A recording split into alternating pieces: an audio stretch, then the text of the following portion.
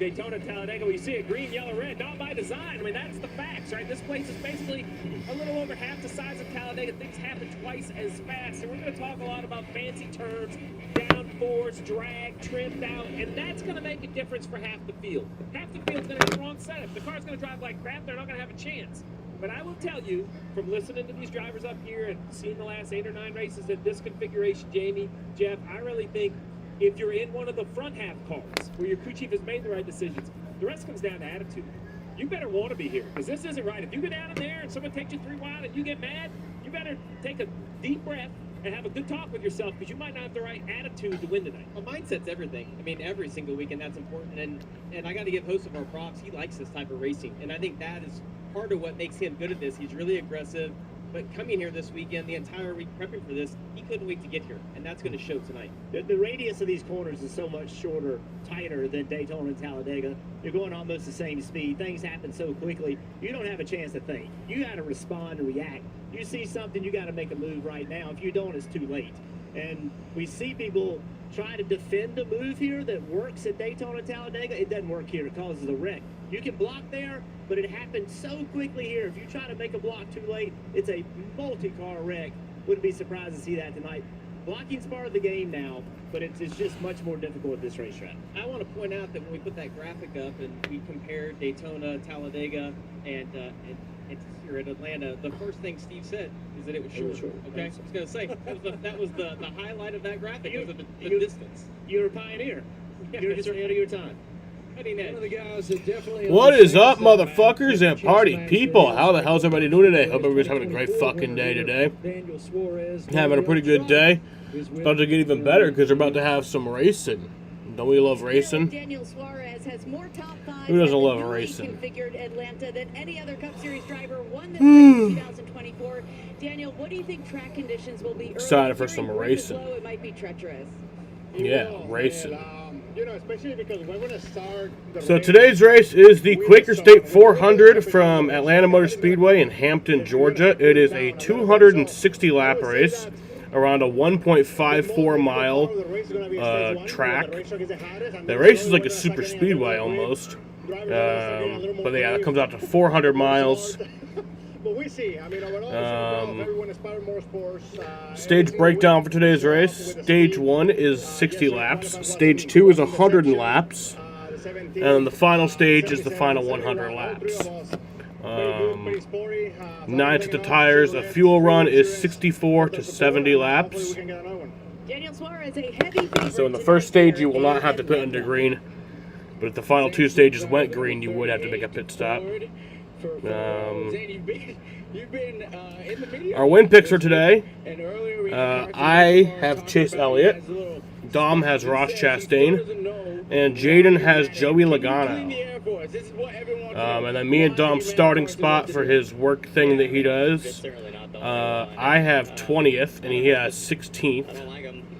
So I have Chase Briscoe, and he has fucking Ty Dillon. Just a product of that. So, we had our meeting, we got things cleaned up. So, yeah. But, I'm gonna Echo Atlanta. I feel great about our Ethel Park, yeah, that one doesn't work as well. Such a fun racetrack, and it's been a really great one for us. So, hopefully you get this first win knocked out of the way. Not often are you able to really help your teammates in certain situations, but here at a drafting track, we do have that opportunity of Todd Gilliland still in the shot for the $1 million. Are you going to try and help? You're playing. Oh, you just completed the worst Atlanta race. Grip is 0 today, but it's so hard to just play the team. I will not call it that. A race with how fast the runs come and how big the runs are. So, it'd be cool to see him advance for obviously the 34 team and everyone at FRM to be one step closer to $1 million. But, I'm focused on myself tonight and hopefully getting this Aaron's Ford Mustang victory lane. Zane Smith is ready to strap in. Go get it, boys. Morrison Hocevar says it's not a rivalry with Zane Smith, but rivalry's built. NASCAR, we love them. Weather does not look great for tonight, but it looks great for us to get started. But it looks like we might be here for a long night. So just getting y'all prepared for that possibility. We might be up late tonight or early into the morning, the wee hours. forth over the wee hours, the wee hours. It's finally time to enjoy it. My radar says rain possible around 8:45. COPD never met someone like you. So I'm checking. Kept right I'm gonna check going. 2 Breztri apps. has 3 medicines and 1 inhaler with better breathing starting within 5 minutes, and it helps prevent flare-ups. The Now Weather that's Channel what app COPD says that we could can get some rain around versus 9. like you do. Breztri won't replace a rescue inhaler for sudden breathing problems. And Tell then your doctor if you have AccuWeather a heart condition or high blood pressure before taking it. Don't take says that Breztri we more could than get prescribed. rain. Breztri may increase risk of thrush, pneumonia, and osteoporosis. Call your doctor if worsening 7:53, chest pain, so that'd be way mouth, earlier than that. problems, urinating, vision changes, or eye pain occur. Can't I don't know, afford man. I hope we can get a whole race in. I think we can get a whole race in tonight, but I think it might take us a while. Wings and a big 6 for $19.99. Careful, those babies are muy picante. I can handle the heat. But even if we can't, I at least want to get to halfway. Hey, you're right. It's really not So we that can have an bad. official Too race. spicy, too spicy. That would be lap 6 meals, 130 2 for is halfway $19.99. mark. Blubbering cave with Liberty Bibby. What's up, Daniel? How's it going? Okay, let's do another take. What do you want me to say? The line. Say the line. Oh, that's easy. Bro, OBS fucking Okay, let's pick it up changed. tomorrow. Only pay for what you need.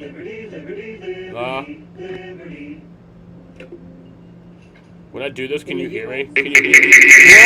Whoa! 26 seconds. Simply saved us more than just alert. Wait, what the fuck is that button? Before it starts. What the fuck is that button, dude? Using AI alerts, US What the fuck is that button? That button's the one that sends you into a different universe. This is the different dimension button. What the fuck, dude? Boston 83, Charlotte 68.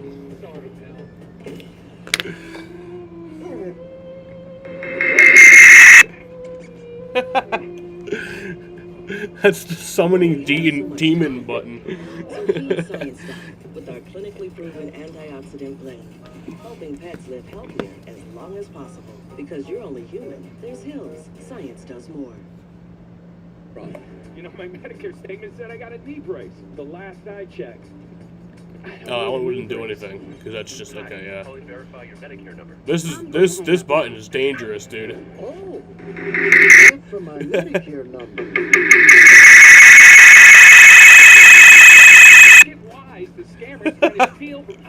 Who the fuck invented that shit?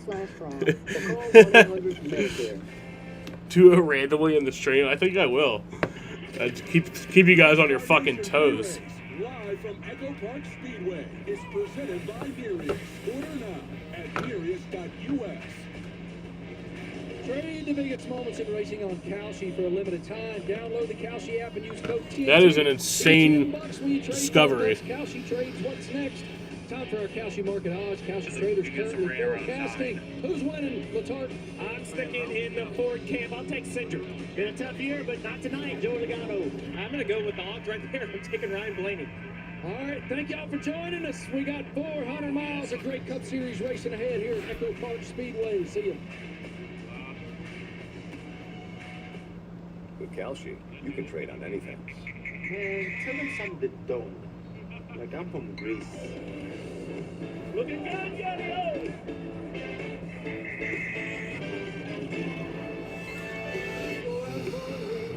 The wake up guys. Yeah, if the chat's ever getting too quiet, I'm gonna just fucking start pressing that.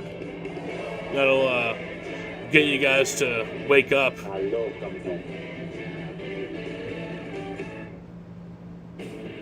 up your summer with Twisted Tea Hard Iced Tea. Twisted Tea fans love the smooth, refreshing taste of Twisted Tea Hard Iced Tea. Made with real brewed tea and a 5% kick of alcohol. Twisted Tea Hard Iced Tea. Keep it twisted.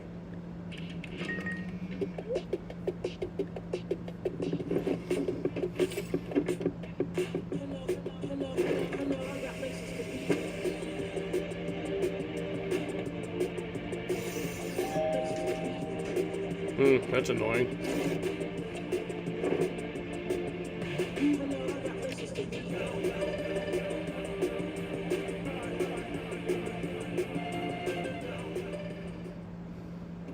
America, put down the burgers and pick up Arby's cheesesteak with 100% Angus steak and melty Cooper cheese. It's the best cheese. It's the best meat. It's only available at Arby's. We have the meat. With SafeLight, you can get that fixed now and pay later. Fix now, pay later? SafeLight offers flexible payment options and anywhere mobile service, so you can get it fixed here, or here, and pay later. Go to safelight.com today. SafeLight repair, SafeLight replace. Where's Dom/Nick for some fake super speedway racing? I think Dom's still on his way back from New York. I invited Nick. He didn't answer. However, one takes a whole team, and the other, you just step in and run. Go fast the easy way in new Skechers Aeroburst. Leslie Jones here. I'm teaming up with Jasmine Ross to right the wrongs of these vacation rental fares. Carpet in a bathroom. I'm supposed to find the key behind the bear and making me pull it out the butt and everything. We're turning these one-star disasters, I think we could take it up a notch into 5-star escapes. I saw this life in the silence of the lambs. Roast My Rental. Series premiere July 24th at 10 on HGTV. Baseball is on TBS. All the pieces in place on a picture-perfect night. Big names, big players going at it. MLB steps into the spotlight on Tuesday's biggest stage. He makes the catch against the wall. Where the best show feels bigger. On a night like this, a special entrance is needed. And the brightest stars will shine. MLB on TBS. Memories being made tonight. Dodgers Phillies. Tuesday's biggest stage. Welcome back to NASCAR Cup Series racing at Echo Park Speedway. Let's head trackside for pre-race ceremonies. Ladies and gentlemen, please rise as you are able. Remove your hats, and veterans render a hand salute as the Dobbins Air Reserve Base Honor Guard presents our nation's colors. Here to offer tonight's invocation, please welcome United States Secretary of Veteran Affairs, the Honorable Doug Collins. Let us pray. Dear Heavenly God, we thank you for warm summer nights. We thank you for cars that go fast, and we thank you for fans that get loud. Father, we just pray today for our country. We pray for protection for the drivers and all involved. But Father, especially we thank you for the opportunity to celebrate 250 years of your blessings upon this country. And we thank you for the veterans who have been fought and died to give us those 250 candles. Let's go racing. Father, we thank you for it all. In your precious name we pray. Amen. Amen. Here to perform our national anthem, please welcome Atlantic Operetta tenor, Timothy Miller.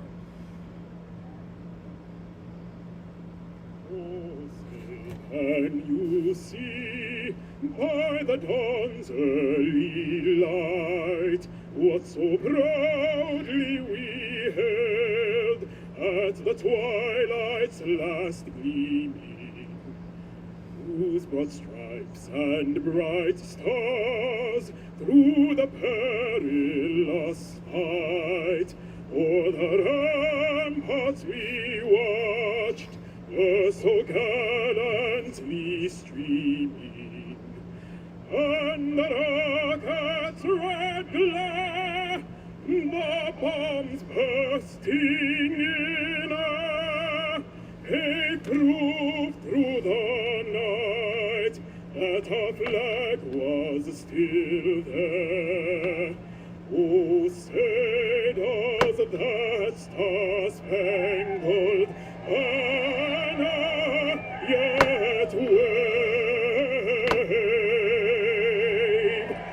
o'er the land of the free and the home of the brave. America. The Kyle flag, how beautiful.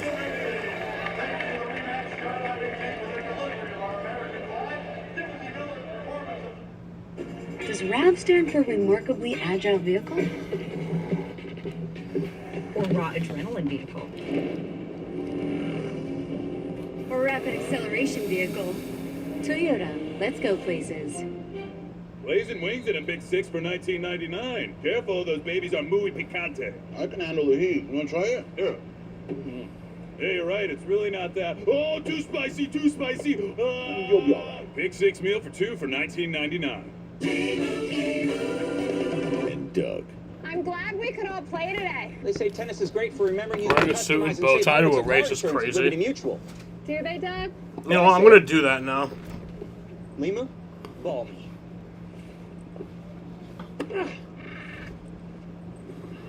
Lima, ball me again? I'm gonna fucking do that now. My bad. Only pay for what you need. Liberty, liberty, liberty, liberty. At Credit One Bank, People ask why. possible. I'll say none of your fucking business. No, I'll give them a different answer every To the time. championship? Unlikely. Okay, that's my personal space. Landing a checkmate against the supercomputer? I won? You can try. I won. The award goes to Greg. Some things are out of reach. No one's gonna believe this. I got this. But a card with access to exceptional benefits isn't one of them. Welcome to the Credit One Bank American Express Suite. Credit One Bank for what's ahead. There is treachery somewhere, and I seek to uncover it. What you seek is revenge. Bring the usurper to me.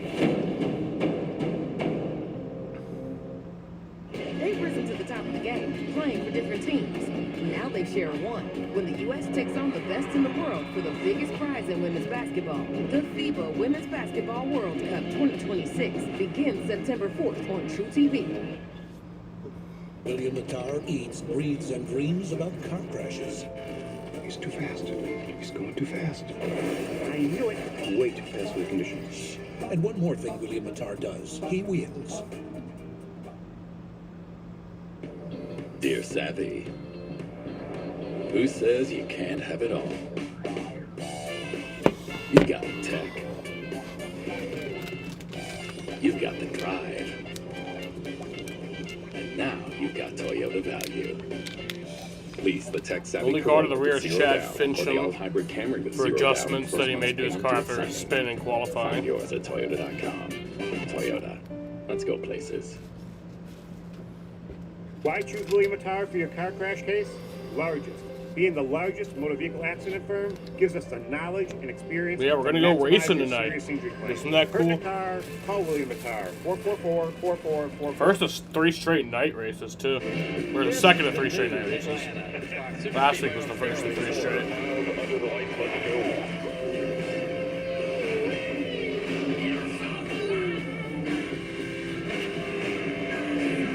This in-season challenge is really crazy. This is like a heavyweight battle as we move forward. Muscle up. Greetings from Hampton, Georgia. NASCAR on TNT live at Echo Park Speedway, south of Atlanta. Our coverage tonight presented by Napa Auto Parts. Great to have you with us on TNT. Here we are at the broadcast booth with the Hall of Famer, Dale Earnhardt Jr. I'm Adam Alexander. Crew Chief Steve Letarte joins us in a bit. 7 races to go until we make it to the chase. It's going to be intense here tonight, Dale. Yeah, Atlanta's a kind of a new style of racing that's come onto the scene over the last several years, and the drivers love it. It's just intense, high speed. You've got to make decisions quickly. And we also have a little weather in the area. Anytime you mention the word weather, the intensity ramps up. I've heard all kinds of things, too, about some short tempers this week. Our drivers are mad this time of year. More mad, more angry, more short-tempered than I've seen them in the past. So you just don't know what you're going to get tonight. It's really, really unpredictable. There is a huge sense of urgency, but as you think about this race and all of those points that you just made, what is the balance of patience and aggression once we go green? I think the best course of action is to just go for it. Don't think about moves. Make moves on instinct. If you're thinking about a move or thinking, should you make a move, someone's already made it. You're too late to the game. So you just have to keep going on the offense all the time, making runs, taking every move you can make. If you're going to wreck out at 80% of these races, you are. That's the statistic. At least you want to be wrecking, trying to go for it up in the front of the field as opposed to the back. You talk about the importance of being willing That's and mean. ready to go. I thought that was your Toyota guy. Drivers have to do it tonight. Championship leader Denny Hamlin qualified 28th. The guy chasing him, Tyler Reddick, is outside the top 30. How do they manage this race, and how quickly can they get to the front? Stage 1, only 60 laps. It's about to unfold in Atlanta. Let's go trackside. Echo Park Speedway here to say the most famous words in motorsports. Please welcome Major League Baseball Hall of Famer and Atlanta Braves Chipper World Jones. Series champion, Chipper Jones. What's up, Braves country? NASCAR Nation, you ready? You staying with me? Drivers, start your engine! Yeah, Chipper Jones. An Atlanta legend getting us ready to race here at Echo Park Speedway.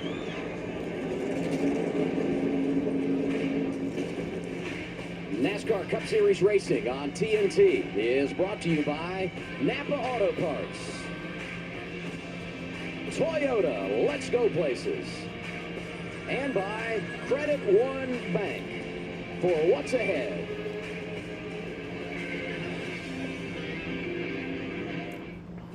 This is the Burger King Original Chicken Sandwich. Yeah, the long one. Try the classic. Or the crunchy, creamy, loaded jalapeno. Or the smoky, bacony club. This lineup is loaded with flavor for days. T-Mobile has the best network. That's why there's no better place to Where's get Brad? iPhone I don't know. 17 Ask Pro him. on them. Hold Send him a on. DM. Is this big enough? We should have music, lights, banners. I mean, you gotta feel it. Get the most powerful iPhone ever on the best network. I sure dance. This is big. At T-Mobile, get the incredible iPhone 17 Pro on us, on the best network. I'm gonna do a flip. Nailed it. Busted. How you doing?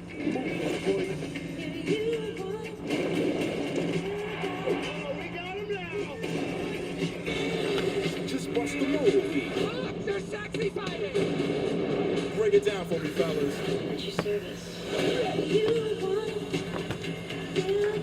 Let them come. Don't just stand there, bust the movie. Having any fun yet? New Skechers Aeroburst. Running shoes that push the laws of aerodynamics. It all starts with Skechers Hyperburst technology. Supercritical foam that gives Aeroburst unbelievable response and propulsion. Plus a carbon-infused H-plate that returns more energy. Skechers Aeroburst.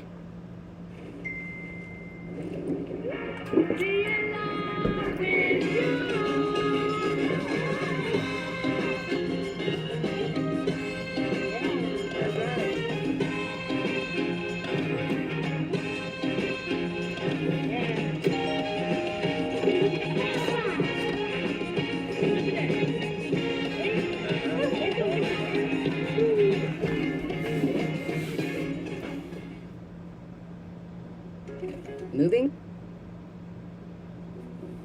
To be a pet parent is to be human. Sometimes we feel guilty. Even when it's for their own good. It's not always a walk in the park. That's why more and more pet people rely on Hills with scientifically proven formulas to give more love than humanly possible. Because you're only human, there's Hills. Science. A fraud. You know, my Medicare statement said I got a knee brace. The last I checked. I don't need a knee brace. Hi, I'm calling to verify your Medicare number. I'm going to hang up now. Oh, a free gift from my Medicare number. Dad. Come on.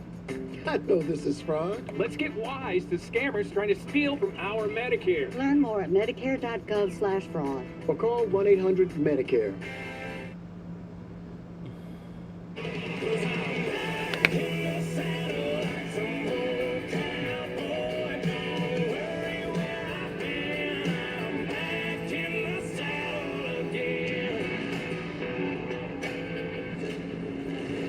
Great to be back in the saddle in Atlanta. NASCAR first came here in 1960.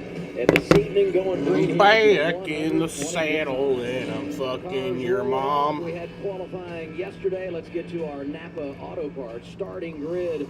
Couple of champs, couple of teammates on the front row. Ryan Blaney, Joey Logano, both outstanding in the draft. Row 2, last year's title holder. Yes, once again, the breakdown for today's race. It's the Quaker State 400 from Atlanta Motor Speedway in Hampton, Georgia. It is a 260-lap race around a 1.54-mile oval. That race is like a super speedway almost. Chase Elliott in row 4 with Austin Cindric.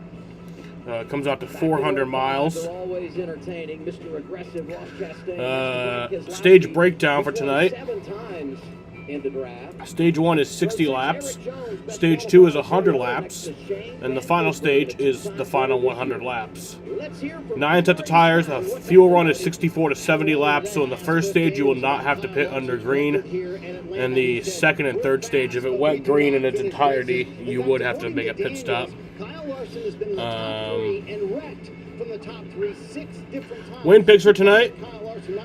I have Chase Elliott, Dom has Ross Chastain, and Jaden has Joey Logano. For me and Dom's starting spot, things at his work, I have 20th starting spot, that's Chase Briscoe. And he has 16th starting spot, that is Ty Dillon. So, yeah. Gonna be fun tonight. Might have some weather, but hopefully not. Hopefully not. I think we're going to, though. I think it's going to be a long night. Or a short night, depending on when the weather hits. Road 9, 21 of Josh Berry from Hendersonville, Tennessee, and then the 71 of Michael McDowell. The Weather Channel says that it'll hit around 9. AccuWeather says, I think it said sooner, last I checked. AccuWeather says that it'll start raining around 8:14. So, we'll see how much racing we can get in. Maybe the rain will be nice to us and stay away. That'd be lovely. He called it, quote, a relief to finally get that first win of the season last week in Chicago. The goal tonight, get out of here in one piece. Wants that car unscathed and wants to also gain some stage points. Right now, they're only 3 points out of 7th place in the chase standings. Look for Briscoe and the boys to capitalize on stage points early by gaining track position. Thank you, Danielle. Back to the starting grid. The teenager in the field, Connor Zillich, the 19-year-old, will start in row 13 next to William Byron. Back in row 14, the other end of the spectrum, a couple drivers in their 40s, A.J. Allmendinger and Denny Hamlin. Riley Herbst and Austin Hill make up row 15. Austin Hill with 5 O'Reilly wins at this track. Can he conquer it in the Cup Series? Tonight will tell. Tyler Reddick and Christopher Bell will make up row 16. Cole Custer and Zane Smith back in row 17. Row 18, we have Cody Ware and Noah Gregson. And rounding out the field in row 19, B.J. McLeod and Chad. Cliff Daniels tells Kyle Larson that he believes that the rain will hit around the end of stage 1. So we'll just have to see. Yes, William Byron starting 24th tonight, the furthest back in the field that he has started here at this racetrack. But don't worry about it. He's got a great set of eyes in the sky, and that is his spotter, Brandon Lines. Lines has led William Byron to both of his victories here at Atlanta and his Daytona 500 championships. Those were 2 of those. He told me this is the toughest place for him to do his job. It's all about painting a picture for his driver so that he can make clear decisions. He says you can't get the information out fast enough. And how about this? He says he has to remind himself to take his finger off of that radio button, because if you hold it down too long, it'll temporarily kick him off. And then you don't want that when William Byron is going for the lead. I would say the spotters didn't sleep well last night, but they should tonight because this place will flat. All right, so they're going to get their pit road speed checks. Races to go. When it comes to the in-season challenge, we've reached the Elite Eight. Some really good matchups. Let's get more with Mamba Smith. A lot to look at tonight, Mamba. A lot to look at, indeed. Adam, welcome to another NASCAR Sundays at Night. Listen, Alex Bowman is seated number 32. Somehow, some way, 32 has been the lucky number to get through to Indy in the last few years. We'll see if that continues. Alex Bowman is the only driver in the last 2 years to make it to the round of 8. They are going for the money. If you want to win, you're going to have to make it through Echo Park Speedway. I talked to Blake Harris earlier. I said, hey, man, does it change your strategy with all this money on the line? He said, nah, we're going for the win. We're going to take care of business. We'll go get that $1 million in Indy. One of the many things we have learned in the first 2 years of the in-season challenge, you will have some surprises and a couple of more brewing here in 2026. Let's get our race analysis, Steve. Well, it's a 1.5-mile track that races like a speedway. The draft will be in effect, and with potential weather, halfway will be good enough. So it's a 260-lap race, 130 hard math there. It would be official. 60 laps, both stage 2 and stage 3, both 100 laps. We can run around 70 laps on fuel. Jaden tells Samuel Wilson that the rain will hit the track at some time. Yeah, I think it will. So what are we keeping our eye on tonight? At some point. Well, there's going to be speed versus Well, like before we die, absolutely, you want your car to the be rain will fast, hit. but does it It will rain at Atlanta Motor Speedway at some point before we die. Yeah, and then you got drivers making good decisions on the racetrack, and that plays a little bit into the third point, stage points. I think that's what it's going to be about today for some drivers. Austin Cindric, who is Austin 27 Hendrick. above the cut line. You got Logano 16 below the cut line. Brad Keselowski needs a big day. Can Ross Chastain? That's going to be a Penske lawsuit tonight? right there. All those things are on the table for these drivers, and they're going to go for it. Let's get an update. Kyle Larson with Marty. Yeah, Adam, so Dale mentioned weather, Steve mentioned weather, and Cliff Daniels mentioned weather to Kyle Larson. Listen in. We think 8 to 8:30 is when that big cell that I told you about would come this way, not knowing how much it would put on. Poopy Roblox, poopy skibidi toilet, poopy butt, poopy. That's all I got of that. Okay. Oh, man, Dale, you said Atlanta already very intense. So if you kind of have in the back of your mind as a driver, hey, we may only have an hour to race here, and that might be at least to get to the end of stage 1. How does that change the game behind the wheel? No, it was fun. I enjoyed it while it lasted, but my capacity wasn't as full as penis music. This point system this year, stage points are so much more important than they've ever been in years past. And so drivers know that they've got to go up there and grab those points if they can. The whole field's going to be trying to funnel into that top 10. Not all of them are going to fit. So I expect the action to be hot and heavy right from the get-go. And I just, I asked Blaney about how long it would take to get into your rhythm. It still fascinates me. Remember, a couple laps of qualifying. 1 lap if you didn't make the second round. 2 laps if you're in the top 10, right? So now we're going to drop the green. And these are your first real laps in a pack all night long. Let's listen in to Blaney in that 12th car. All right, everybody, have a great night. Good job bringing a really fast race car. Sitting on the pole. Probably haven't flown all night, so just trying to run the whole race here. All right, enjoy the race, everybody. Going to be fun times tonight. Let's try to run the whole race. Like I said, it might be a late night. About the unpredictability of this place.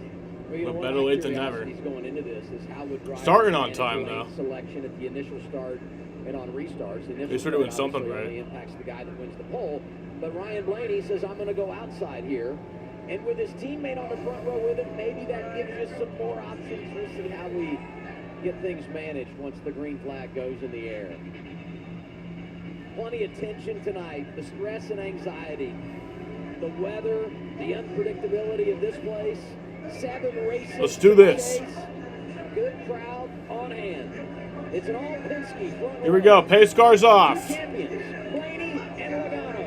It's go time. Green flag is in the air. We are racing from Atlanta Motor Speedway in Hampton, Georgia.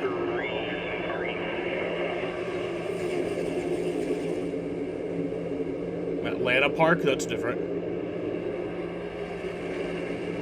Echo Atlanta. Was that the one that you said earlier? Echo Atlanta? See, that inside line all linked together. The outside line needs to tighten it up a little bit to create a little bit momentum for the 12 of Oh, you said Echo Anta. I like Echo Atlanta. Echo Atlanta. Already 3 wide. Hocevar in the 77 going out against the fence. Got his teammate right. Very intense racing here at the start. Oh, in the fence just a little bit. McDowell, a little brush with the right front fender, I believe. Blaney with the lead here. Car gets really tight on that flat tri-oval. When you're right up behind somebody, you lose. Ryan Blaney led the first lap. Blaney jumps out front. He controls. Larson looking inside of Logano. Dylan rallying up to second. The fuck's car is that? Oh, that's Logano. Oh, somebody in the wall back there. Oh, someone's in the wall. Looks like Brad Keselowski. Brad's on the wall. Inside the top 10. So good in the draft. Everybody's skirting by. Did a really nice job up ahead. Good communication. On board with Brad, you see him off the pace. And 1 inside on the paint. 3 more single cars back here to stay up there and feel it. Oh, Brad. Yeah. Like he got a little bit tighter loose, just up into the wall with the right rear. It's a BuildSubmarines.com onboard camera.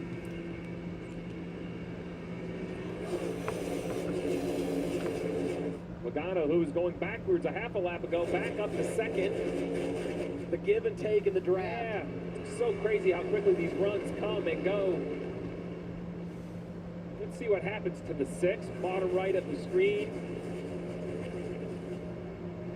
Can't tell. Oh, it looked like it got tight first, and then it overcorrected, a big loose wiggle.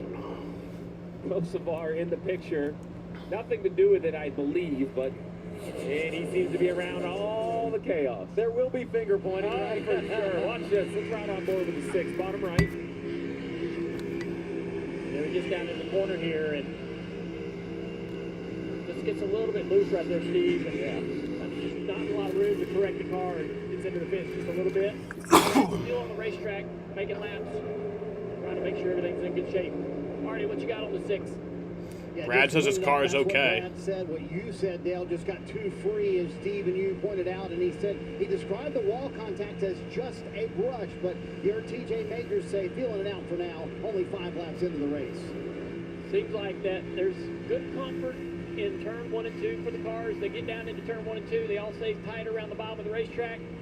But down in turn 3 and 4, I see a lot of cars in the front, in the middle of the field, drive up the racetrack. They're all chasing the race cars into turn 3. Everyone really... Oh, Bowman up the track. Almost busted his tail right there. Everybody goes into turn 3 not really knowing if the back's going to be underneath the car. And they look like they're going so fast. 13 cautions in the race here last night, and most of the action was over in turns 3 and 4. We'll follow the progress of the drivers there this evening. It's so interesting. Turn 1 and 2, again, more comfort, more grip, not as many moments. Down in 3, you're getting down in that corner. You don't know what you're going to get. And you don't want to be in a bad spot arrow-wise, like the 43 is of Eric Jones or the 19. Those are not good spots to be in arrow-wise. Yeah, here's lap 8. Cars are in the middle of a 3 wide. 33, Austin Hill turns left. That's the other thing, is this wide straightaway allows you to kind of get 3 wide. There he is around the bottom. Man, the 19 and the 1 were stacked up on that 3rd lane. Briscoe wanted to get to the right rear quarter panel, but they ended up going 3 wide in front of him. Wisely backs out of that moment. Austin Hill looks like the machine right now. He got 2 the last set of corners. Now he is in the middle of the track, right around the outside of the 48. Plus 18 for driver 33. This is a home game for him. Austin Hill from Winston, Georgia, about an hour away from the track. And the 48. For my boy Kyle. 3 and 4, he's going backwards, just not. We all miss you. The car in turn 3 and 4. We all miss you, man. Good pace right there to turn 1 and 2, but sort of backing up to everybody, kind of holding everybody up here. Teammates right behind him now. 24, blue and white Chevrolet, William Byron. And right behind him, last week's winner, Chase Briscoe on the move in the 19. A little bit of room between everybody here as we go back to the front of the field, and that's telling me handling is a premium right now. So cars can drive away from each other, cars can get a little grip. You see how they're fanning out, Steve, creating air for each other, making it as comfortable as they can for their partners and their teammates. In line on the straightaway, now watching the corner, right? Up a lane, down half a lane for the 22 of Logano. Penske cars working well together early, Marty. A moment ago, you guys talked about Austin Hill making some moves. How about Austin Cindric from 8th to 3rd, and exactly the position that Team Penske wants him. These 3 cars working together. You heard Ryan Blaney talk about it in the pre-race show, saying, hey, we want to work together, and it's kind of to control pace, Dale, but it's really more to protect. They can keep people from making moves, especially when they get single file like this. Roger Penske was in the team meeting this morning, said #1 objective today, work together. And when you can make this happen with 3 cars, Dale, it makes a big difference. They have the clean air advantage, so that's helping their cars handle better. The rest of the field, they're driving away from them because everybody behind them is struggling in that dirty air, and the balance of all these cars is very good. The rest of the field back there all fighting to try to find some clean air and good balance. And a lot of guys just need adjustments. No practice, no laps other than the lap they had in qualifying. There's a lot of guys just... Yeah, just get a little more spread out than we've seen in recent years. Not too surprising. We kind of saw that in yesterday's O'Reilly race. Got to the inside of the 3. Now he's going to chase his teammate, the 7 of Flores, down in the corner. 77 looking good, but unable to complete this pass behind him, the 23 of Bubba Wallace. See where Bubba goes with any kind of momentum he has. Probably the top of the racetrack. You see the 5 car of Larson's closed the gap a little bit. Who do we got tonight? I have Chase Elliott winning. Trio of the Penske cars. And I get money if Chase Briscoe wins. I just love the balance. We said speed versus handling. Yes, I'll take both. I want a good handling, fast race car. It's 1, 2, 3, Team Penske right now. Leading the way, Ryan Blaney. He's led the last 5 races of the campaign. Tools from Harbor Freight are doing hard work in real garages across America, like Nico's one-man shop in Illinois, where his Daytona Jack does all the heavy lifting, and his Hercules Impact Wrench and Icon Torque Wrench make quick work of tough jobs. Nico demands affordable tools that don't quit because he never quits. Harbor Freight, built. This weekend, get a free 5-gallon bucket when you spend $29.99 in store. This is Arby's cheesesteak with 100% Angus steak and melty Cooper cheese. Some say it's meat and cheese done right. And some people don't say anything because, frankly, it's rude to talk with your mouth full. Arby's, we have the meat. And there it was, the first great American yell, echoing like a sonic boom across history. This country didn't tiptoe onto the world stage. Hell no. We were born loud. Liberty is loud, baby. Something to say? Say it. Something to prove? Prove it. Because in this country, in loud we trust.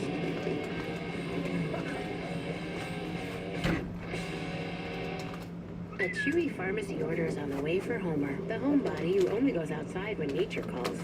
So Mom uses Chewy to get his flea and tick meds at a great price. Delivered fast, right to their door. For quality meds, for life with pets, there's Chewy. I'm gonna let you in on a little something. There's a store that's actually a club with an amazing selection of items at members-only pricing. In this club, no matter what you're into, you're treated like a legend. Oh. Nice one, Alex. Thanks, Jason. And when you're a member of this club, you're part of something bigger. I posted a video on those. I saw a video on those. We saw that too. The value runs deep here. But you know what? The community runs deeper. Come join us. Sam's Club. Careful up there. Ooh. Paying less for less ain't a good deal.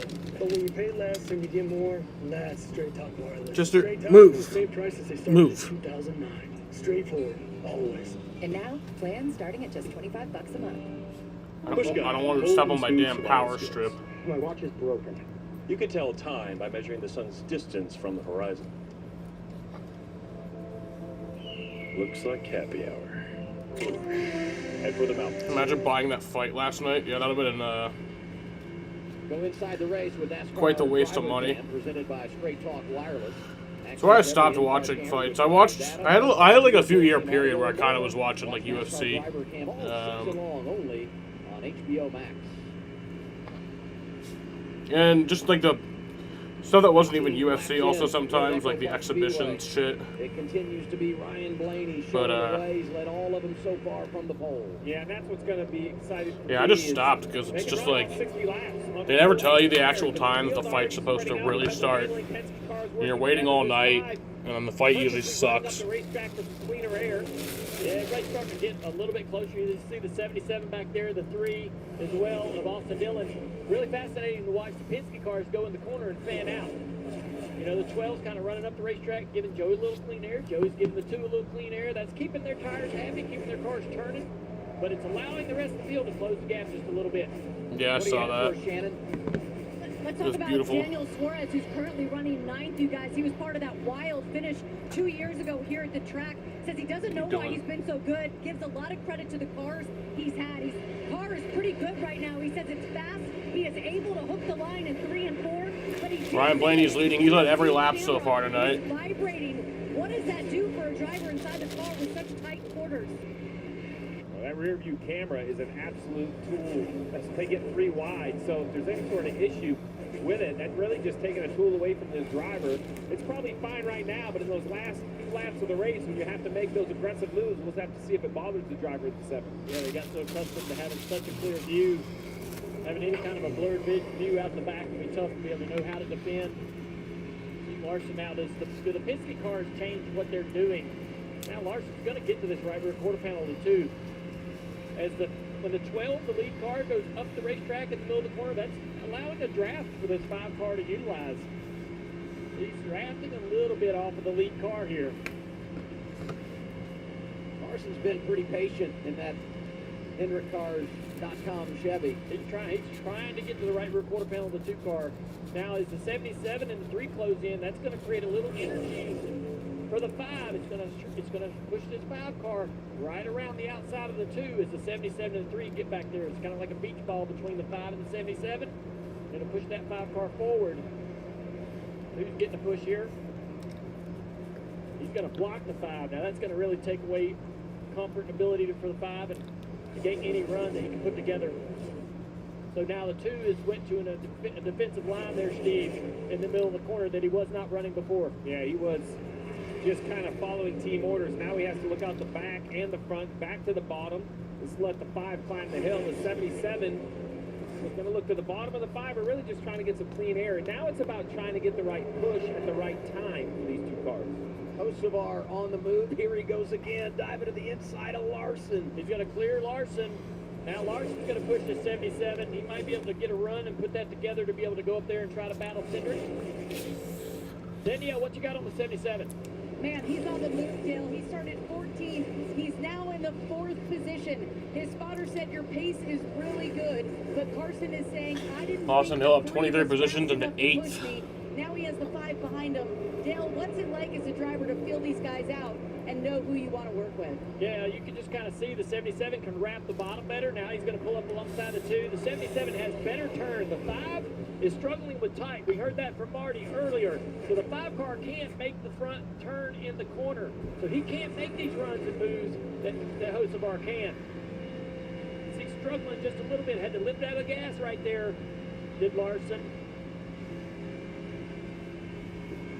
Hocevar's like, man, help me a little bit. Just need a little help to be able to get by this 2, but Powell can't run the bottom. The car doesn't turn, the front doesn't work. He's going to have to work on that a little bit. So he needs to run this high groove to keep the momentum up and be able to stay in this draft. I would say Hocevar's personality matches the personality of the new Atlanta. Just wide open, unpredictable. He's been doing a good job early, up to 4th. Won our last drafting race. You saw the graphic moments ago at Talladega. How about the last winner here at Atlanta, the 45 of Tyler Reddick. He's up over 20 spots already to the back bumper of the 19, up to the 8th position.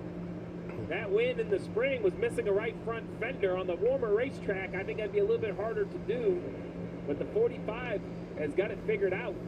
Yeah. Watch him climb the hill right side of the screen. He kind of goes to the top. He's able to just carry more speed through the middle of the corner. That gives him a run down the straightaway. Yeah, you see on the left side of the screen, the 3 of Dillon to the inside of the 5. But this is answering the question you asked earlier, Adam, about the Toyotas that qualified in the back. Was that built-in downforce and drag that maybe made their cars not qualify as well? But now, as we're getting deep into this tire run, the handling comes into play, and they drive to the front. Let's go down to Shannon. Halfway through stage 1. Now. Yeah, let's talk about the guy who is on the move right there, Tyler Reddick, already up to the 7th position. His crew chief told me even though they qualified back in the field, he felt like the car had speed, said they just got loose in qualifying. Tyler has been pretty quiet on the radio, guys. He said the car's pretty good right now, but it is all about track position, getting to the front, because we know what he can do if he gets there. Plus 24, going to be plus 25 soon. Incredible start. First half of stage 1. Yes, lap cars creating some dynamic situations right here. Look at the 45 with the momentum. 5 has to get out of the gas. All this Austin Dillon up to 5th. Tight. The 45 just full throttle right around the top. I expect Reddick to drive right around these cars and start to go up there and challenge the Penske Fords. That's what I want to see, right? We have 3 Fords leading the pack. The rest of the Fords kind of back half, back third of the field. So it doesn't look like the Fords have a huge advantage here. It's Team Penske. That's the standout. Can they have the same success if they lose track position? Now, maybe they won't. Maybe they'll manage the race all night long, but these 3 at the front doing an amazing job. Ryan Blaney on a career hot streak. Been top 10 last 7 races. That's the best stretch he's ever enjoyed at NASCAR's top level. He's out front right now. Logano, Cindric, Hocevar, Austin Dillon, the rest of the top 5.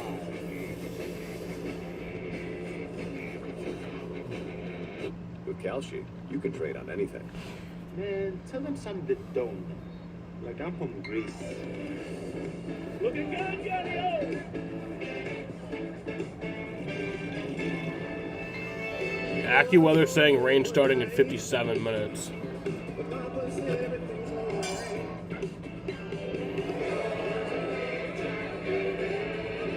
Hello, come home.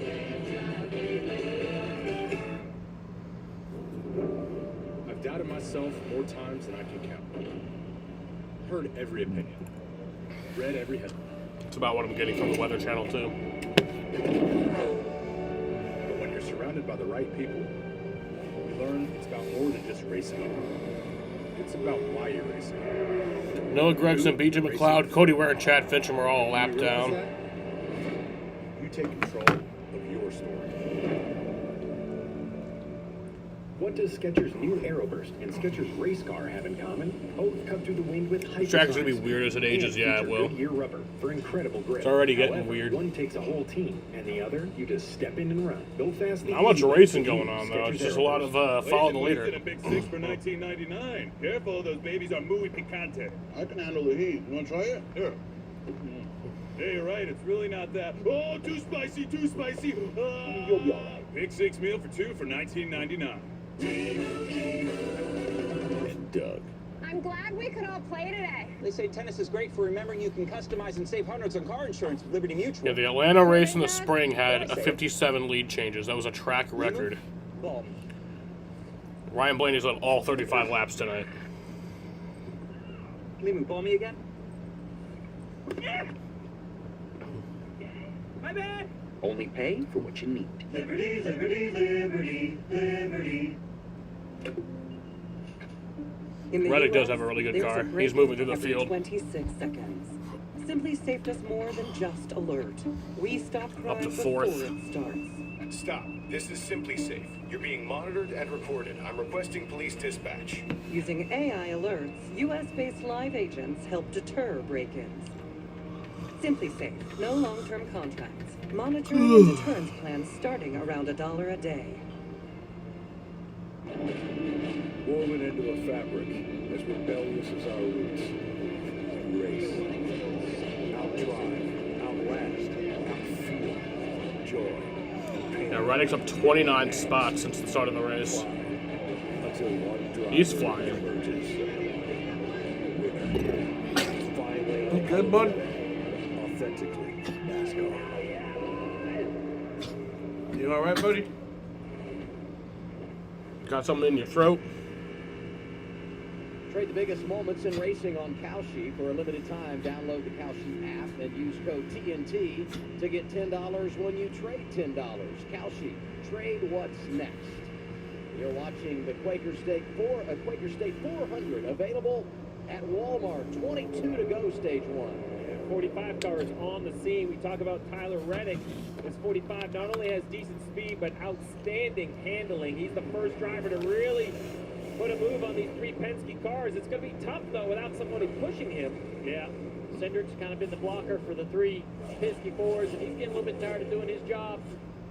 He wants to get up here, and he's kind of Stay with the 77 so we can work together to break this guy's up. There you go. Great idea. 77 needs to get up there a little bit. There's nobody behind him either to really help him build some momentum. Here comes the 5 back on the scene. He's past Austin Dillon.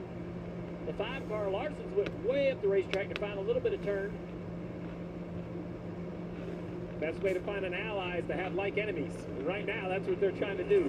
And Larson's got a great run from the top of the racetrack to the inside of Hocevar down there, so he takes that spot away. Hocevar fades just a little bit. Front row Ford's struggling. We've already seen the 4 of Noah Gregson go down a lap. Now we see the 34 of Gilliland also struggling. Next car that would be in line to go a lap down, Brad Keselowski, who had those early problems. Reddick using the 6 car has a tow right here. I think he was looking up. 20 to go in the opening stage. Unfortunately, he's going to have to get back in line, I think, to get by this. Todd Gilliland and Brad Keselowski have gone a lap down. That's surprised for Brad. You know, started pretty good, but brushed the wall early, fell back. Marty, what you got on the 11? Yeah, Dale, to your point, the other side of the regular season championship battle, Denny Hamlin's gone. Yeah, a lot of separation in the field. Gain for Hamlin, and that is it. And look, the odd part is First through 10th is about 4 seconds back. So, I mean, it's still a lot closer than your average, intermediate track, but definitely not what it used to be back when they first reconfigured this track. On the extremities and too tight at max load. Well, we've got a long way to go, but points the name of the game. Reddick got a great shot to get some here. With only 18 to go stage 1, here he goes after the 2. Yeah, he shoved that 2 down into turn 3, but I think the momentum from the top is going to help the 2 maintain the position. He's going to try to side draft and slow him down. The 5 of Larson's coming onto the scene. Larson to the inside, maybe 3 wide here. Larson has to back out. Reddick back to the bottom of the racetrack. Can't quite clear the 2. Reddick's like, if you would have just pushed me, I'd have gone by the 2. This guy's getting racy. It's an awesome line right here. This 5 car's running. He's going to have a great run down this front straightaway. I'll be interested to see if he does much with it. Found something right there at the top of the racetrack up against the wall. Has to lift, allowing the 45 to run the top, so he has to go somewhere else to get that clean air. The 45 with a big run down the back straightaway going to the inside. Yeah, Austin Hill had made his way up to 8th. Now he's running in, 19th, 18th? Going to drag him back a little bit on the quarter panel. Going to run him tight here to try to side draft and keep that 45 from clearing. Ready up the racetrack. Almost Yeah, he's running 18th. Right. Again, here comes the 5. Going to go 3 wide once more. 5's got a big run, though. He's got to clear the 45. Will he get the 2? Can he slide him in front of Cindric? He will. Look at Osavar. He said, I'm going to join the party. Looking down low on Reddick. What a move by Larson. And there you go. Mission accomplished. One of the Penske Fords split up from the trio. I mean, it didn't take them 4 or 5 laps before they were 1, 2, 3 in a running order. And now finally we've got someone up there in between them with Larson jumping to third. This pack up front's starting to come back together. Got a good push off the nose of the 2 down the front. And Larson into second around Logano. He's going to clear the 22. Logano tied up the racetrack. You called it. It's all the top of 3 and 4. Watch where Larson goes right here down in 3 and 4. He has been running the absolute top of the racetrack. This time Blaney goes up. Larson goes higher, all the way to the wall. 22 down low. Not much of a threat to this 5 car. 13 to go in this opening stage. Blaney has led them all, but he's got some fast ones behind him. Larson is there. Reddick has turned it up. Here comes Larson. Trying to get by Blaney. Blaney's led every lap so far, all of the 47 laps. Here's his first challenge, though. Larson to the inside for the lead. Here comes Blaney back, though, on the outside. Who's going to lead that lap? It's going to be Blaney. 12 to go in the stage. Blaney back out. Blaney's still at every lap. Now Reddick right in their hip pocket. 45 looking low. Wow. Man, he cut the 45 off right there, Adam. And keep in mind, the white and yellow line out of bounds. You go down there and advance your position, you will be penalized. 3 wide. Osavar with a move to the inside. Carry that momentum around the 2, but he's not going to clear the 22. Here comes the 45 to the inside for second on Larson. Reddick trying to clear.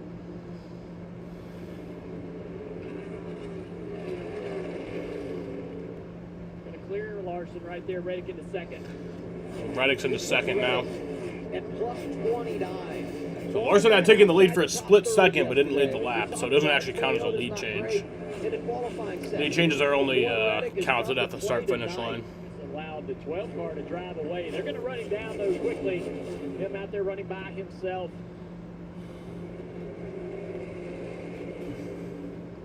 Cindric faded back to 6th. Blaney continues to lead, but Reddick is there. The end of the stage when we return on TNT.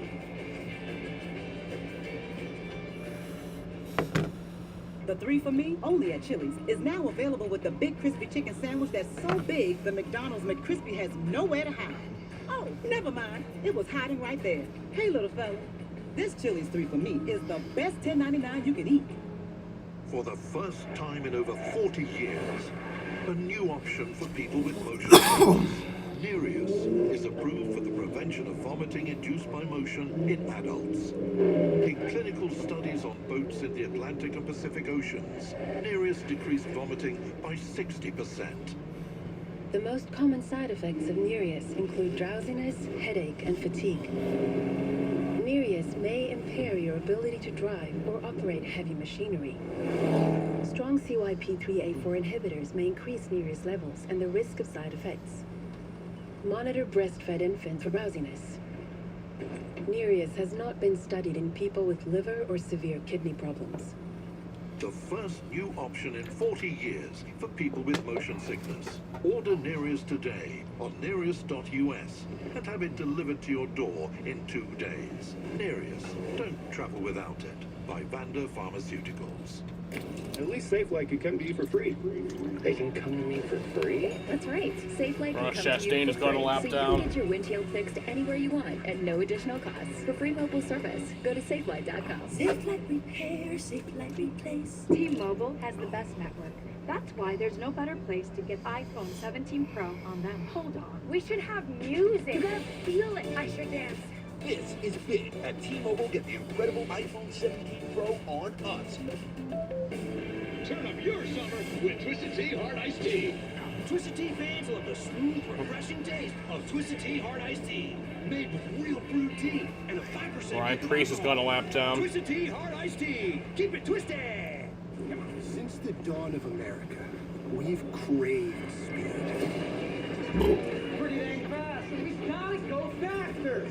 So, we built bigger machines. This thing's ripped, baby. I need more speed. Then came a new kind of speed seeker. This is killer. We should make a sport out of this. A sport?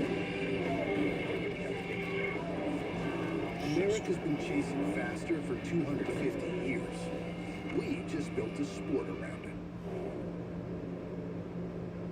NASCAR on TNT, back at Atlanta. Xfinity fastest lap belongs to Tyler Reddick. Springtime winner here on the move, up to second here behind Blaney. We're going to have an epic battle for this stage win right here. We've talked about Reddick's loss of the point lead. Danny Hamlin mired back in the 19th position. I don't believe he's going to score stage points. Reddick is thinking 10 if I could get by Blaney in this 12th car. A couple other cars that possibly will be happy about the finish of the stage in the top 10. You got to look at Logano, Cindric, even Hocevar, Briscoe, Chase Elliott, Bubba Wallace, all those guys trying to gather as many points as they can. A lot of cars around them in the points, not up in the top 10, able to capitalize. Leaders are catching Zane Smith, which means that he and Hocevar will be in close proximity. Back at his teammate Cindric came in plus 27. You see the balance of the bubble here. And a couple of guys have gone a lap down around the bubble. We talked about Brad Keselowski, add Ryan Priest to that group. Ross Chastain a lap down as we'll be 2 to go stage 1 here. Giving it 2 laps to go on the stage. See him go up the racetrack, 45 up the track. I'm going up the track, 45 down the track. Tyler Reddick with the lead, or Tyler Reddick coming for the lead. Blaney led that lap. Here comes Reddick to the inside. Can he wrap the bottom? He's got the momentum. He's going to almost clear. Blaney's going to stay on the right rear quarter pedal down the back straightaway. Tyler Reddick started in 31st. He's battling side by side for the lead. Going to be 1 to go in the stage here. Blaney still got the position. In 5 of the last 7 at Atlanta. And I actually think the lap cars are an advantage to Blaney. I think he's getting the draft. Final lap of the stage. So at a downforce track, this is the difference between Atlanta and other tracks. I think Blaney's going to have a little bit of a toe, help his straight line speed. Final lap, stage 1, off the turn 2, around the lap cars. Our lap cars here. Cindric won stage 1 here in the springtime. Here comes Reddick. Nope, not going to get there. Rallying in stage 1 tonight, but not going to be enough. And Ryan Blaney comes around. He will win stage 1 at Atlanta Motor Speedway in Hampton, Georgia. By Ryan Blaney using the traffic. Nice job by driver 12. Reddick doesn't get the win. So it was an almost 31-minute green flag run to start the race. I'm just going to go outside and smoke. I'll be back for the start of the second stage. Here's what happened on that final lap. Yeah, there's a little bit of contact right here almost on the corner exit of turn 2. The 45 is just trying to get to the door, trying to pull that 12 car back with the side draft, and he couldn't do it. Let's go. The other thing I would say here, that's a little bit of a dress rehearsal. Into stage 2, more importantly, what we could see at the end of the race. Stage 1 done in Atlanta.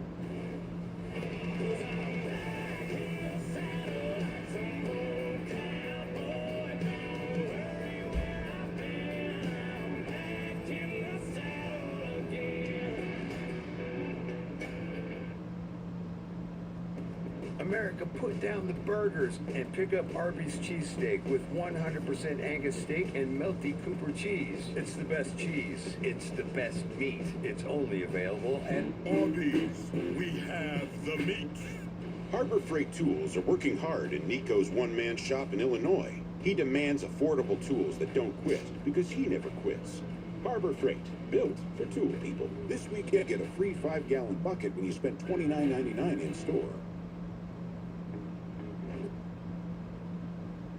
With my new phone company, Menace Mobile, our pricing structure will be so confusing. You can only be described as evil. That isn't evil. It's just typical phone company stuff. Besides, people just switch to Verizon with their new simplicity plan. There's just one plan. And it's only $30 for a single line. $30! So you're all choosing Verizon. Traders! Introducing the simplicity plan. $30 for a single line. Can you hear me now? One way to know how far you'll Mango! With our new smoothie inspired by Disney's live-action Moana. Includes a free sticker pack. Tropical Smoothie Cafe. Eat some good. see Moana in theaters.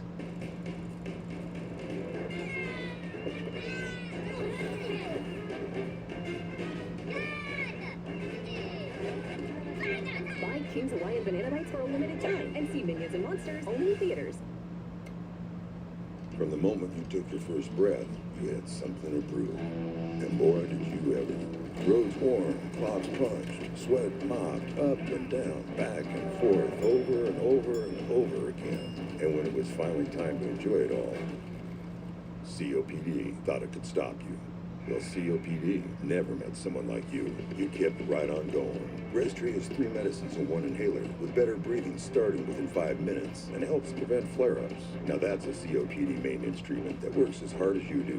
Breztri won't replace a rescue inhaler for sudden breathing problems. Tell your doctor if you have a heart condition or high blood pressure before taking it. Don't take Breztri more than prescribed. Breztri may increase risk of thrush, pneumonia, and osteoporosis. Call your doctor if worsened breathing, chest pain, mouth or tongue swelling, problems urinating, vision changes, or eye pain occur. Can't afford your medication? AstraZeneca may be able to help. Ready to take back your breath? Ask your doctor about Breztri. Kosovar's radio saying they... NASCAR Cup Series racing on TNT is brought to you by Breztri. Visit us at Breztri.com. Where's Mamba? You never know. If you're looking at that view right now, I'm on top of the building. It's amazing up here to watch this race from. Right behind me, actually, you guys can see it. The spotters for the Cup Series drivers are right over here. I actually just watched the spotter for the number 45 at Tyler Reddick and the spotter for Ryan Blaney, Tim Frito. They just had a little chat. All good racing and fun up here. They're having a good time watching this race and working their tails off over here. But actually, when I talked to Tyler Green, the spotter for Carson Holzenbar, I said, man, what's the toughest place about this place? He said it's turn 4. He said it's really hard to clear cars when they're so tight coming off of turn 4. And guys, honestly, we see that a lot. That's where the most incidents happen. It seems to be off of turn 4, Adam. Yeah, I mean, there's so much to manage from the spotter stand and how the game changes here just because as we talk about so much, how quickly things unfold. Yeah, we talk a lot about real estate on the racetrack. I will point out, just before we get to these pit stops, 30 cars on the lead lap. These are the shortest pit boxes of the season. So when you think about big mile-and-a-half racetrack that doesn't jump out, you think Martinsville or Bristol. But just keep in mind, a very long pit roads, you see a lot of speeding penalties and very clear communication in and out of the pit box. Not a lot of real estate. Blaney leading them down. Reddick, Larson, Logano, Cindric, the top 5. Execution so big here. You get control of the race. Now you want to maintain it. making their way to the traditional pit road. Here's Shannon. Yeah, Adam, from 31st to 2nd, what a run for Tyler Reddick. He has cut into that points lead Denny Hamlin had by just 9 back right now. He said the car is loose, but it got better as the track went on and rubbered up a little bit and got a little bit tighter. So they're just going to do 4 tires and wait on fuel, Danielle. Same for Carson Hocevar. A fantastic first stage. Started 14th, got up to 6th. They're taking 4 tires, 2 cans of fuel. They told Carson, you'll be waiting on fuel. Do not go on the jack man. Go on the fuel man, Anthony Pursuit. Marty? Kyle Larson said it was really lane dependent for his handling. Too tight on the bottom. The middle and the top were much more neutral. Wire to wire for Ryan Blaney. Bottom of your screen for the stage 1 win. He said the car starts free, but just lost over on grip. And according to him, it becomes interesting how big of a swing the handling move was. Blaney has the #1 pit stall after winning the pole, but he goes back 2 as Reddick jumps in front of Larson as the first 2 out. Dillon comes out behind him, and there you see the difference coming off the pit lane. Ryan Preece gets the free pass. He's back on the lead lap. Stage 2 next on TNT. America's military is unmatched. Projecting power, denying passage to adversaries, and protecting our interests at the time and place of our choosing.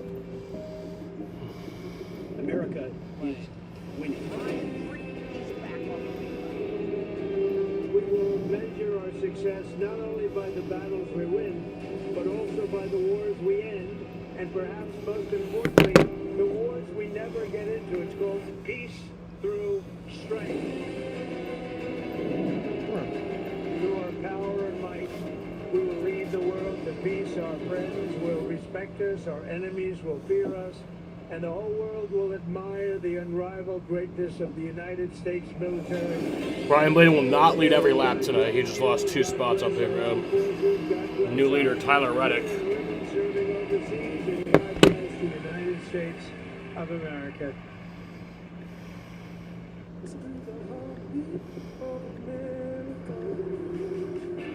Chevy SUVs are made with everything you need to bring out your best. Value you can count on. And tech that has your back. Hey Google, text the block party crew we're almost there. Enjoy summer in a new Chevy. Right now, get 0% financing on all 2026 Chevy Equinox models. Everyone loves chicken nuggets, but antibiotics? Not so much. We just use clean Purdue chicken and a delicious panko breading. Perfect for kids. Oh, these are for me. Oh.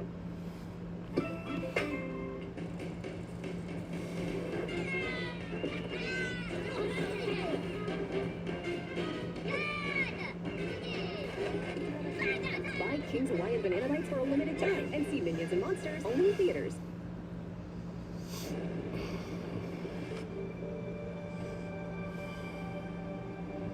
'78 of BJ McLeod too fast on pit road, tail end of the field. Free yourself from prying eyes. Ask privately with Duck.ai. Visit Duck.ai to chat privately with ChatGPT, Claude, and other AIs for free, all in one place. Duck.ai is from DuckDuckGo, where AI is private and optional. Ryan Blaney leads every lap of stage 1, earned his 3rd stage victory of the season, but Tyler Reddick goes from 31st to 2nd, Jamie. He is moving on rails. He has. Blaney's going to have his hands full because Reddick obviously now has the lead. You see the amount of positions he's gained. Bell, another car that's moved up. Bubba Wallace. And what I see right there, a lot of Toyotas. We talked about the speed they've had all year long. They didn't qualify well, but they have great handling cars, Jeff, and that is key tonight. Handling is the key tonight. Reminds me of Daytona, the 90s. And Tyler Reddick spotter Nick Payne says to Tyler Reddick that we'll have a solid hour delay at some point. In the first stage, he actually got lapped. Ryan Preece got lapped. He just got back in the lead lap. The guys that are struggling, it could be a long night. I think it's going to be a long night, time-wise. He seems to be Hopefully at least get to halfway, though, before rain hits. Dale, it is amazing how fast Tyler Reddick is right now. Yeah, it's pretty impressive that team nailed the setup as well as they did. A lot of teams, they would come down pit road. Everybody worked on their Check once again what we got. What's AccuWeather say? Check that first. A lot of guys were dying to get to pit road. We've seen a ton of cars. AccuWeather says Yeah, so the adjustments are going to be. I get a few drops at 8:46, but then doesn't really start till 9:46. So that's saying it's not that bad. So that 12 car probably needed a little bit more gas on his pit stop. For that reason, he lost a couple. Weather spots. Channel. No harm, no foul. Still third. Now the question is, where do you pick? Coming up to the choose, you'll see them go to the inside and the outside, picking their lines on how they want to do this. A lot of Chevrolets down there on the inside, first 3 rows. Well, you know, the whole series has. Weather Channel says that storms can hit around 9. So yeah. Before it's busted up, and they keep it that way. I don't know. Just hope we get this whole race in, at least get to halfway. Chase Briscoe radio here. The rain comes, what is it for tonight, or the rain? There's another huge cell behind the building. So. Alright, so just race like we're racing halfway? Yeah, this race like we're coming to a sprint race. Mm-hmm. All right. Go. Is that Australian for go? I was just making sure James Small. I want to clear that up. I like that. Yeah, Briscoe wants to know if we're racing for the win, halfway being the end of the race. And I think you'll see the entire field do that. You know, this is possibly racing toward the halfway mark, and you want to be in the best position you can when the race comes. 93 to go in this stage. They cannot run that far in fuel. So there's going to be a whole mixed up plan. But I'm with you. I think you gotta get going. I'm going to go back and confirm what you said earlier, too. This is an Time to go back racing. 1:30. So as we start talking about when we go back racing, we'll be hitting lap 69. So the next time around, we'll be completing it. In that regard. Outside lane, race leader and control car Tyler Reddick. To his inside, Kyle Larson. Stage back 2. green. Underway as we go through the Echo Park Automotive Restart Zone. Good launch by the 45 of Reddick. Good push. Tyler Reddick with the lead here. The outside's going to clear the 45. Clearing the 45 and the 5. But now it's Larson trying to get a run with Dillon from behind him. Down the back straightaway, everybody even. Larson on the inside. Side by side now for the lead down the back stretch. Larson on the inside.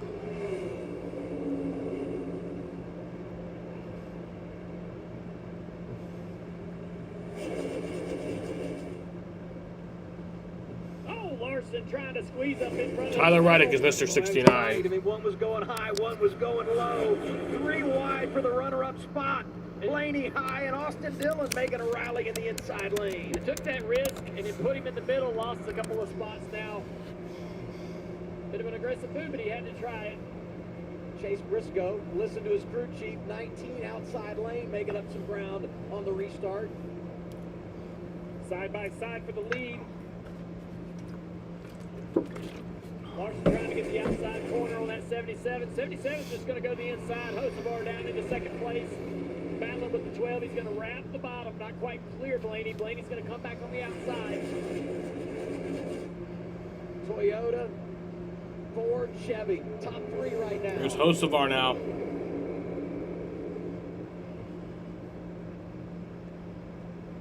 They get a huge run up on the leader. Hocevar just couldn't get to the quarter pound. They got drugged back by the car of Blaney. Logano 3 wide to the bottom. Those clouds look mean though. That shuffles out Austin Dillon. Christopher Bell, who jumped quickly off the pit lane in the game. Logano knew he had Cedric behind him, so that aggressive move, you see it at the top of your screen, that red 22 being pushed by that number 2, shoving it forward. Blaney trying to make someone work on the outside, not going to happen there. He's so good in the draft, was impressive here. Now it's Blaney trying to catch Reddick. Man, he's going to come on the inside and do it. Big run. Just drive down and take the top Takes it from back from him. Ryan Blaney dominates stage 1, leads again. And then Reddick quickly falls to 3rd.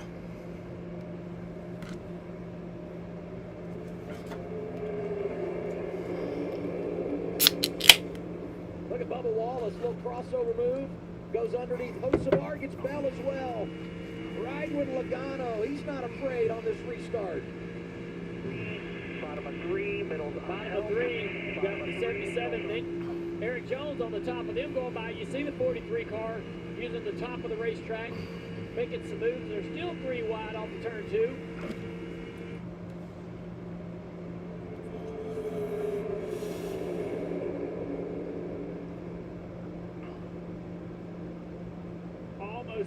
for the lead there. Larson around the top. So yeah, we are 56 laps from Get some halfway. help from Reddick here to be able to take the lead. Marty talked before we went green about Kyle Larson. And even though things have not gone his way in the draft here at Echo Park Speedway, he's been a huge endorser of this place. Said he likes this style. He's spent a lot of time at the front. And here's driver 5 going for the lead.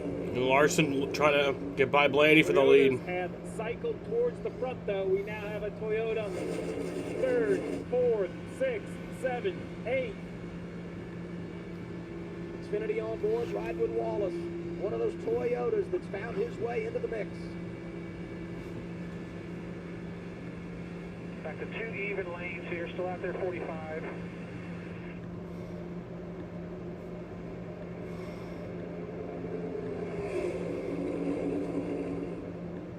Freddie Kraft on the roof with Bubba Wallace on that 23. They put a lot of work into their speedway racing and their communication.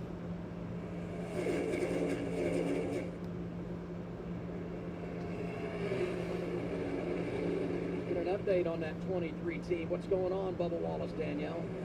Yeah, interesting that Steve just mentioned that relationship between driver and spotter. I was talking to Charles tonight, Bubba's crew chief, this morning. I said, what makes Bubba so good on drafting tracks? He said not only his instinct, but Freddie. They've been together 17 years. Pretty remarkable. All the way back to Bubba's trucking days. They know each other very well. It's more than just information, Danielle, right? It's about anticipation. You're almost clearing what your driver wants to do, not just what he's doing. When it works well, and it's so impressive. Larson clears up in front of Blaney.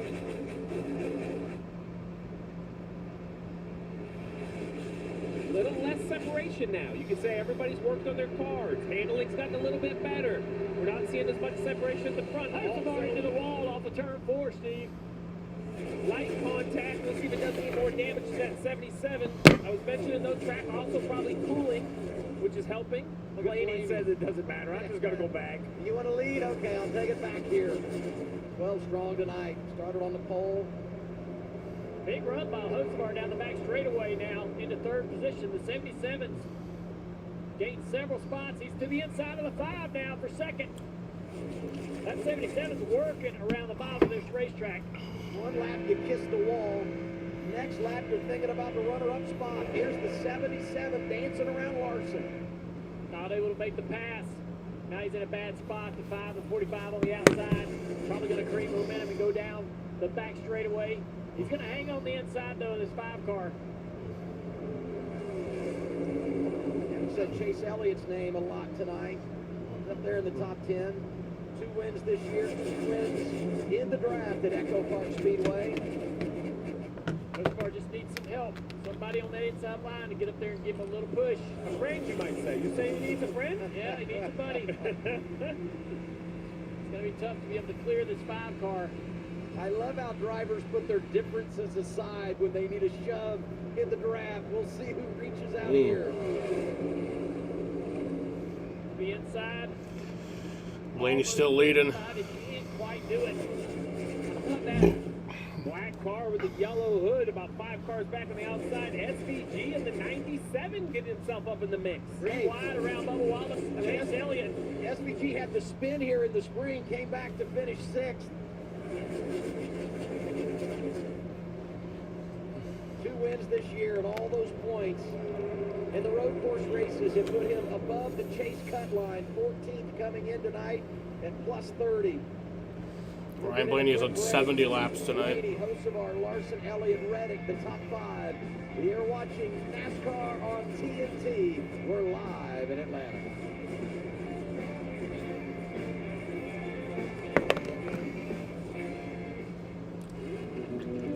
Haggerty, we don't see cars as things. They're unique, alive, loved. We buy them, wrench on them, and sometimes curse them. But most of all, we drive them. Muscle cars, supercars, rad cars, one of the spec cars. Coupes, convertibles, compacts, liftbacks, fastbacks, and hatchbacks. We love them all because cars are for driving, and Haggerty is for drivers. Get a quote at Haggerty.com. Blazing wings and a big 6 for $19.99. Careful, those babies are muy picante. I can handle the heat. You want to try it? Here. Yeah, you're right. It's really not that. Oh, too spicy, too spicy. You'll be all right. Big 6 meal for 2 for $19.99. They'll tell you who you are. What you can't do. Where you don't belong. But with the right people at your side, you write your own story. You don't wait for success. You chase it. Sharper, tougher, faster, with every lap. And when you give everything you got, you don't just win. You inspire what comes next. With Chewy, pets get their care taken care of. With everything to be their healthiest, happiest selves. Quality meds, supplements, and nutrition at great prices. For help with health, for life with pets, there's Chewy. Harbor Freight Tools are working hard in Nico's one-man shop in Illinois. He demands affordable tools that don't quit because he never quits. Harbor Freight, built for tool people. This weekend, get a free 5-gallon bucket when you spend $29.99 in store. Turn up your summer with Twisted Tea Hard Iced Tea. Twisted Tea fans love the smooth, refreshing taste of Twisted Tea Hard Iced Tea. Made with real brewed tea and a 5% kick of alcohol. Twisted Tea Hard Iced Tea. Keep it twisted. Not many races left in the regular season. All right, gang, here we go. The sense of urgency is high. You're either good enough or not good enough. This is crazy. He's got to get as many points as he can. Make the chase, run for a championship. The Nascar O'Reilly Auto Parts Series. Saturday, July 25th, qualifying at 12 Eastern, 9 Pacific. Then later, racing action at 3 Eastern on the CW. NASCAR Cup Series racing on a Sunday evening in Hampton, Georgia. Our coverage on TNT, presented by Napa Auto Parts. New leader is Carson Hocevar. And just as I say that, here comes Tyler Reddick. Look at the 45 just dancing off the corner. All clear, maybe not. He could have taken it. He was clear momentarily, but the 77's going to get out there and go by. 3 wide, Bubba Wallace around his teammates. And Blaney into second place. Slingshot 23 making moves. Mocked him earlier. Eric Jones was the best qualifier. Out to the lead right now. Toyotas. He was quiet in stage 1. Clouds look mean. 11. That green and white machine looking good now. 3 wide. They look like assholes. 45 car here. Tyler Reddick got into the fence. We mentioned when the 77 hit the wall right behind him. Tyler also dropped into the fence. Very light contact. That was a replay. Looking at the side of the car. Doesn't look like there's any damage. A little scrape or two. Shannon, what you got on the 45? Yeah, Dale, such a flawless stage 1 for this 45 team, but you just saw he brushed the wall, immediately radioed this into his team. Hit the wall is fine. I'm going to show it on forward. Joe, I smoked the wall. And we'll take a look at it. Yeah, we will look at pictures here. She'll have them. They are looking at some pictures, but as you can see, he is still very, very fast. Remember, guys, he won this race earlier this year without a right front fender, obviously. Doesn't want to have to do that again. So far fast, maybe just a little damage. That's the best look right there on board with Kyle Larson. Just a little scratch. It looks good. Side by side with another teammate there. The Toyota teammate of Christopher Bell had him in a little bit of a tough spot. He got real tight. Guys are getting up off the corner and getting real tight off of turn 4. More contact with the wall, which is 5. That's all similar to what we're seeing with the 45, the 77, just losing the nose a little bit, misjudging maybe that ball kind of wraps back in a little bit toward you on corner exit.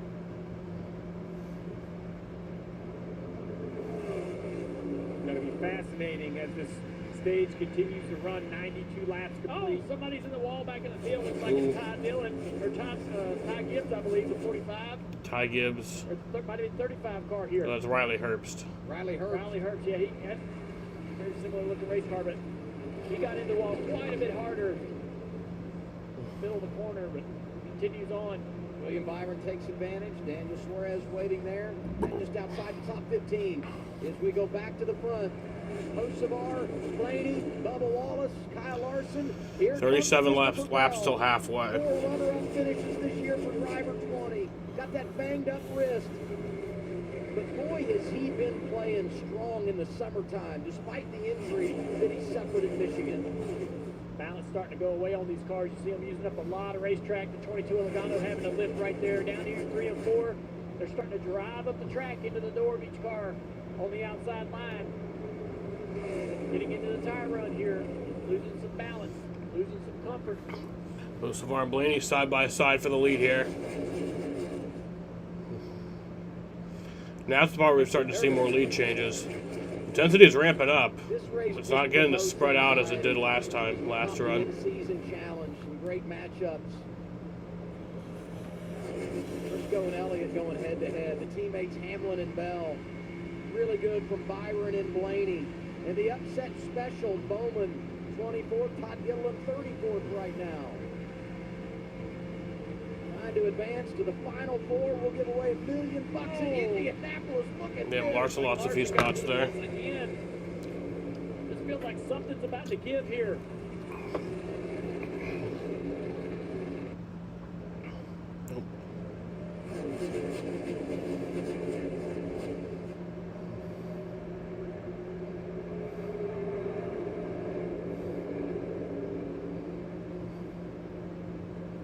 Win the race. You want to get stage points. For some, maybe you want to advance in the in-season challenge. All of that stress and anxiety, you add to that the weather. I mean, just so much to be thinking about tonight. Blaney is in control. As Wallace and Hocevar continue to do battle for second. Got a report on William Byron in the 24, Shannon. Yeah, William Byron started 26. He told me it would take about 10 to 15 laps to figure out what kind of car he had, guys. We'll have to see pit stops. He doesn't like it, and he is having a before the halfway mark. About it right now. Lowry, my call. This is terrible. I heard you. Okay, I heard you. I got it. Probably gonna see them start within the next like 10 to 12 laps. It's the same offset. We can park it, or we can keep trying until I get to work on it again. Damn. Good thing. You got it. Two-time Atlanta winner right there. That's William Byron. Steve Dale. I bet you guys never had conversations like that, right? We didn't. No. Did not allow it. Yeah, me and Tony Jr. had a lot of conversations like that, but not Steve. Well, I tell you, that's a guy that's 12th in the chase standings. Hasn't won a race this year. Like, we talk about that. But, Dale, you and I know that pressure in that garage is real. The summer is here. The chase is around the corner. You drive for one of the premier teams. You haven't gone to victory lane. Like, that's real internal pressure. And you're coming off a week when you felt like you took a major step, led more than 90 laps, swept the stages, and finished top 5 in Chicagoland.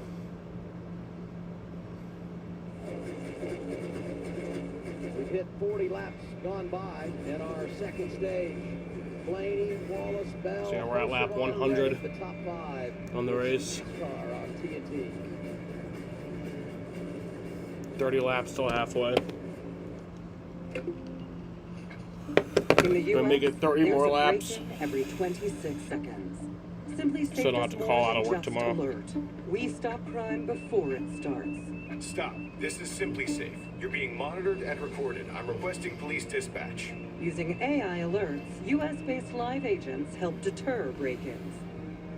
Simply Safe. No long-term contracts. Monitoring and deterrence plans starting around $1 a day. With SafeLight, you can get that fixed now and pay later. Fix now, pay later? SafeLight offers flexible payment options and anywhere mobile service, so you can get it fixed here, or here, and pay later. Go to SafeLight.com today. SafeLight Repair, SafeLight Replace. I'm gonna let you know a little something. There's a store. Pretty much asking for the right to hold off for 15 with an amazing minutes. selection of items at members-only pricing. In this club, If you could do that, that'd be good. You're treated like a legend. Nice one, Alec. Thanks, Cesar. And when you're a member of this Ryan club, Blaney, you're the part of leader. something Bubba's big. in second now. I saw a video on those. We saw that too. The value runs deep here. But you know what? The community runs deeper. Come join us. Sam's Club. Careful up there. Oh, Push Guy, cold and smooth survival skills. If you don't have a fish hook, try a beer tap.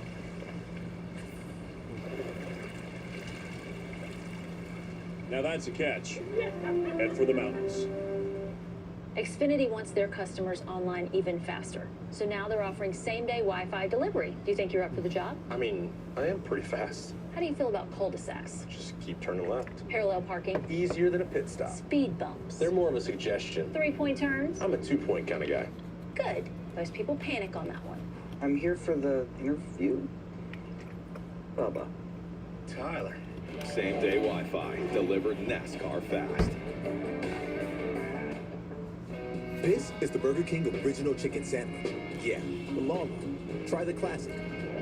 Or the crunchy, creamy, loaded jalapeno. Or the smoky, bacony club. This lineup is loaded with flavor for days. On 3. Liberty Mutual customizes car insurance to help people save hundreds. 1, 2, 3. Liberty Mutual. Nailed it. Only pay for what you need. Liberty, liberty, liberty, liberty. Employee what's up? Field, renting, wheels. CG's up at 12. Says he wants that dream This is just car, fucked. What is this? But the budget says team car. That is fucked up. That's expensive Engine, as like you shit. said, spend controls down to the dollar. It's not personal. It's just business. Teams, travel, spend, engine.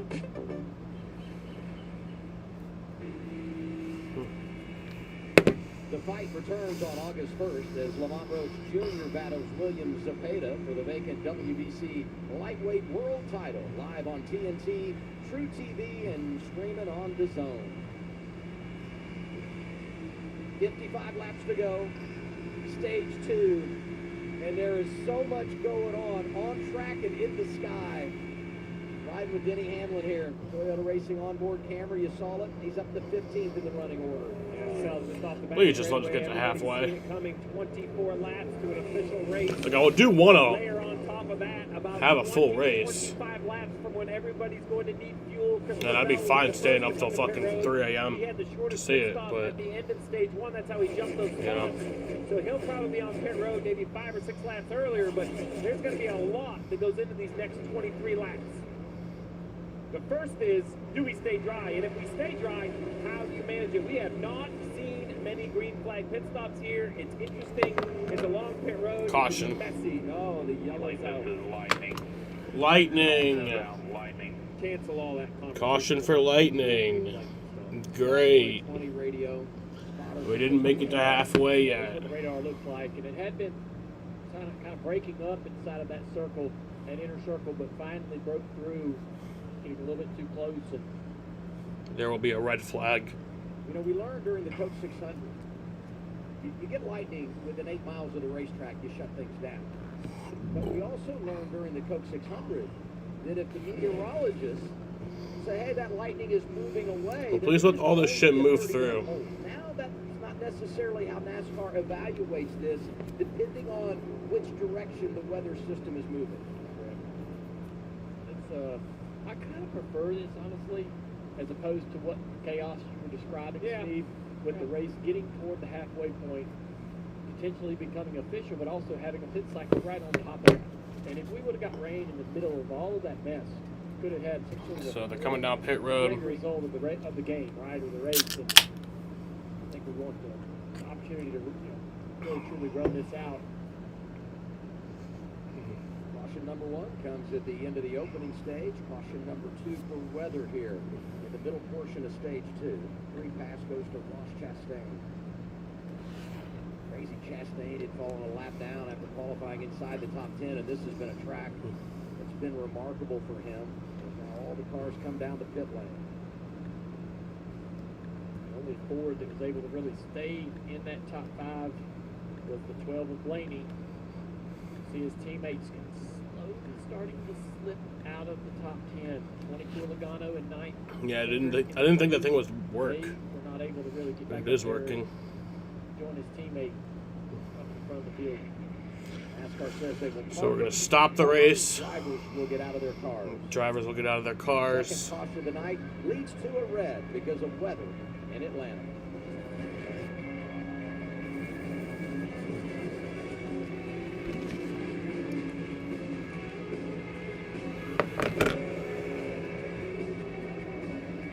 And this thing should automatically go back up if there's another strike. Did that thing just skip a minute?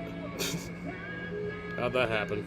For the first time in over 40 years, a new option for people with motion I think it just sickness. skipped like a minute. Nereus is approved for the prevention of vomiting induced by motion in adults. In clinical studies on boats in the Atlantic and Pacific Oceans, Nereus decreased vomiting by 60%. The most common side effects of Nereus include drowsiness, headache, and fatigue. Nereus may impair your ability to drive or operate heavy machinery. Strong CYP3A4 inhibitors may increase Nereus. So it's about a 20.5-minute green flag run. Monitor breastfed infants for drowsiness. Nereus has not been studied in people with liver or severe kidney problems. The first new option in 40 years for people with motion sickness. Order Nereus today on Nereus.us and have it delivered to your door in 2 days. Nereus, don't travel without it. By Vanda Pharmaceuticals. I can. You can't spell American without it. At the Ram Make This the Summer sales event, say I can in a Ram truck. But I don't even know if rain's gonna hit either. This lightning clock might not even really be that relevant. And I can back it all up better than Alright, so red flag is out at 8:28. Ram Make This the Summer sales event because We're on lap 108 of 260. We are not at halfway yet. We're 22 laps shy of halfway. Plus, no monthly payments for 90 days on the 2026. Ryan Blaney is the current leader. He has led the most laps today. He's at 86 laps. 100% Angus steak and melty Cooper cheese. My win pick, Chase Elliott's running in 5th. My money guy, Chase Briscoe's running in 24th. Tom's money guy, Ty Dillon's running in 14th. Harbor Freight Tools are working hard in Nico's one-man shop in Illinois.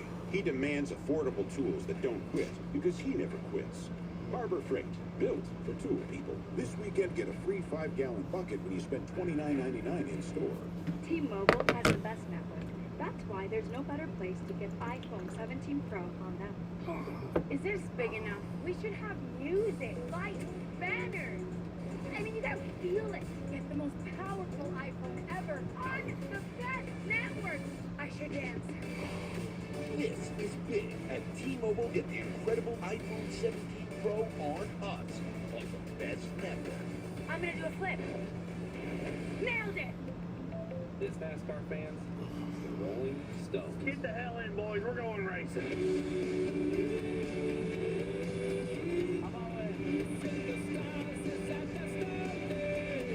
On the road, good music.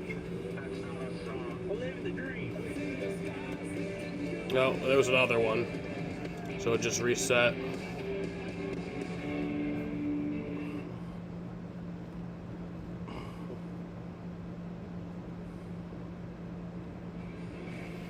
NASCAR on TNT. Back I don't know if it'll just be lightning. It might also be rain. Stage 400, available at Walmart. Rain Yep, the starts rain to is fall. falling. Red flag originally was for lightning within 8 miles of the track. Look at this. We could hear in This the could be a booth the while. oohs and ahs from the crowd. We'll make sure we keep everybody safe. So you complete the opening stage. Ryan Blaney starts on the pole, leads wire to wire. What have we learned so far now as we hit the middle stretch of stage 2 and we get the red flag? Well, I think we've learned Penske is as advertised. They qualified well. They absolutely have great speed. Dale pointed out, though, Logano and Cindric, as they lost that track position, and as others have improved. I they couldn't have just get to moved down the running halfway. order, but they've yet to dethrone Blaney. The 12th car looks like it has the speed, and so far the handling keeps top spot. I'm just amazed at how much the track seems to change every year. We've lost a lot of grip out of this racetrack, and you can see the drivers really chasing a lot of their race cars up the racetrack in turn 3 and 4. It took a little longer for that to happen in stage 2, so that should improve as we go on through the night, obviously. But handling is as important as it's ever been, and I think a lot of these drivers will be chasing that handle all night long. So pretty interesting. I think this is Oh, yeah, now it's starting to come down. Gripping the racetrack, bring the field back together, but for how long? And we've talked so much. When you hit the summer Yeah, we're gonna be here a while. Chase is on. It's I think they're going to try to get the race in tonight. Everybody's got a little something that they're shooting for. Here are things as we sit right now. Yeah, as we sit is really the key, right? You see Reddick has closed in on Hamlin, but really, At least I hope they do. Side, right? Bubba Wallace having a great day. We heard William Byron's feisty radio with his crew chief. That's because he's on the right side of that screen. And SVG, I know he's down a point, but he is doing what's needed. The road course ace is at least in competition inside the top 50. There was a big lightning strike near the track and then a big gasp from the grandstands. That's fun. A couple of positions and points. That's so important. Every position forward that you start the chase, your percentages of winning the championship go up, obviously. So you want to be as high as you possibly can. If you can be in that top 6, even better. With that, I want to go to the guy that won last week over there in the 9th position, Chase Briscoe. And just look how tight things are for him, for those drivers right in front of him. You know, there was a time back in the summer when we started doing these races where he was outside the top 16, and you're like, look out, because they had such a great 2025. But they have turned it up. They get the win last week, the huge points day, and now they're starting to fight for one of those coveted positions at the top for the reset. Yeah, the conversation went from will Briscoe make the chase to in what position will he make the chase. And now, every time I talk to James Small or Chase himself, they say exactly what you said, Dale. They all know, the garage knows that up the rankings improves your opportunity dramatically when we look at all of the models. And for that reason, they see what's in front of them and the opportunity to continue to climb. Yeah, the thing is, though, is that this part of the season is kind of clunky. We had a couple road courses here at this racetrack in Atlanta where it's really anybody's game. And then we go to Wilkesboro. Finally back to Indy where the Toyotas may feel like their advantage could shine again. But while that time passes, the Chevys and the Fords, they get better. And they're going to close that gap. Will they close it quick enough to really give them a good run in the chase? Now, I think it's hard to predict. I mean, that schedule he talks about is real. That's it. It's great for a fan, a little messy for the garage. Yeah, I mean, when you talk about the unpredictability of tonight, and then you look at the schedule going forward with Daytona to end it, to determine the 16 drivers that are going to go run for a championship in 2026, there is a whole lot of water that's going to go under this bridge between now and Darlington when we begin the chase. So let's go to the next wave of championships that we're talking about in the summertime. The in-season challenge. We're down to the round of 8. Some tremendous matchups here tonight. Yeah, I mean, if you look at the right side, right, Hamlin, Bell, Byron, Blaney, it's a heavyweight battle across really across the gamut. Right now, Bell has the advantage over Hamlin. I'm not sure who is going to have the advantage of these 4. Probably on the bottom right, Byron clearly a step behind Blaney tonight. What I love is that this is the part of the 5-week stretch where the drivers really start to care about this. You know, round 1, they're all just out there racing, not really focusing too much on the challenge. But now these guys start to see that $1 million prize as a potentially there. So they're really starting to focus on who they're racing, who they're trying to beat on that particular day. And as we go forward into round 4, and especially obviously round 5, it's going to be absolutely serious between those drivers because they can start to spell that money. Will the Air Titans go out with the fucking lightning on? I'm going to guess that neither of Actually, there's Bowman or Gilliland trucks on track right now, so yeah, they would, I guess. Is going to be there a race away from going for $1 million. You're throwing mud at our bracket. What about your bracket? I don't hear you giving us your winner. Let's not get caught up with the details. Here we are in Atlanta. And there's the hometown guy, Chase Elliott.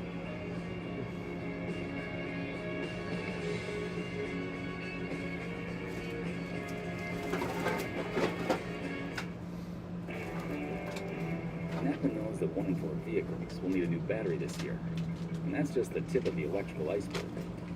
That's why Napa believes in testing the electrical systems on every vehicle, from the battery to the alternator.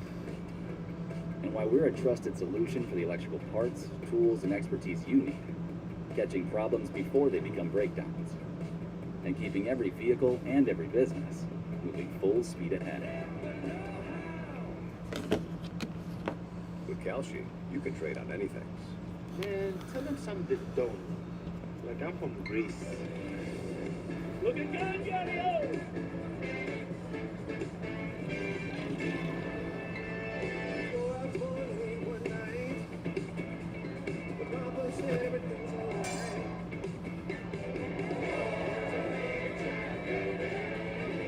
Hello, comes in. Push Guide, cold and smooth survival skills. My watch is broken. You can tell time by measuring the sun's distance from the horizon. Looks like happy hour. Head for the mountains. They say tennis is great for remembering you can customize and save hundreds on car insurance with Liberty Mutual. Do they, Doug?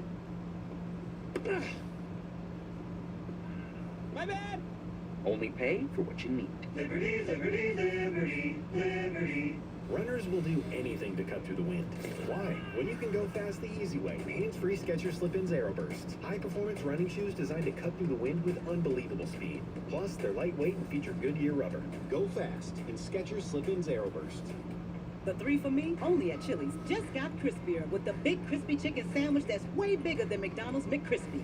Huh, Chili's just out here dominating fast food again? Yeah, that tracks. This Chili's 3 for me is the best $10.99 you can eat.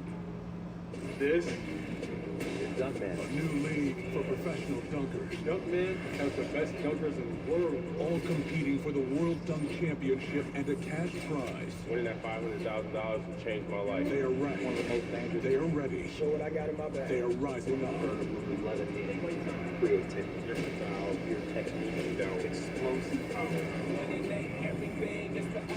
This is Dunkman on TNT Sports. Premieres live July 21st at 8 on TNT. Welcome back to Cup Series racing on TNT. As you can see there is weather in the area, and a lot of it. We're under a delay here at Echo Park Speedway. The general consensus is that this race will get back going tonight. Stop the race. The drivers are making their way back to chat with their teams, and our Marty Snyder is going to chat with the great Ryan Blaney right now. It's just that it might be a bit. Yeah, it's been so impressive their night, going wire to wire in stage 1. So I want to kind of start. So here's Ryan Blaney, current race leader. The first almost stage and a half. Yeah, I learned a lot actually. I mean, start of the race, you really learn what your car is like in race trim and in the draft and things like that. You know, fortunate to be able to control that first stage. You know, and made some adjustments on our car for the second one. I wasn't completely satisfied with how we were in the first stage, especially the swing my car took from start of run to the end of the run was big. So I think we got a little bit better at that here in stage 2, and just trying to wrestle the lead away when I can. I feel like that's where I'm kind of best, and our car's been fast enough to hold it and get it back when we have lost it. I've been good enough to get it back. So it's been an interesting night, been a fun night. I think handling's really coming into play. There's a lot of guys that are kind of hanging on, some guys that handle really well, but maybe they're more draggy. There's a lot of variation of cars out there, but yeah, the body armor Flash IV Ford Mustang is pretty decent right now. It's a shame that we got this hold. Hopefully it clears up and we can get back to it. I want to ask you about that swing that your car's handling went through. You said it kind of caught you by surprise. Why did it surprise you so much? I think just where I started free. I started pretty loose, and then middle of the run it got fairly neutral, and then by the end of it actually swung tight. So and it's actually it's lane dependent, you know, where you're in. If you're in the bottom lane, middle lane, top lane, if you're splitting the seams, it really changes your car. So you're always trying to pick and choose, what does my car do well in what lane, and can I run that lane and get to it? The track. Then you're forced to run other lanes, you know, and you kind of search around there. So yeah, just the start to finish, I think the track evolved as well. It's going to evolve a lot now with it getting cooler, with the little rain shower. The track's going to change another step. So be interesting to see how can we adjust for that. Roger Penske was in the team meeting this morning and said, hey, number one goal, we got to work together. You guys did a fantastic job of that. Did it maybe even work better than you thought it was going to, Ryan? Because you said in the pre-race show, you said we want to get single file and stretch on everybody else, and you guys were able to do it. Yeah, that plan worked out really well. You know, I talk about we make all these plans through the week and pre-race and stuff, and rarely the plan goes accordingly. But that one it did. We had me and Joey and Austin, and we strung it a lot. Like, we dropped a lot of cars off kind of that front pack, and then, you know, Austin and Joey kind of got swallowed up a little bit at the end of that stage. But yeah, it worked out a little bit better than I thought. So our cars are really fast. I think that's how you can kind of string things out. If your cars are quick and you can get all of you in the line, and you can really run a lot of throttle, you can kind of pull it to the bottom, things like that. So, but like I said, you're always playing around, you know, always trying to figure it out. And like I said, it's been a really fun race so far. It's been dicey. I look forward to getting back going. Unfortunately, this is how the game goes. Now you've lost your wingmen. So how do you play when we go back to green, because you're fighting the 45 and the 5 and other guys up front? I think Joey and Austin will get back there. I think they will. So at least they're still in the race. Haven't gotten it wrecked out. You know, I've stood in these interviews before, and yeah, we lost our wingman, and they were sitting on a truck. So you know, they're still in the race. They're going to get back up there. So hopefully we can all get organized again, and would definitely be easier if we could all get a little bit more organized. But I'm sure they'll get back up. While we wait, what are you going to do when you go back to the motorhome? Probably call my wife. My son's sleeping already. I know that. I don't know what time it is, but I know it's dark. He should be sleeping. I'll probably eat some food and wait it out. So hopefully this passes by quick and we can get the track dried up. Air temp's hot, so I think the track will dry up once it starts raining fairly quick. So we'll see. Hopefully the fans stick around.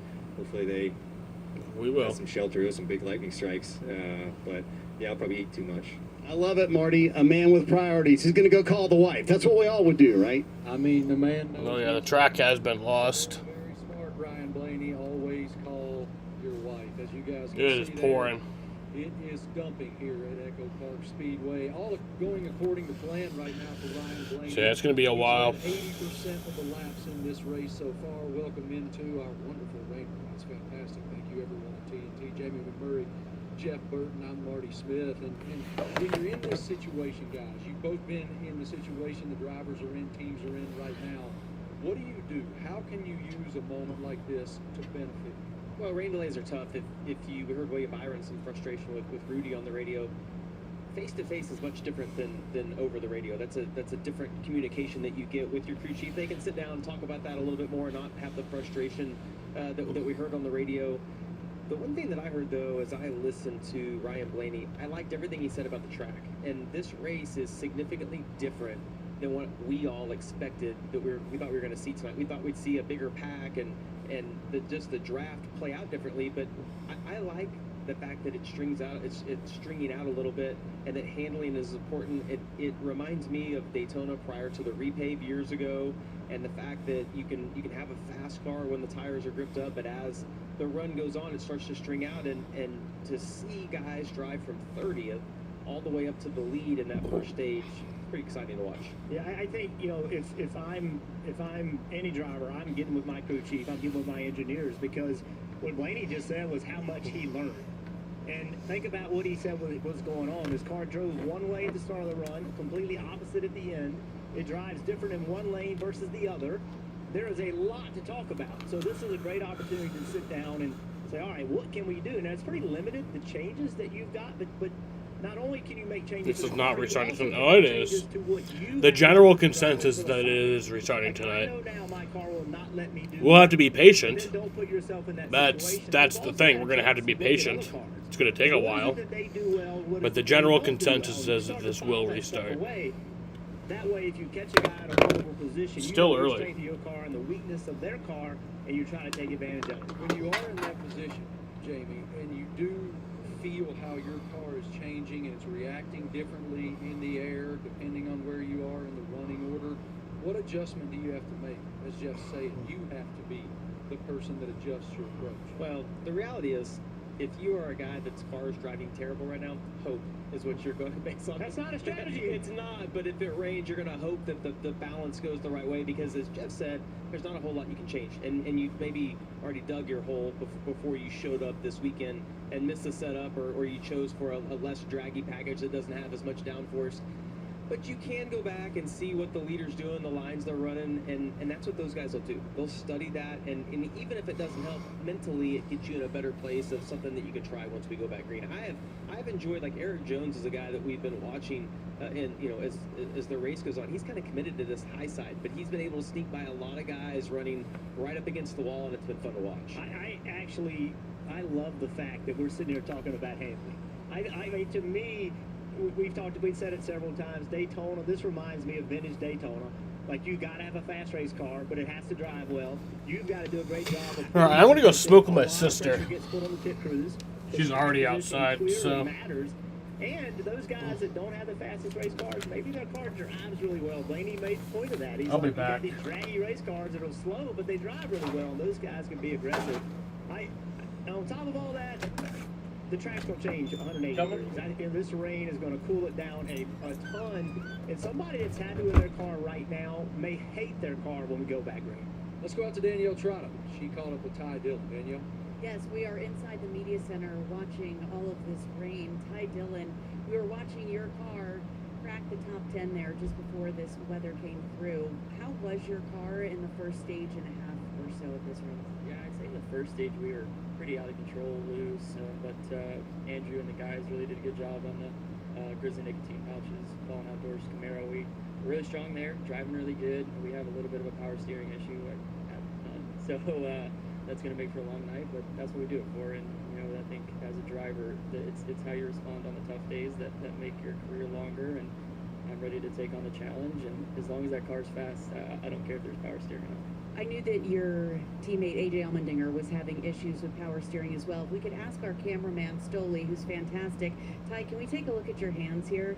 This is what it looks like as a professional race car driver when you don't have power steering for several weeks in a row. If we could zoom in here and just look at the blisters, the calluses that have formed on your hands.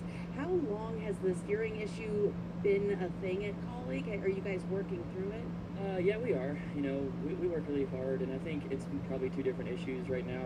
Sonoma, you know, we'd still be in this in-season challenge if we wouldn't have lost power steering there. We lost it with 20 to go, and that was a pretty brutal physical challenge in itself. And but you know, it's just we're working through some stuff, and you know, it's not as bad as it was Sonoma here, but it's still pretty brutal, and we'll get it figured out. The good thing is our cars have been really fast, especially our 10 team. I'd say ever since the All-Star race is over, we've had really good speed, and I'd say we're a 15th to 20th place car every week, and it's a matter of if we execute all the T's and dots, across the T's and dots the I's, and we had a good finish last week in Chicago, and hopefully we'll do that again here. Well, that's what's so impressive, Ty, for you and AJ, because you guys don't have any manufacturer for support from GM. You have no alliance with another team.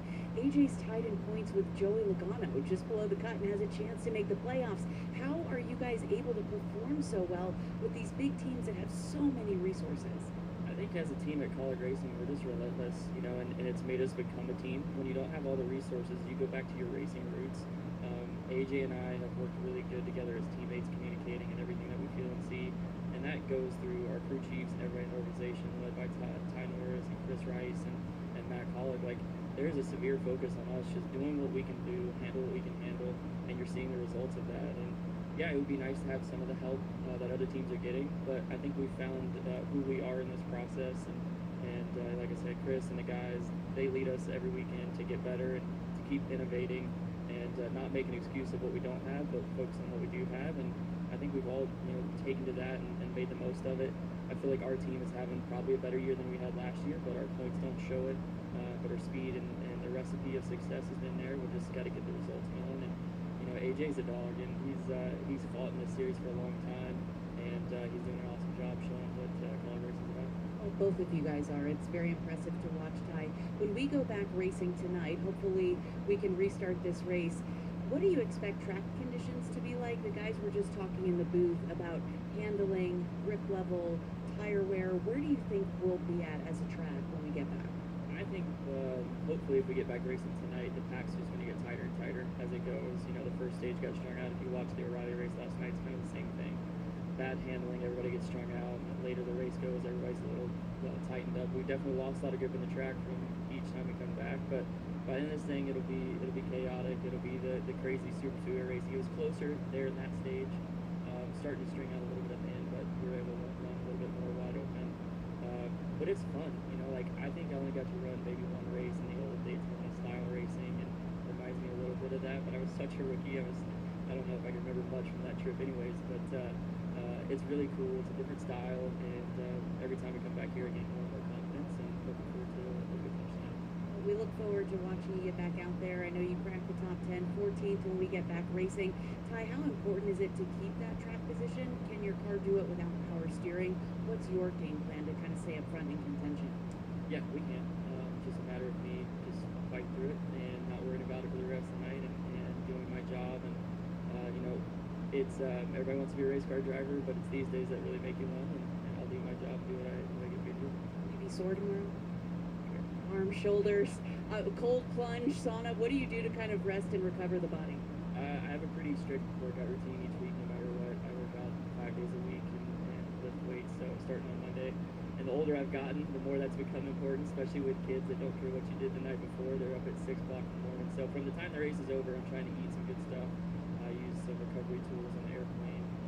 Sometimes I'll sauna that night before that, just all to try to get myself in the gym Monday morning. I work out. I drop my kids off at school, and they're at school, and then I'll go work out for an hour, sauna again, and every single day is that for me until we fly out on Fridays, pretty much. And so it's become a way of life. It's helped me a lot in my career to get stronger, not only physically but confidence-wise too. And when I was younger, I didn't care about that stuff. I was more resilient. I felt like I was made out of rubber. But you get a little bit older, and you realize how much that next day, having a clear mind and a focus, and getting your week started matters. And also it helps me be a better husband and father for the rest of the week. I love how there's just no excuses, Marty, when it comes to colleague and Ty Dillon. No power steering, no problem. They're going to try to keep it up front when we go back racing. Stuff, Danielle, thank you. I mean, those calluses, that is a grown man right there. Looks like he's been building fence out on Dutton Ranch. Unbelievable. We are under a weather delay here at Echo Park Speedway. Much more ahead. We'll continue to break down what we hope will be the finish of this race later tonight. Yeah, Spider-Man, DeSoto, NASCAR, in the weather.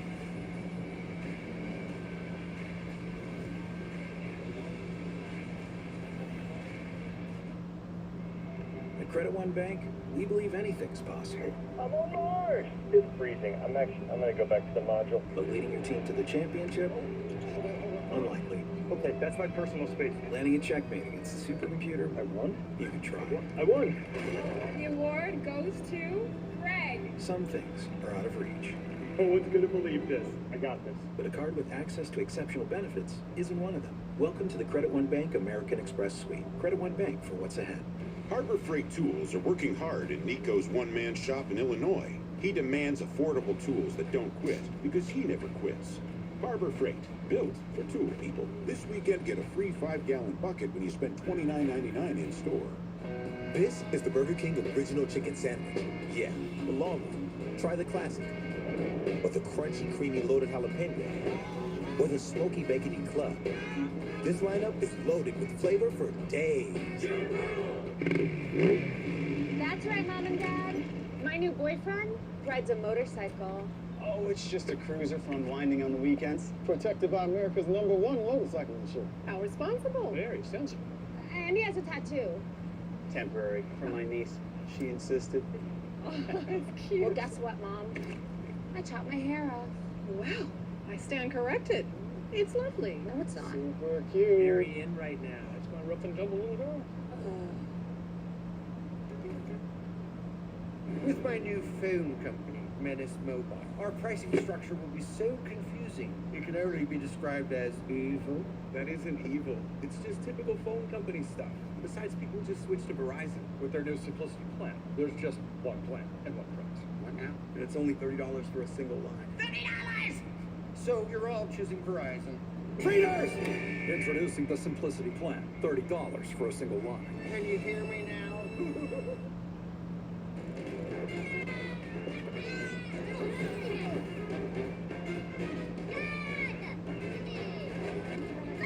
Buy King's Hawaiian Banana Bites for a limited time and see Minions and Monsters only in theaters. Chicken companies worldwide use more than 8 million pounds of antibiotics in their feed. That's enough to fill this cargo ship. At Purdue, we raise healthy chickens, so they don't need them. Bringing you the best tasting chicken. Not antibiotics, but a ship ton. Are we allowed to say ship ton? Let's take a look at how we got here. Currently lap 108. Early in the race, Brad Keselowski gets the fence, Jeff.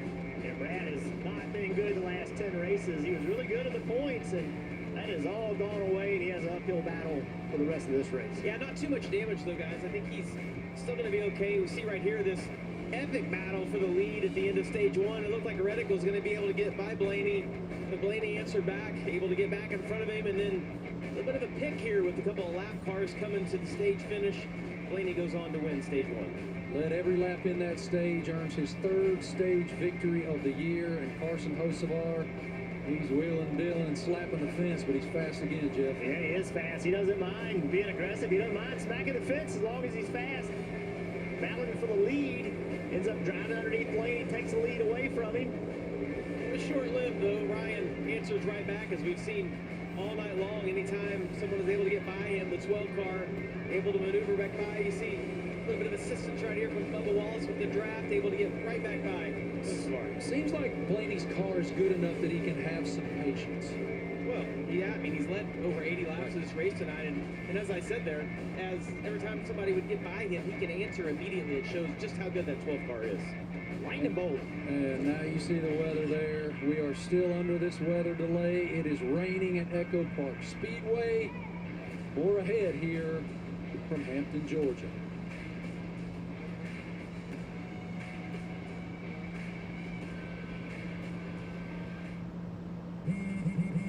Paying less for less ain't a good deal.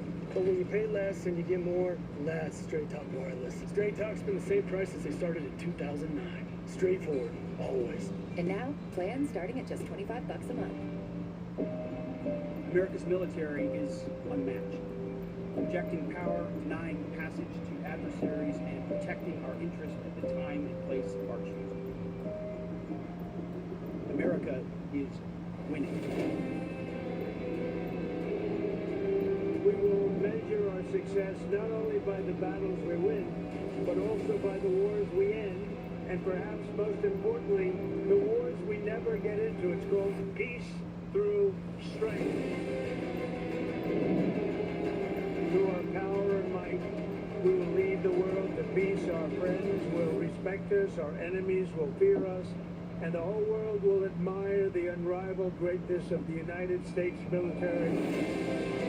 God bless you, God bless our armed forces, God bless our men and women serving overseas, and God bless the United States of America. At least SafeLight can come to you for free. They can come to me for free? That's right. SafeLight can come to you for free, so you can get your windshield fixed anywhere you want at no additional cost. For free mobile service, go to safelight.com. SafeLight Repair, SafeLight Replace. With my new phone company, Menace Mobile, our pricing structure will be so confusing, it can only be described as evil. That isn't evil. It's just typical phone company stuff.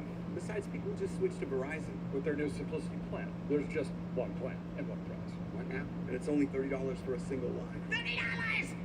So you're all choosing Verizon. Trainers! Introducing the Simplicity plan. $30 for a single line. Can you hear me now? We're late. Sorry, pal.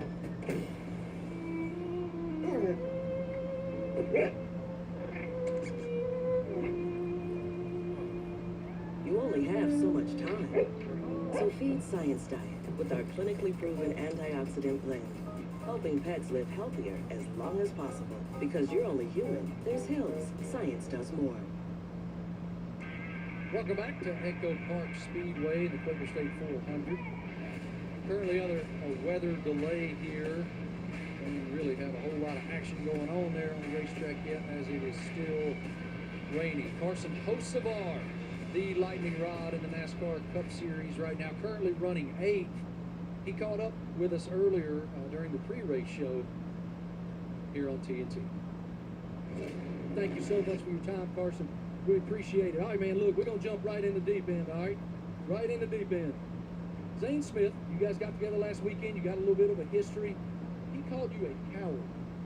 How do you respond to being called a coward? I don't know. I was sat in the hauler with him, and I said I don't care, and he didn't do anything. So I don't. It's not a rivalry to me. I didn't even know why he's mad. We had a whole meeting. Still don't know why he's really mad, other than I don't know. I'm existing and I'm in the series, I guess. But no, I'm excited. I'm excited for here.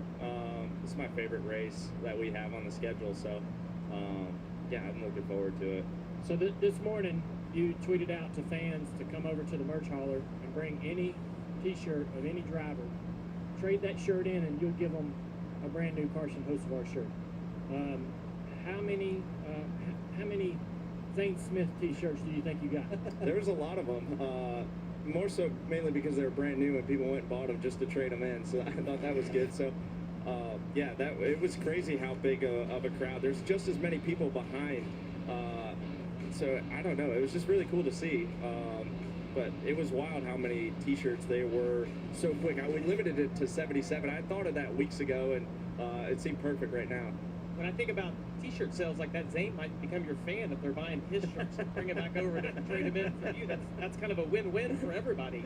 It already feels very one-sided. I'm not gaining anything from this. He's gaining it all. So I want to go down the path, not necessarily of just with Zane, but just Carson Hocevar over the past couple of years. And when I think about rivalries or controversy on the track between guys, and I would maybe use like a Joey Logano, Kyle Busch, because they went at it a lot. But those two guys respected each other, whether they had controversy on the track or not. The one thing that I hear from other drivers is that they don't seem to respect you. Does that concern you that the path that you're going down, that you're going to lose that? I know you already don't get the benefit of the doubt in a lot of those situations, but to me, respect is something that everybody wants to have. it doesn't really concern me because, you know, they gotta deal with me whether, you know, they do or not. And you know, they sat in there and they gave me my flowers, I guess, in the hauler, and was complimenting me that you know, I guess I was really good and that I'm fast and whatever, and that I have a lot of potential and everything. So they were giving me my flowers or whatever. But you know, honestly, I really just enjoy this opportunity. I enjoy like living life how I want to live, and yeah, I'm just super thankful that my guys let me race how I want to race, and it's super aggressive. And I feel like this car obviously rewards that a bit at times, especially here. But no, I just like racing. I like enjoying it. You know, I just want to be the race car driver I would have wanted to be a fan of. So you know, I feel like I owe that to myself, and you know, I gotta be true to myself and the 5-year-old kid that fell in love with NASCAR, not, you know, everybody else that's basically trying to, you know, ruin my dreams of being good, right? Like, they all want that for themselves. So at some point we all got to be selfish, and you know, I don't want to get out selfish, basically. Well, it is a self-serving sport, and by the way, you did sign a long-term contract a little bit ago, so that you're doing something right. But would at the end of the day, though, at some point, are you concerned that not caring starts to affect the finishes? Where, you know, other drivers are like, hey, okay, you don't care, well, I don't care about you either, and there's more of them than just you. So are you concerned long-term about better finishes, winning championships? Because you'll have to put some of that stuff behind you at some point. Yeah, I mean, I don't know. I mean, I feel like you know, I'm just growing with this thing. You know, I'll be able to know that when that day comes, but at the same time, they gotta all stand up to the plate and bring it on. You know what I mean? And, you know, I don't know if anybody really wants to get in that war. So, you know, at times I'm probably taking advantage of it right now. And, you know, tomorrow I might think differently, or a year from now or two, but, you know, I'm not really ready to answer that yet. I just know where I'm at today.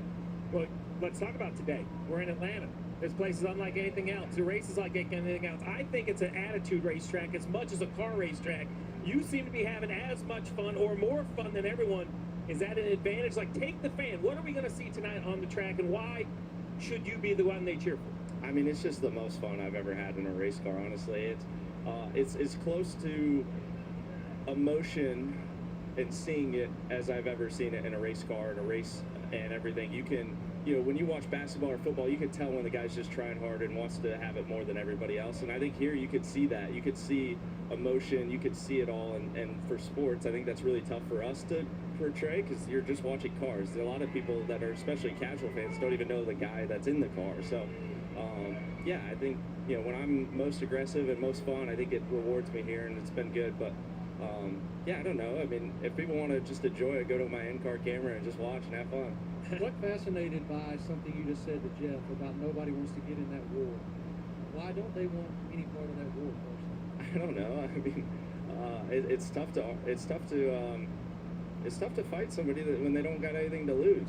You know, like, you know, I don't know their job situations or if they even feel comfortable doing it, but you know, I'm ready to go. You know what I mean? Like, and that's not like a threat and taunt. I don't want to get in car wars, but you know, I love racing really hard. I'm disappointed when they don't race me hard, because, you know, I want to enjoy these races. I don't know how many of these I got. I want to just race as hard as I can and just really enjoy it, and know that I was 100% me and enjoyed it. And you know, I got wrecked at Martinsville and got full throttle. Bubba wrecked me, and I texted him. He texted me, apologized. He got all mad and everything, and really didn't know what I did wrong. And he just said, "Man, I was just having a bad day. I just took it out on you." And I texted him back. I was just like, "Dude, that was probably super cool to me." Because I've just seen people forever just full throttle somebody at Martinsville for no reason. I was like, man, I'm just finally in the series. I'm finally enjoying and part of what I experienced watching as a kid. I think you guys are overachieving in the point system, you and your teammate Daniel Suarez. I'm wondering when, or maybe you already are, but I'm wondering what balance is there for you between racing every lap, how you want to race it, as hard as you want to race it, but also you've got to look at those points or look at that opportunity that this chase is going to provide you later in the season to race for a championship. So how do you balance the decision making behind the wheel as we get closer to the end of the year? I think we've done a good job at it at times this year, and it's really just trying to balance it all out and know what races you can get away with it and not, and what races you can really push hard, and what races you can do it. It's so circumstantial. There's times at the road course when I was running second and third, I was driving really, really hard because my expectations was I was going to go off the track, not the fence down, or be slow. So I was playing a little house money because where we're at the chase and everything, I was ready to go. So yeah, I feel good about the rate, trying to take advantage of all the races we're really good at.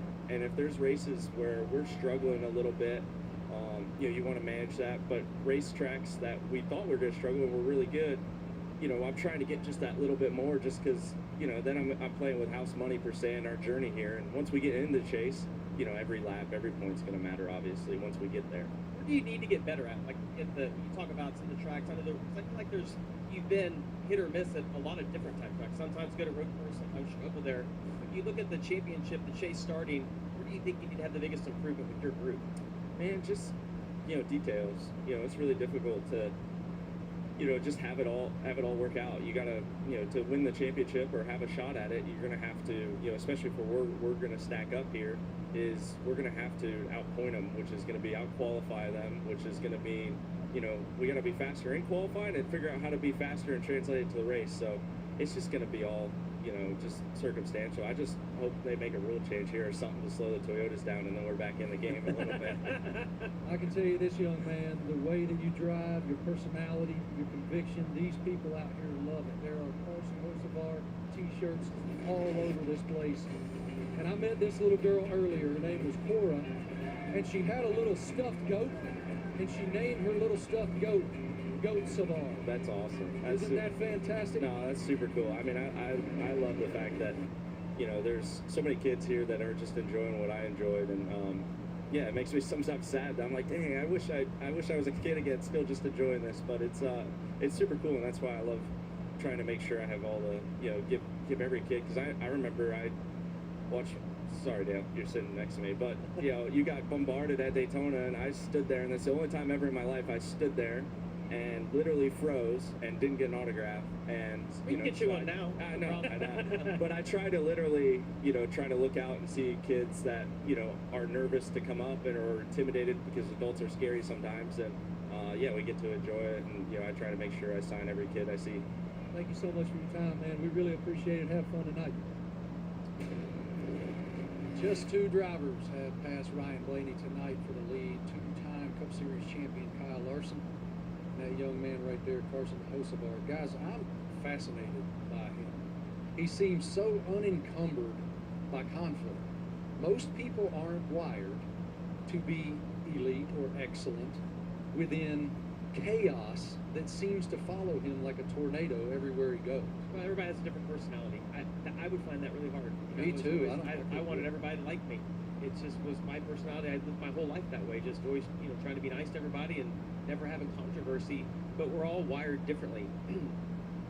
Carson moves the needle though, and I think that's really important to say, that it doesn't really matter if people like him or they don't. As we were doing that interview, and shortly after that interview, when driver intros were going on, I heard a lot of boos and I heard a lot of cheers, and I was pretty sure I knew who was getting cheered and who was getting booed in that moment. And those are great memories for us growing up in racing, whether it was Dale Earnhardt Jr. that was getting introed, or maybe someone that had wrecked Jeff Gordon the week before getting booed.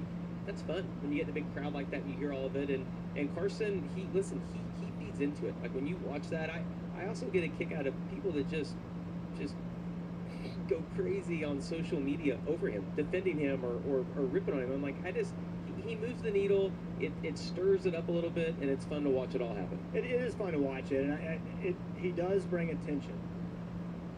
The reality of the situation is the fans love him because of his attitude, and some fans hate him because of his attitude. But we're not racing the fans. We're racing champions. We're racing guys that know how to win races. And, you know, when he comes on and he's very honest, and he's like, I don't care. Like, I don't care what they think. Bring it on. Like, I'm not trying to... They don't want this war. Yeah, they don't want this war. I'm ready to go. I'm sorry. If I'm a competitor and I'm listening to that, let's go. Like, I think that's the problem for him in regard to having success. It's different for us because we raced and we know how we would feel if we were in that situation today. What would you do about it? I think it's also difficult because he's so young, right? I mean, obviously Jeff and I are significant. I mean, Carson could be our kid, right? And so, and I think I said this earlier, but when I look at Carson, my frustration with him comes that if that was Carter McMurray, I would put my arm around him and be like, "Are you sure this is the path we want that you want to go down?" And if it is, then that's great. But when we talk about it, it's our feelings or emotions are based on how we would treat our own kids. Well, we also know the reality of the business, and at some point, you have to stop making enemies, because at some point there's more of them than there are you. And then I know he has full support of his owners. I know he has full support of his sponsors. I know he has full support from Luke Lambert, his crew chief, 100%. However, if it continues race after race, year after year, that support will wane. We've seen it over and over and over. Ernie Irvin was one of the very, very best, incredibly aggressive race car driver. He eventually had to stand up and apologize and say, guys, I'm sorry, I'm going to do better. And he did do better. He made that change. Carson can too, and I think Carson will. And by the way, Carson doesn't have to make me think he's doing the right thing. Carson's got to do what he thinks is the right thing. But he said in our interview, he said, I'm living in the moment and I'm going to learn. And when I get to that point, I'll get to that point. And I suspect he'll have to get to that point sooner or later. Life gets easier on the racetrack not having enemies. For sure. There's a lot of people, like when and it could be that you're lapping someone, it could be that they're in the pit stall in front of you and they're 5 laps down, and how they want to treat you. People pay you back in a lot of different ways, and it might not be something that fans even see. I think so the lightning clock is hitting 0. This isn't. We're talking about him. Yeah, I was going to say. Is it actually a 0? It's like Dale Earnhardt said, it doesn't matter if they're cheering or booing as long as they're saying something. And I'm skipped not a bunch. comparing Carson Hocevar to Dale Earnhardt. Sure. Okay, that's not what I'm doing here. Lightning I hold remember has been being lifted. A kid and watching They're Dale working Earnhardt on drying the Jeff track. Logan call him everything except. So I'm going to get rid of that for now. For a second, though. How many races have they won? It's a big difference, and I think as long as Carson can back it up on the track and have significant success by winning 3 or 4 races a year, that's different. That's a significant needle mover. But he's won 1 race at this point, and I don't think that that attitude matches the results. What was your greatest takeaway from what I thought was an absolutely fantastic and fascinating conversation with him? When you asked your initial question, I was completely gobsmacked by the war comment. They don't want this war. That's why I just chose to follow up and say, why don't they want this war? And he seems just so fearless to just say, like, there's no filter. He just says what he thinks. He's like, I don't know what their situation is. I know mine's good. Well, he is clearly telling you exactly what he thinks, and he also is getting support. Right? He's getting support from his owners. He's getting support from the sponsors. He's getting support from the fans, right? And they're backing him up. And to have that attitude, you have to have people that are backing you up. And again, I want to be clear. At the end of the day, we might all look back 5 years from now and say, you know what? He did exactly what he should have been doing. It worked. I just know, and I've watched racing and been part of racing for a long time. Rarely do you not have to back up a little bit in regard to your aggressiveness. Ross Chastain, right? He had to back up, and you can say, well, he's not running as good, but I don't think their cars are as good as they were. So I've been part of this sport for a long time, and some things there is no more things lightning are hold always right changing. now. Some things don't ever change. You have to have, the question you asked was respect. People don't have to like you, but ultimately they have to respect you because they are on the racetrack with you. And whether we like it or not, they can influence. Your competitors are here to influence. And if you give them no respect, they're not going to give you any. And you might get a win or two, but you're not going to stack them together. Because remember, when you talk about Earnhardt, he would get out and come and put his arm, or he'd come find you, put his arm around you, make you feel like you were buddies. He wouldn't say, you know, he would occasionally, but rarely would he just say, to hell with you, I don't care what you think. He would come and convince you that you're buddies. And, you know, he was a master at that. He was unbelievably good at wrecking you and then coming to find you next week, and y'all were best buddies. It was a good thing. He knew he had to do that. He knew, he was smart, he was calculative, he was extremely aggressive, but he also knew how to play the game. There is an age-old truth that conflict sells. For sure. This is awesome for NASCAR racing. It is. It is It's fun to awesome. watch. Honestly, I'm glad I'm on the outside watching it, talking about it. I wouldn't want to be a part of it, but it really is entertaining and fun to watch. Great. Yeah. Well, speaking about being on the outside, let's take a look at the radar here. As you guys can see, it is mighty, mighty green, and it's going to be mighty, mighty green for quite some time. The track drivers are on the racetrack doing their best. Might be a bit futile. They're doing their best. We will continue to update you guys as we progress. We'll be back in about a half hour or so. For now, enjoy Wipeout here on TNT.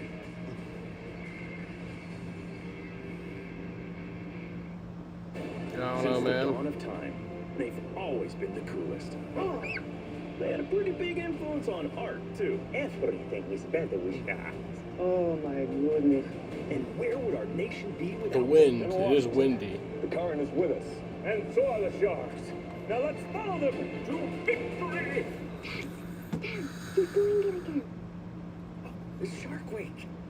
Shark Week, the greatest week in history, starts July 26th on Discovery. Barrett has taken a bite. But with its new teeth from affordable dentures and implants, that crunch he's been dreaming about, it's back.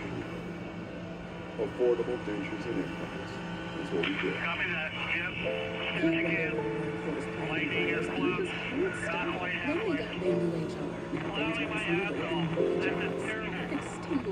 Need a better way to infuse calm into your workplace? That's Bamboo. That's Bamboo HR. Is your business hungry for efficiency? You betterment. That means you need to streamline your essential workflows. Like which? That's why you need EasyCater. Stack, a mission-critical all-in-one tech platform for ordering food for work. Big groups, budgets of any size, special dietary needs, whatever you need. One tech platform. That's what EasyCater brings to the table. Start an order at EasyCater.com. There's DNA.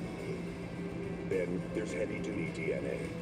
HDNA. Get 4.9%. How long will this rain delay take? Cash on GMC Sierra heavy-duty. We're postponed till tomorrow? If only I knew. If only I knew. If I knew, I promise I would tell you guys. Creamy. Flavor. Don't just taste the flavor. Feel the flavor with Hellman's flavored mayo.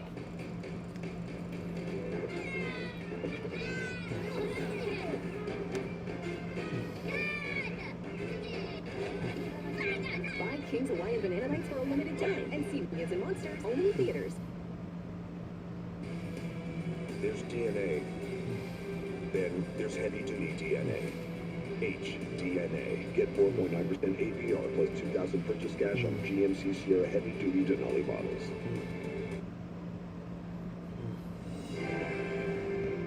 What the fuck is Wipeout, dude? Hey, America, you want big balls? Fucking John Cena? I'm not watching this. And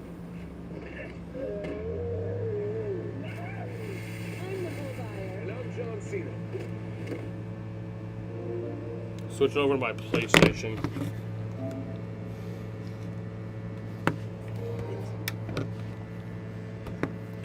You guys can't see my PlayStation.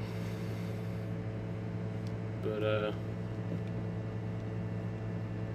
you didn't know it was still a thing? I didn't even know it was ever a thing.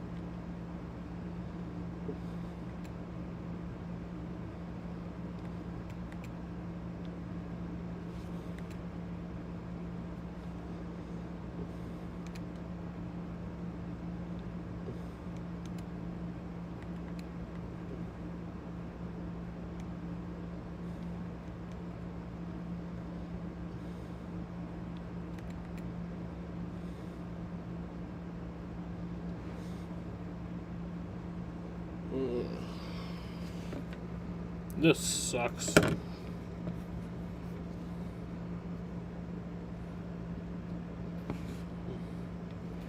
I hate waiting.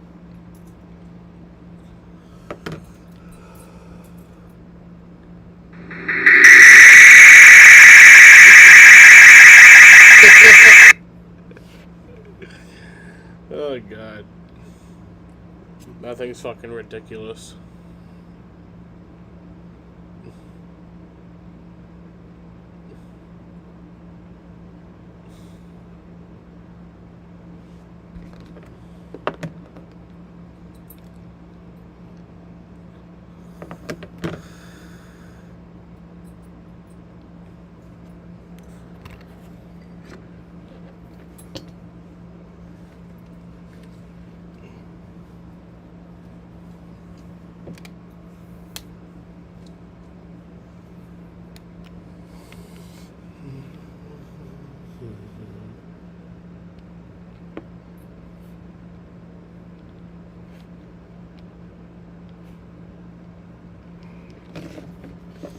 We're just gonna sit here and wait. I'm playing MLB The Show. Unfortunately, I can't show my screen because of my computer's problems. It kind of is the crap top. Can't connect to USB devices, aka a capture card.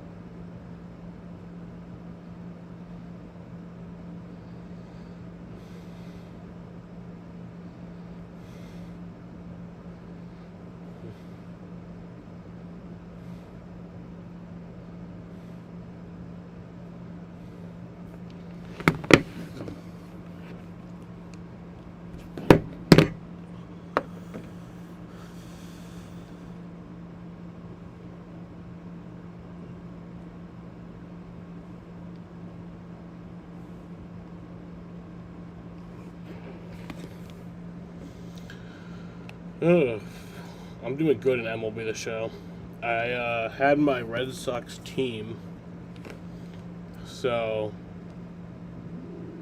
I don't know how late I got the Red Sox season started. Obviously, final week of March. Bubba Wallace in second place. Yeah, the MLB season started in like the final week of March. I started playing MLB 26 The Show franchise like a month later, and it was like the Red Sox season, so like the same exact schedule. And then I got to the point where it was like the same exact time that like I played so much games that like it passed where we were in real life. So then I like made trades. Like ridiculous trades. I got Mookie Betts back, Rafael Devers back, got Juan Soto. It's literally fantasy land. I got Brent Rooker, Shea Langoliers. It's fucking fantasy land.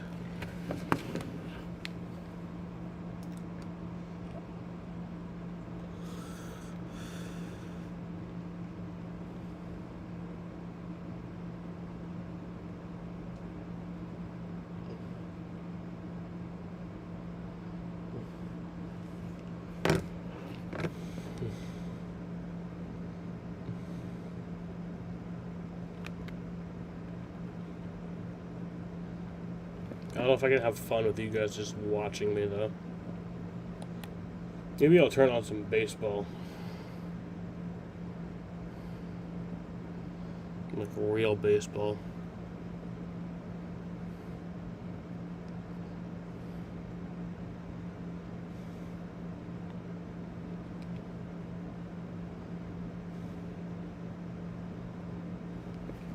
All the game's over. Was that all the baseball for the day?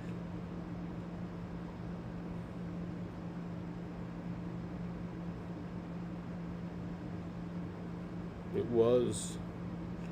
There's no baseball happening. Is there any NBA Summer League?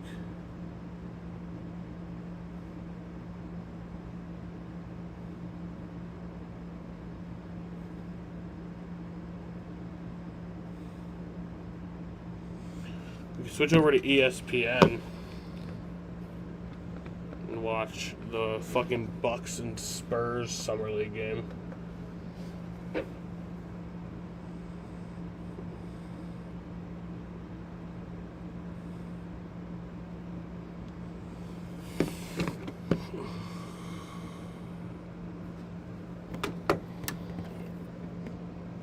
The other way, it's going to be Lendeboard to finish. And when you think about Morez Johnson Jr. at the Summer League, reuniting with his head coach Dusty May, it's Michigan Championship DNA everywhere you look. On this day, Lendeboard gets the best of Mara. Now, opponents used to be teammates. Hornets, Celtics. Christian Anderson absolutely getting it done. Celtics coming off a game in which they missed 17 straight shots. Anderson, though, could not miss. We should mention that Charlotte is actually the defending Summer League champion. They went 6-0 last year. Milo Uzan doing what he can, try to keep the C's in it. And then Uzan, nice little dish here, nice touch to Dylan Mitchell. Celtics win 87-75 after that really rough outing the other night. How about the Suns and the Pelicans? What you love seeing here is a guy like Koa Pete. Koa Pete grew up in Chandler, Arizona, played for the University of Arizona, is now playing for the Suns. How great and fun is that? Here comes Malik Dia from Ole Miss, big guy. Got some big-time range, though. And then Malawach, normally he's blocking shots, and he blocked some big ones in this game, but he's got the outside touch. Rain is pretty much stopped. There's a little more in the area. He's got to be able to shoot. Koa Pete. The Monday forecast not great. I think they'll keep trying to get the race in. New Orleans 81-75. Cavs and Pistons. We saw Darius Aycup here at the top. How about his old college teammate, Malik Thomas? I saw Coach Cal was at the Summer League. I think we spotted him sitting courtside. Thomas had a team-high 30. I haven't had too many games, about 30 in the Summer League. Caleb Wilson did a 35 a couple nights ago. Okori had 14. And then Okori finding Chaz Lanier for the wing three. You bet. He had 25. Here comes another triple from him as the Pistons take it 103. Yeah, man, I said it was going to be a late night. For rookie spotlight for the game that we've got coming up next between the Bucks and the Spurs. Hopefully we get back going. Koa Pete, right here's his old college teammate, Braden Burns. Get to halfway. 10th overall pick. Complete rebuild for Milwaukee. Of course, you know, after the Giannis deal. Ryan Blaney is currently the leader right now. Bubba Wallace running in second. It'll be exciting to see. They'll be taking on the San Antonio Spurs, led by Terrace Reed, at least at the Summer. Brad Keselowski had started very well, but in the opening laps, hit the wall. He fell way back. He's 33rd a lap down right now. National runner-up. Denny Hamlin's running 15th. Was a runner-up in the NBA. What I need to do is get over the top. That's your point leader. He can score. He can rebound. Tyler Reddick second in points, running third right now. Of that coming up in just moments when the Bucks take on the Spurs in the 7th of 8 games at the Summer League. We're just under 4.5 minutes away from seeing Burries, from seeing Terrace, and everyone else. A week from tonight, right around this time, we'll tip the championship game of the Summer League. Enjoy San Antonio and Milwaukee after these messages.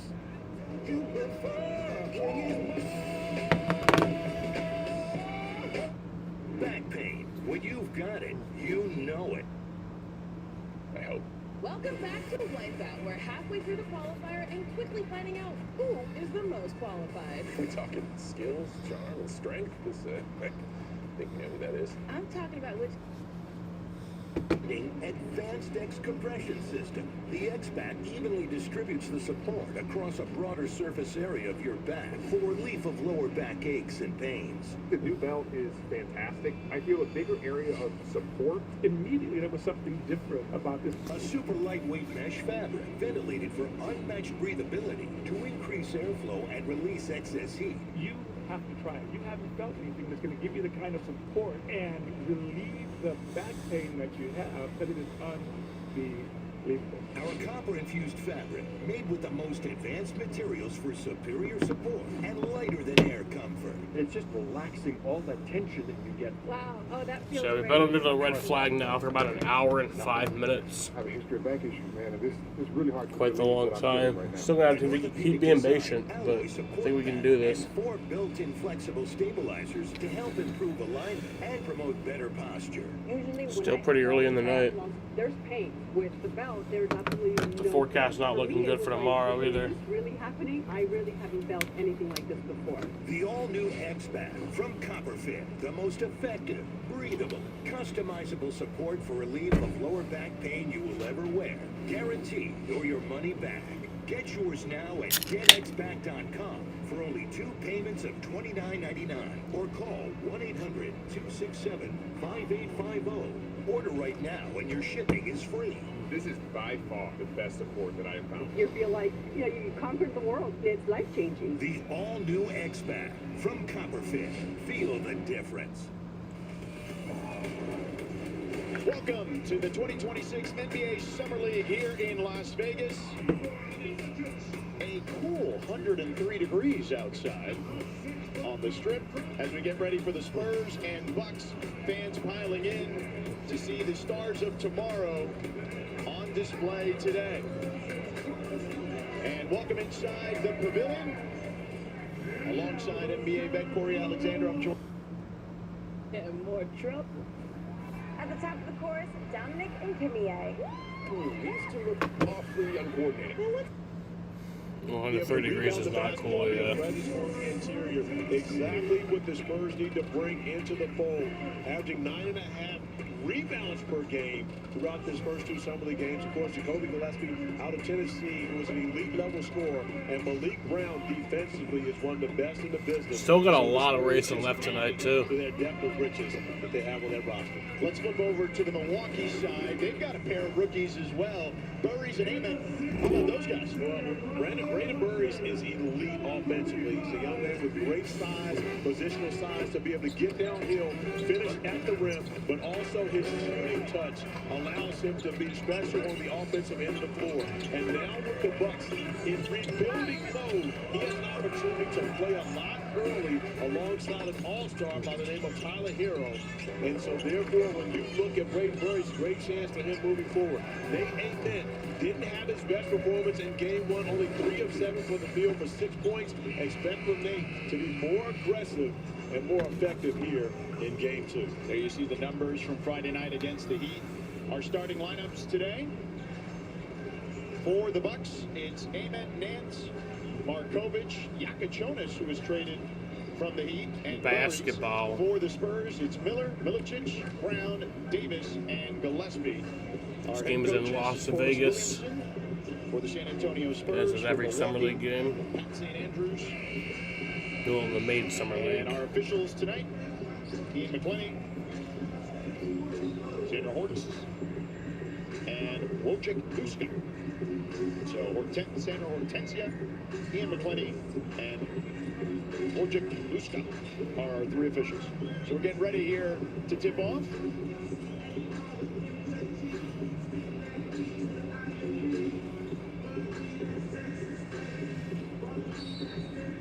We've got a lot of first-round talent in this game.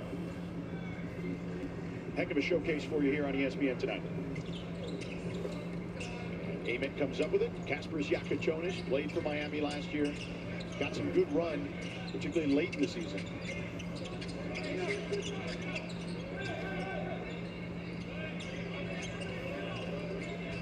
Dump it into the mid-post. They swing at Burries. Pump fake, drives, pulls up from the elbow. Nothing but net. Love that by Burries, not forcing the 3 ball with the closeout, driving him off the free throw line. Rain has picked up a little bit, but hopefully ending soon. Mid-range pull-up. Makes good on his first bucket of the game. Number 10 overall pick in that draft this past season. Davis on the drive. The scoop shot is no good. And a foul. This one going to be on Amen, I think. Yep. R.J. Davis has come off the bench in the first 2 games in Summer League, but with no Carter Bryant available today, RJ stepping into the starting lineup at that point guard spot. But I think Carter Bryant's done his job. I believe Carter Bryant did his job in the NBA Finals. Oh, no, for sure. But you come here as a second-year player. Yes. You show leadership, and he performed. As Davis gets a steal, you're good now. Yes, Carter Bryant with We've seen it up. 19 points in the efficient, 7 of 10, 2 of 2 from 3, to go along with 2 rebounds and 2 blocks. There are his numbers through 2 games. Yeah, and you see him sitting beside Terrence Reed, who won't be available tonight either. So we talked about the trio of rookies. Of course, Bryant a second year, but Reed won't be playing in this one either. Yeah, 10-minute quarters in the summer league. Forgot about that. Trapped in the corner. They swing it out. Yakachonis tips it. Can he get it? He flips it back, but they turn it back over. Spurs going the other way. Davis sizing up the situation. I hope they never go to that in the real NBA. You got to keep it at 12. Gillespie was concerned about the shot blocker on that possession. And we have a whistle here.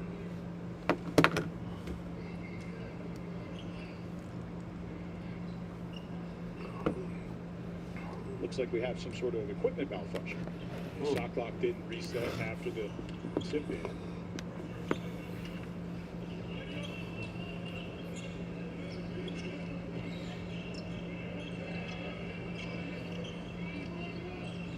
Flips it to Yakachonis.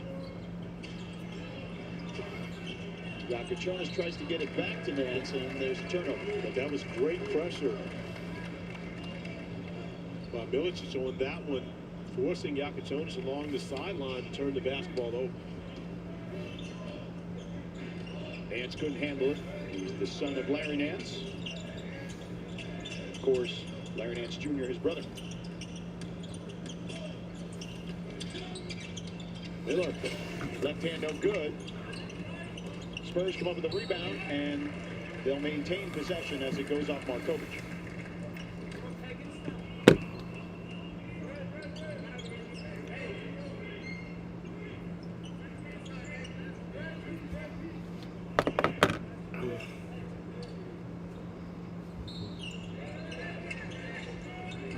Miller inbound.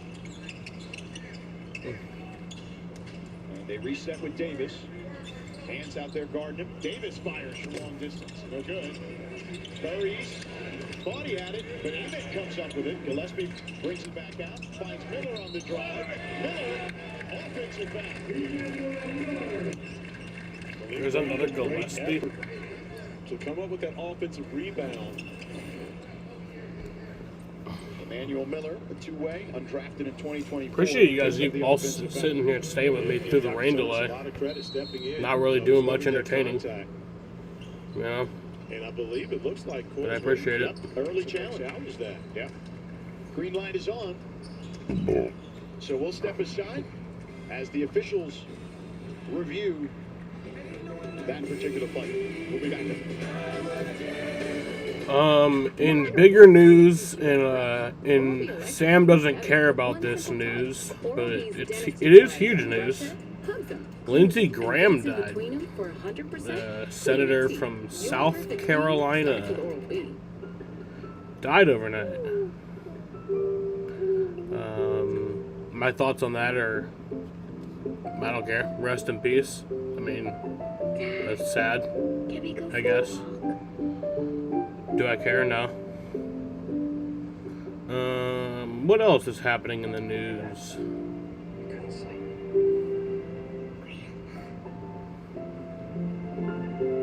Nothing else, really. We're celebrating free this summer. World Cup still going on. U.S. got eliminated on Monday night, which sucks. Get in the zone, AutoZone. Be prepared for the next power outage with a Generac home standby generator. Your life goes on uninterrupted. For everything. Back in the dizzy dummy, roller girl Kate lands the jump. Got two choices: buying a new car or making the one you've got run like it. That's why we there's a game on Tuesday, World Cup. To help you get more out of your car. The semifinal games. It's Spain and France. Welcome back here to Las And Vegas. then on Wednesday, it's Argentina and England. Miller.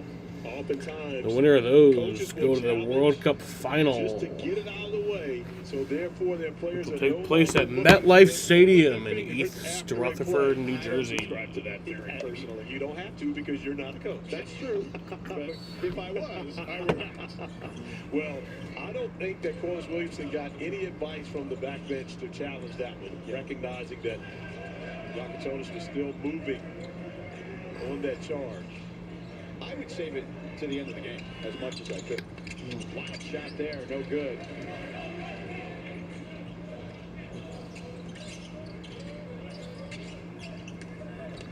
Another drive by Miller.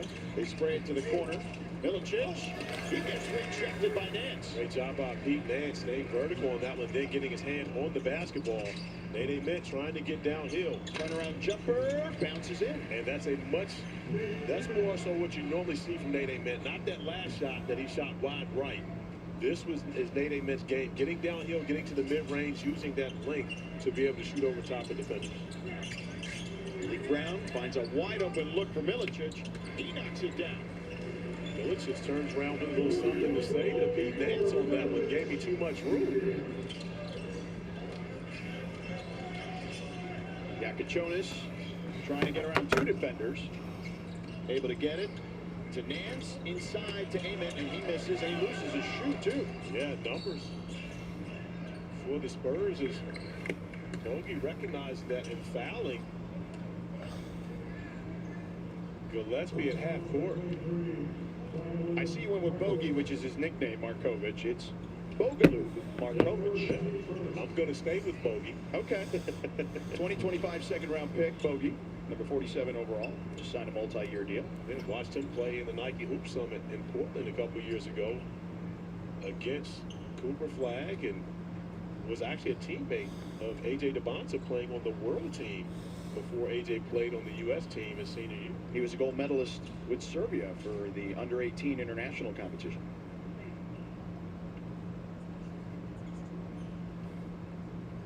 One-point ball game. Officials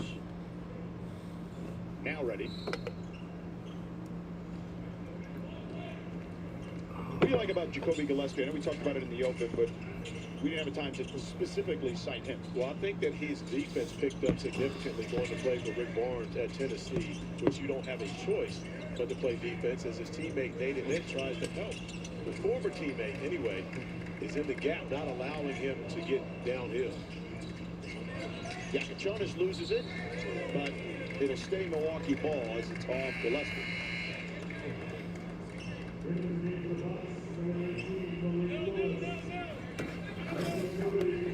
I would say a lot of kids benefit from being coached by Rick Barnes. Yes, they absolutely did. And you see Nate Mint. Rick Barnes actually went and showed him video of Kevin Durant scoring 38 points against Kansas, and just showed him one half of the game and simply told him, if you don't want to do this, don't come to Tennessee. Of course, they did, and he wanted to, and the rest is history. R.J. Davis fighting through there. Now Gillespie with the ball. Bounce pass to Brown. One more to lead with the left. And that's the underrated part of Malik Brown's game, his passing ability. John Shire told us last year that maybe his best passers were in the front court. Cameron Boozer, one of those, along with Malik Brown. Curry's rejected by Malik Brown. That's the part you know about Malik Brown's game. ACC Defensive Player of the Year as a senior at Duke, and Sixth Man of the Year, but also led the ACC in steals. Yeah, I'm watching the he was at Syracuse, so Malik has gotten the job. Bulls, the Bucks, second round pick, number 44 and Spurs. Was Spurs. also the Lefty Drizel Award winner for the top defender. Summer League game on ESPN. Ryan on the drive. Left hand scoop shot is good. It's the weirdest sounding Nascar race you've ever heard. Yeah, they're trying something different. Two-way last season for the Bucks. Gillespie. He gets swatted from behind. And it was a great play by Gillespie to really take that retreat dribble and then go right off the heels of the defender. But the mistake was not delivering the basketball to the corner. There was a wide open shooter waiting for the ball. 14 seconds on the shot clock. Gillespie gets it again. Weaving his way through traffic. This time gets it to the corner to Lee. Short. Bucks come up with it. Malik Lewis now gets it to the wing to Burris. Deep hands thought about it. Bounce pass to Lewis.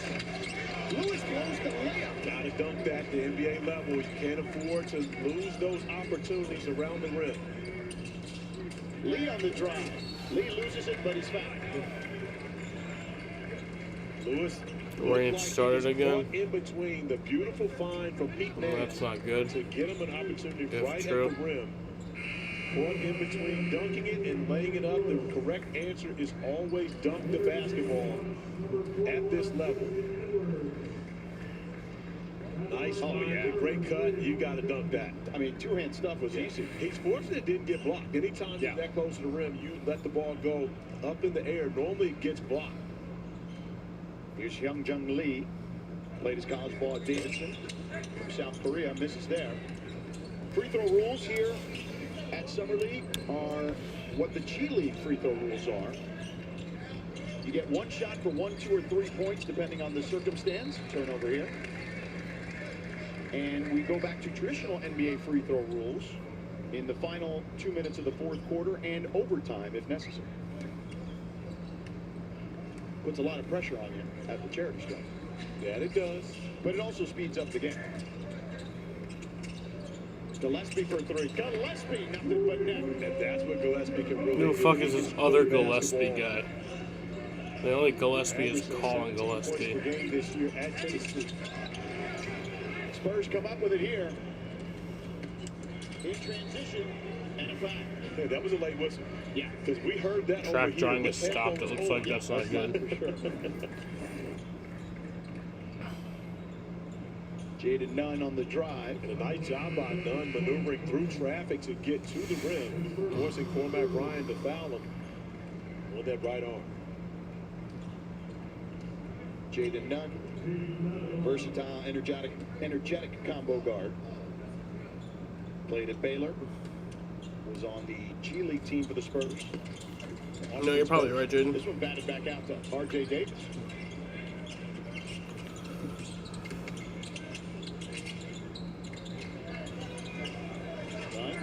Going to work on Ryan. Can't shake him. Lee with the grenade. Won't go. And Markovich comes up with it. Great job defensively by Cormac Ryan, not allowing Nunn to beat him to the rim. Ryan into the paint. Tries to muscle one up. And that one trickles off. Lee wide open for three. No good. Markovich comes up with another board. And he's on the move. Markovich, Euro step, kicks it to the corner. They get it to Ryan. Now Burris will fire. Short. And out of bounds as Burris tried to save it. It'll be Spurs ball. Well, the effort's been there. The shooting has not for both these teams to start this game. A number of great looks, moving the basketball well. Guys have just been unable to knock down shots here in the second game for the Bucks, but the third game for the Spurs, where you've got a number of veterans on the floor. You would have expected them to be settled in a bit. Both teams shooting under 30% to start here. Now, how about this matchup? Cormac Ryan and R.J. Davis, who were teammates at the University of North Carolina. Yep. And their college coach, Hubert Davis, here along the sidelines. To our left, yep. Yeah, sitting with the Bucks brass. RJ won't be happy about that. Both teams making substitutions. Harry Wessels and Zakai Ziegler checking in for the Spurs. Wessels, an Aussie from played college ball at St. Mary's, and then Ziegler played at Tennessee. Yes. Melendez checking in, RJ Melendez as well. Lee from the elbow flips it to Melendez. He lets it rip for three and rips the boards. The Spurs have gotten a number of great looks from beyond the arc. This time able to get it to go down. three-point field goal made for the Spurs. Bucks really get the hit one. Markovic to the corner. Ryan on the drive down the baseline. Finds Markovic, takes the bunt, throws it up, no good. Davis on his horse. He goes, drives, gets tied up, but it'll be knocked out of bounds. It'll stay Spurs ball. We have a timeout on the floor. 7-point lead for San Antonio. 2:35 left here in the first. This is Arby's cheesesteak with 100% Angus steak and melty Kudos, cheese. yeah. Some say it's meat and cheese done right. And some people don't say anything because, frankly, it's rude to talk with your mouth full. Arby's, we have the meat. Introducing Gatorade Lower Sugar. One member struggling at the revolver, and one struggling to get there. Less sugar. Gatorade Lower Sugar. Hydrates better than water. What will you do when the power goes out? Power outages can be unpredictable and inconvenient, but with a Generac home standby generator, your life goes on uninterrupted because you'll have power when you need it the most. Special financing and low monthly payment options are available. And if you call now, you will also receive a free 5-year warranty valued at over $500. Call or go online now to request your free quote. Power your life with Generac.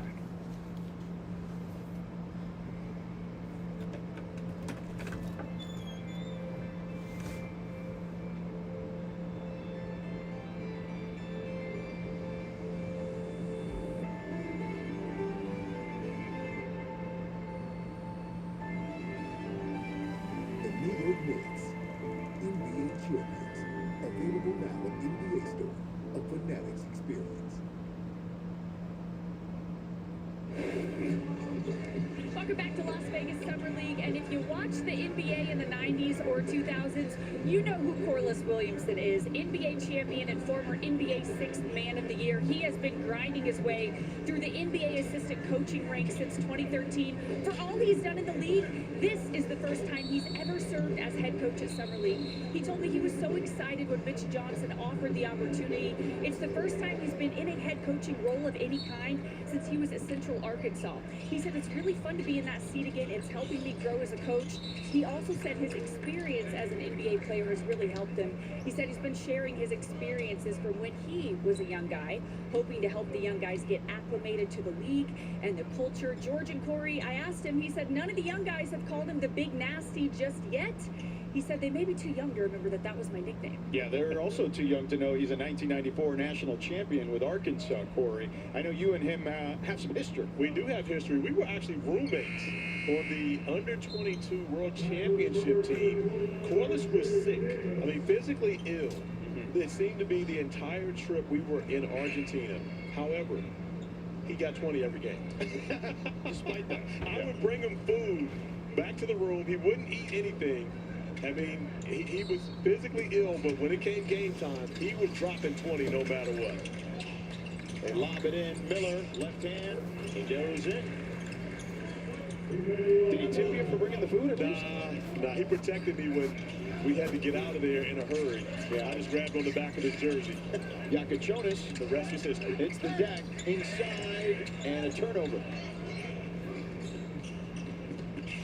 Yakachonis picks up a foul there on Ziegler. Yeah, I remember, listen, that Nolan Richardson Razorback team, that team was nasty. And I say that in a good way. By the way, we're in a place where, here in the UNLV campus, where this team was also nasty too in that era. Yes. Larry Johnson, Stacey Augman, that whole crew. Greg Anthony, Anderson Hunt. That's right. Moses Curry. Those were fun days in college basketball, man. Speaking of fun days in college basketball, this has to be fun for R.J. Davis. Well, definitely. It's always fun for Ari. But when you think about Rick Barnes, he's got 3 guys playing in this game. Yeah. And Jerry Tarkanian coached the Spurs, too. Yes, he did. I got that Tark banner in the other building at the Thomas and Mack. We're here at the Pavilion. Is there a Tark statue outside? Pretty sure. I believe it is. He's sitting on the bench. Cormac Ryan misses badly there. With the Tark towel that he chews on. Yeah. 11-0 run here for the Spurs. Miller on the drive, gets the layup off the glass. Nice take by Miller, recognizing he had a cutter with him.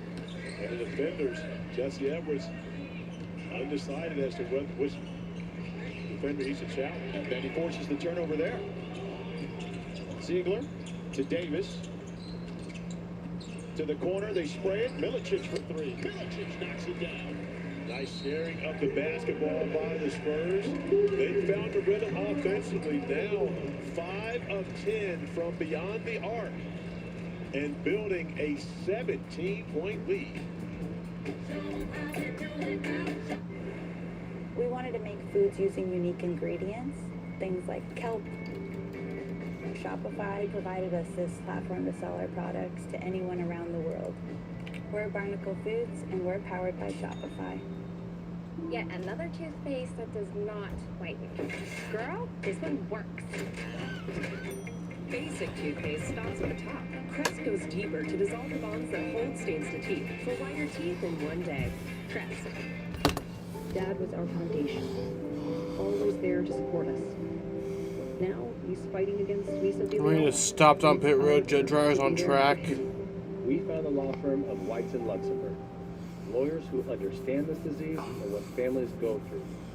They've won billions for mesothelioma patients, allowing us to focus on what really matters. Dad. Call 800 Cancers, Whites and Luxembourg. Let our family help your family. Welcome back here to Summer League in Las Vegas. A.J. DeBonsa in action earlier today, Corey. Well, and A.J. shooting the basketball from the perimeter even. Washington, the current is with us. And so are the Sharks. Now let's follow them to victory! Dad, you're doing it again. The Shark Week. Shark Week, the greatest week in history, starts July 26th on Discovery. Barrett hasn't taken a bite like that in years. But with his new teeth from affordable dentures and implants, that crunch he's been dreaming about, it's back. Affordable dentures and implants. That's what we did. Back when there were workforce planning fires, I was hot stuff. Then they got Bamboo HR. Now things run smoothly, and my job's extinguished. Need a better way to infuse calm into your workplace? That's Bambooable. That's Bamboo HR. Is your business hungry for efficiency? You bet it is. That means you need to streamline your essential workflows, like lunch. That's why you need Easy Cater, STAT, a mission-critical all-in-one tech platform for ordering food for work. Big groups, budgets of any size, special dietary needs, whatever you need. That's what Easy Cater brings to the table. Start an order at easycater.com. No matter what your latest obsession is, Verizon is obsessed with helping you save on perks you love. That's why you can add popular streaming services to your Fios home internet plan and save. So whether you're constantly watching your faves on Netflix and HBO Max, streaming iconic stories and live sports across Disney+, Hulu, and ESPN+, or enjoying YouTube and YouTube Music ad-free, you can add any of these perks starting at just $10 a month each. So you can keep obsessing and keep saving with Verizon.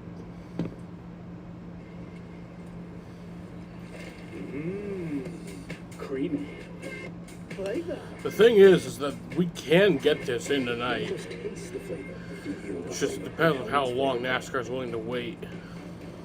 There's a long window between, like, we're able to stop in like the 11 to 12 hour. And there's a long window. It really isn't that long of a window on tomorrow, you know?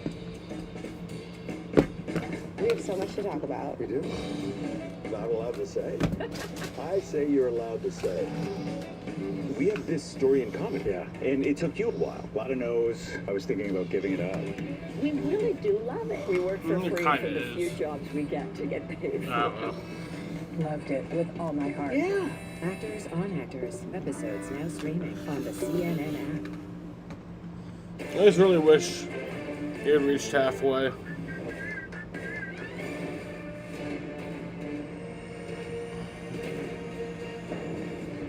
Welcome back to Wipeout. It's the Some crews have begun drawing their pistols. Two teams have the once-in-a-lifetime opportunity to battle it out in the Wipeout zone and go home with the $25,000 grand prize. They also have the once-in-a-lifetime opportunity to have their successes and failures narrated by two big-time celebrities on TV. So we're just going to ignore the fact that I use piece de resistance perfectly. John, nobody knows what that means. Let's check out the Wipeout zone. This monstrous four-part course will be done relay style, with each contestant attempting 2 obstacles. The first team member will take the plunge down the world's scariest water slide, Drop Out, a harrowing 75-foot fall into the icy waters of Lake Wipeout. From there, they'll swim over to our spinning cylindrical psychopath, Point Break, where they'll try to maneuver from one platform to the other. Chaser, have him run this Jason guy. You got a little question? Even bills and streaming. No more megaphone. Chime is America's #1 choice for banking.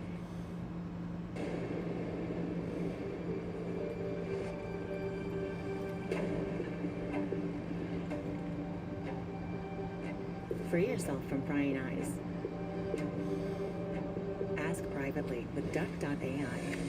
Visit Duck.ai to chat privately with ChatGPT, Claude, and other AIs for free, all in one place. Duck.ai is from DuckDuckGo, where AI is private and optional. If the world were like a Sleep Number mattress, everything in life would adapt to your comfort.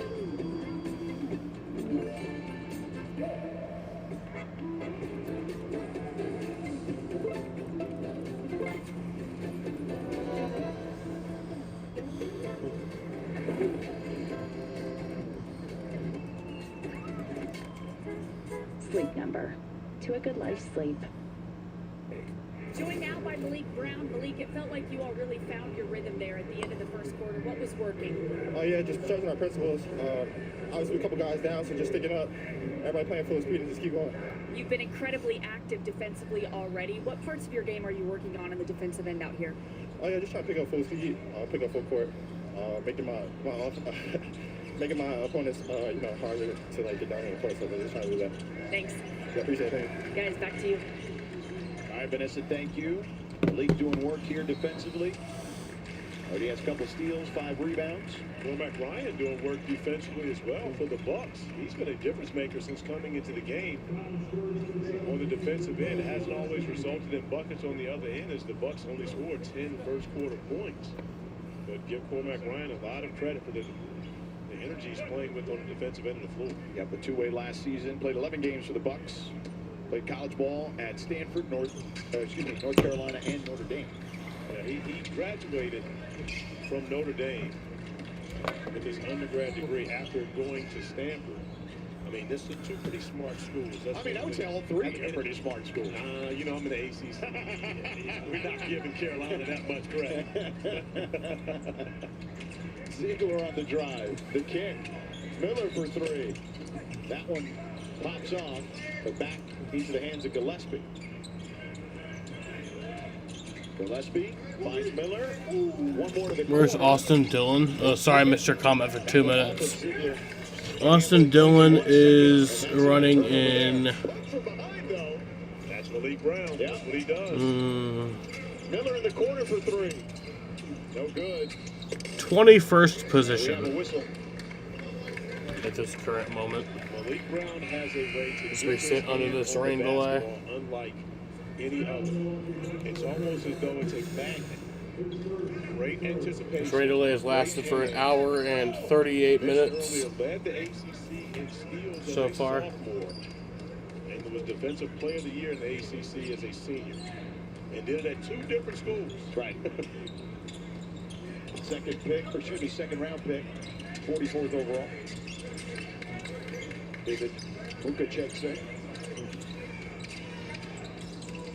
Bounce pass into Miller. 2 seconds left. That one wide of the mark. And a 24-second shot clock violation. Or no. Yeah, that hit the rim. Miller got the shot on the rim. It'll stay Spurs ball out of bounds. You got to stop hitting that more, though.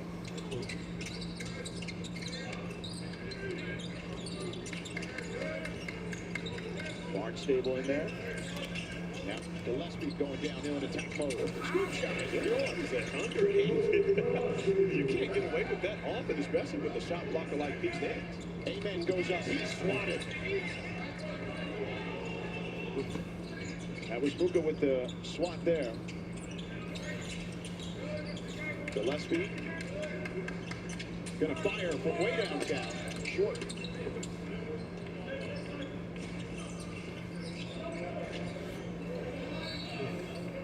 And a foul there on Barnstead.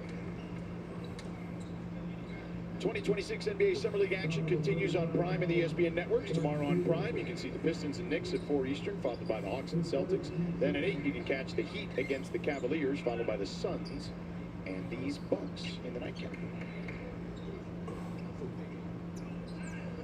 Anyone on those teams interest you at the moment in regards to their draft? Well, I mean, when you start talking about the Suns, you got to think Kobe. I mean, it's undersized, and I think that the Phoenix Suns have done a terrific job. You bring in a guy like Miles Bridges, who Kobe can really learn from. Those two guys similar in stature and strength. Miles Bridges, of course, one of the elite athletes in the NBA, but I think that Kobe can learn a lot from a guy like Miles Bridges. It'll be interesting to see what type of lineup the Phoenix Suns throw out on the floor. But they do have Mark Williams back at center, of course, Connor Malawach, Nick Richards, so they have a trio up front to protect the rim. Yeah, Malawach's looking good here at Summer League.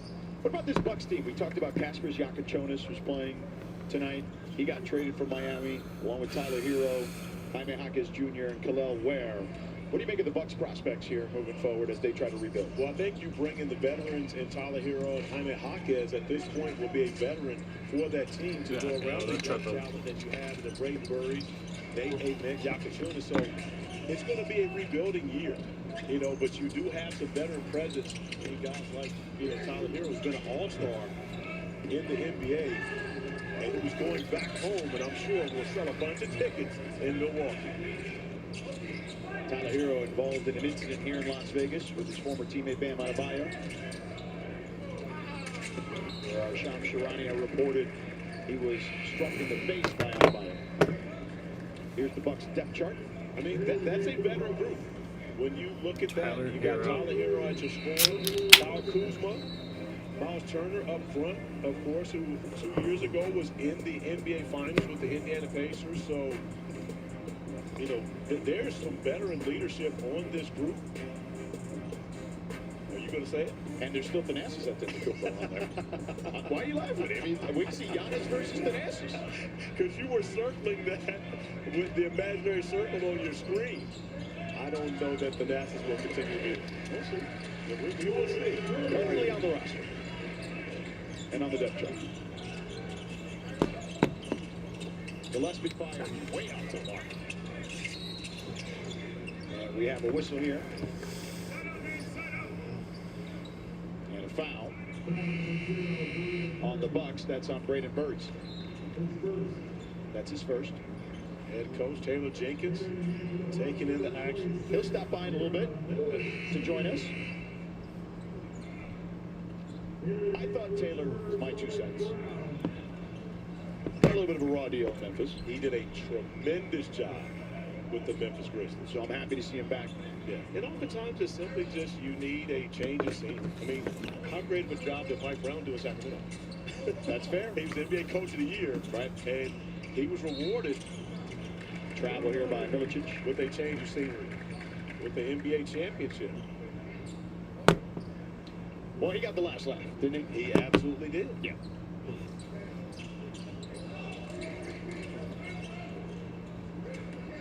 .13 ball game.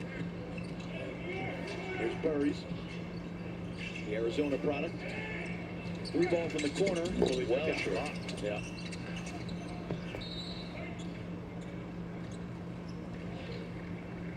Ball staying here.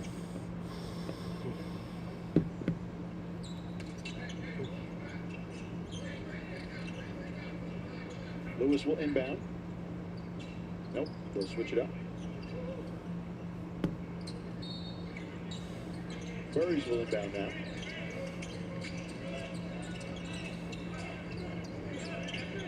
Nance, 8 seconds on the shot clock. Trying to turn the corner. And another whistle. This one on Milicic Jr. Igor Milicic, son of Igor Milicic Sr., of course, prominent European basketball coach. I think we are going to get back going. Played at Tennessee and your school, Virginia. Yes, he was. Started his career at University of Virginia, went to UNC Charlotte in the middle, and finished at Tennessee. The Weather Channel says that there might be like one more little slight thing that pops up, but that would be quick. Wouldn't really add much to anything. Getting the happy feet in that corner, traveling. 19 combined turnovers. AccuWeather says it's not raining right now. The beautiful game. However, it says rain may start at 12:27, so I think we're going to get back going. And I think we just came off the high of a game that went to overtime too, which doesn't help. Milicic tries to sneak that one in, can't finish. Dives for the ball, Lee comes up with it, flips it backwards to Gillespie. Gillespie wide of the mark. Another rebound for the Spurs. The reload for 3. Barnstable nails it. That's Malik Brown once again gaining extra opportunities for his team. Burries on the step through, gets ripped. Gillespie, they got numbers. A lot of contact on that one. Barnstable again misses wide of the mark. Lee saves it. Barnstable gets it and he collides with Burries. Burries will pick up the foul. And we will step aside. Timeout on the floor. We got a 16-point ball game. 5:36 to go in the second. Taylor Jenkins will join us.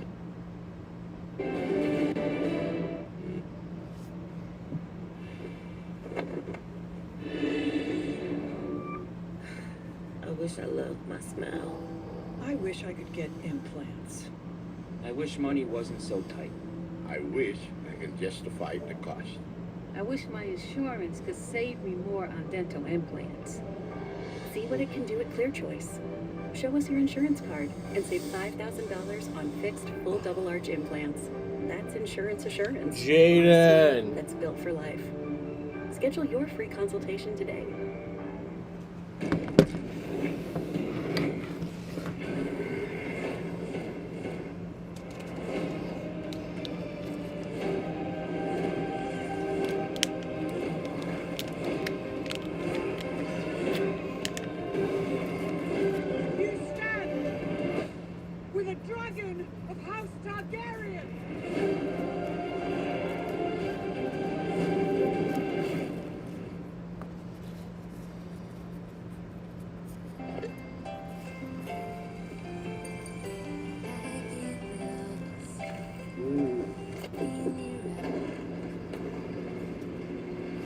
Forget the rest when you bring out the best.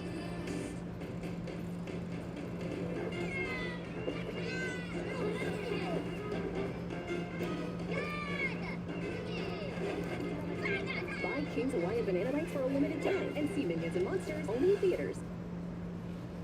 Olive Garden's Calabrian summer is ending soon, so come say goodbye to these hot honey chicken bites. To more delicious flavors that are pretty fire, and to a price that still starts at just $12.99. Hurry in before they're gone.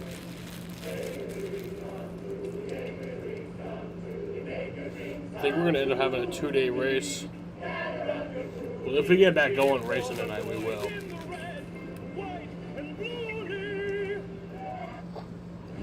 Naked and afraid. Well, actually, no matter what, we will. This is a brand new challenge. It's us against the world. National pride. Hey, Team Australia! Yeah, just realized that.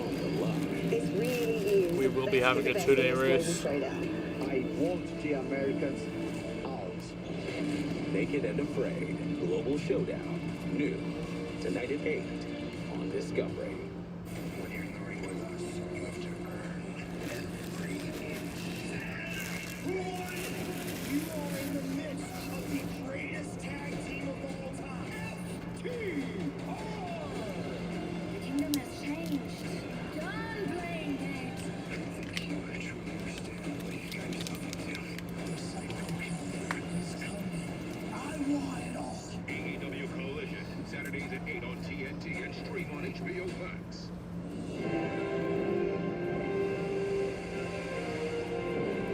America. You want big balls? Oh, we got big balls. I'm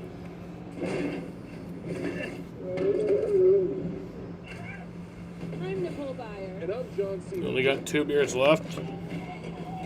Well, I'd say save it. Tonight, the scariest. That's a pretty shitty situation to be in. Or I'd say, get some more right now. Competitors ever. You know you can DoorDash a beer? And whatever this is. Yeah, DoorDash a beer to your house. All competing for the $25,000 grand prize. Standing in their way are 3 of the most intense and intimidating forces ever assembled. The qualifier.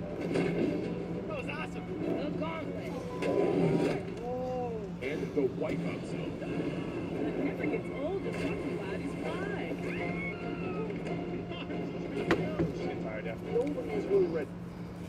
Just a little bit of spark here, for the rest of the game today.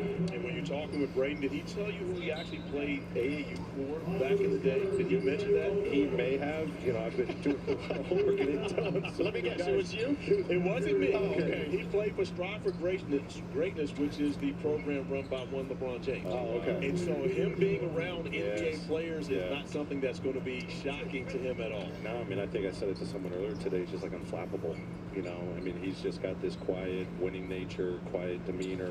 He's about the right things, but he's not unfazed in being in these environments. I mean, you just watch him right now. We're down, 17. He's not going our way. He's going to hit down a big shot. He's going to cheer on his teammates. He's going to talk to them. He's going to stay locked in. I think that experience, even at the grassroots level, is going to pay off in the long run for this kid.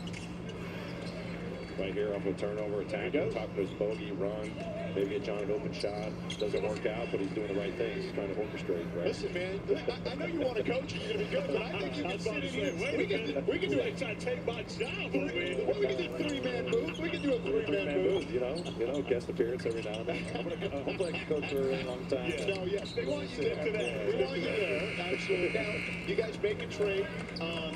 Let's talk about some of the guys you guys got in the Miami trade. Let's start with Tyler Hero, someone you competed against for sure. Yeah, I'm loving. So far, my interactions with Tyler have been awesome. I mean, he's fired up about this opportunity. He's already established a tone, leadership coming in, like really embracing this organization, our staff, touching and feeling everyone, the younger players being around, showing up for them.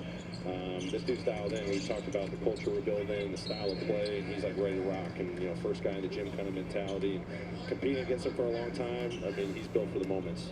He's competed at a high level, played on the biggest stages. And I know he's gonna add a lot to our group. I love his junior as well. I mean, he came into the league ready to play right out of the gate. Was runner-up 6th man of the year this past year. He is a fantastic basketball player. Fantastic basketball player. You said it. I mean, he was NBA ready when he came in. From college, he impacts winning in so many different ways. Versatility, offensively, defensively. Part of our first conversation. His first coach. I'm so excited, man. Hey, first thing, tell me what I gotta get better at. I love that. He wanted to dive in immediately with a relationship, get my thoughts, learn what we're trying to build. Obviously, he's relationship. He's built in a certain way that I'm excited to tap even more from him. You talk about Khalil Ware, and you think about a young, possible star. Yeah. That's a new favorite button of mine. Someone like Miles Turner up front, knowing that shot blocking style, but also a guy that can make threes. They have a similar style of play. I think that Khalil can learn a lot from. Yeah, and I think he said it perfectly the other day, Kelly. He was like, "Hey man, I'm grown."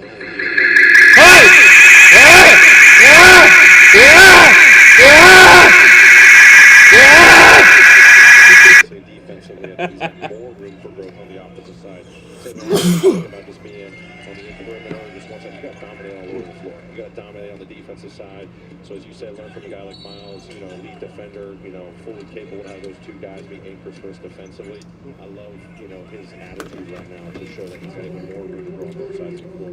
Taylor, I know when you were coaching Memphis and Darvin Ham was coaching the Lakers, we talk about your relationship. So when we get back going, what does it mean to be it's going to be a night race. It's very special. I mean, this transcends basketball. He's a big brother to me. It dates back to our D-League days. Obviously our time spent in Atlanta and Milwaukee, and obviously we've been brothers and friends. Drying the track, but he means making so much progress. to the culture we're building, level of accountability. I mean, sitting in that seat as a head coach, knowing what it takes. He's going to drive, so much in our organization. He's going to help me be so much better. His just humility to help others around him get better is something that's very special about him.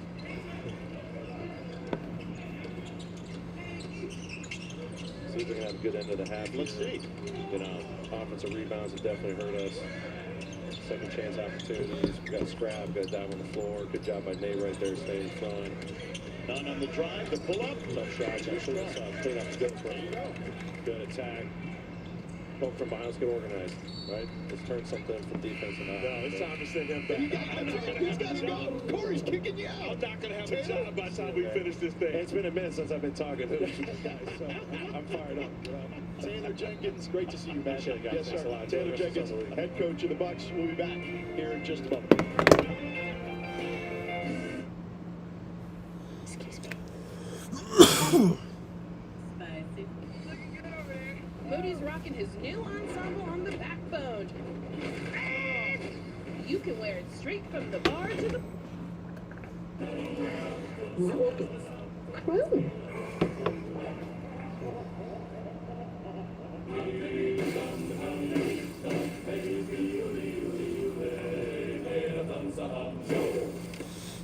Good morning, buddy.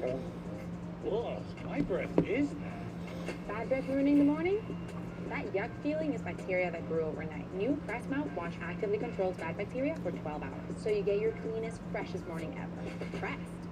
This is the story of the one who knows that being ready for the unexpected comes from having a partner like Granger.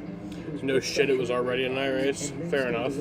Help ensure that Touche. he and his team are prepared to rise to every challenge, so he can be confident that he has what he needs when he needs it. Well, but when we stopped, it wasn't all the way dark. But when we get back going, it will be all the way dark. Stop by Granger for the ones who get it done.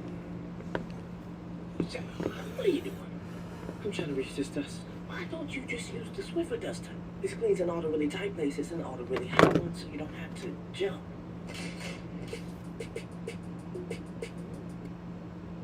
F. Mary Kill. I'll kill all the obstacles because I'm a savage. Get your tickets now at NBAEvents.com. George Sedano, Corey Alexander, Vanessa Richardson with you here at the Pavilion in Las Vegas. Thanks to Taylor Jenkins, the Bucks head coach. He's one of those guys you root for, man. He really is. And again, it's not just now. You go back, and of course, we talked about the series between the Lakers and the Memphis Grizzlies when the Grizzlies were the 2 seed in the West. I called 3 games of that series on ESPN radio, and he and Darvin Ham. Yeah. They're as close as you get. I know. That's why I brought it up, because I've had that conversation with both men. Yeah, and again, now Taylor with his opportunity to make sure that once he got his job, Darvin Ham was going to be alongside him. And now with the head coaching experience that Darvin Ham has had with his time with the Lakers, I think it's a great combination of the two of them. And when you look at this roster, initially I thought this could be a rebuilding year. This could be a playoff season. When you think about the Milwaukee Bucks, let's look at it, okay? You are set at the center position. Miles Turner and Khalil Ware. You've got 2 elite guys defensively that can make threes, 2 stretch fives at the center spot. Kyle Kuzma has been a very productive pro at the 4 spots this league. Right. You love Tommy Hawkins. I do. At the 3. Big fan. Okay.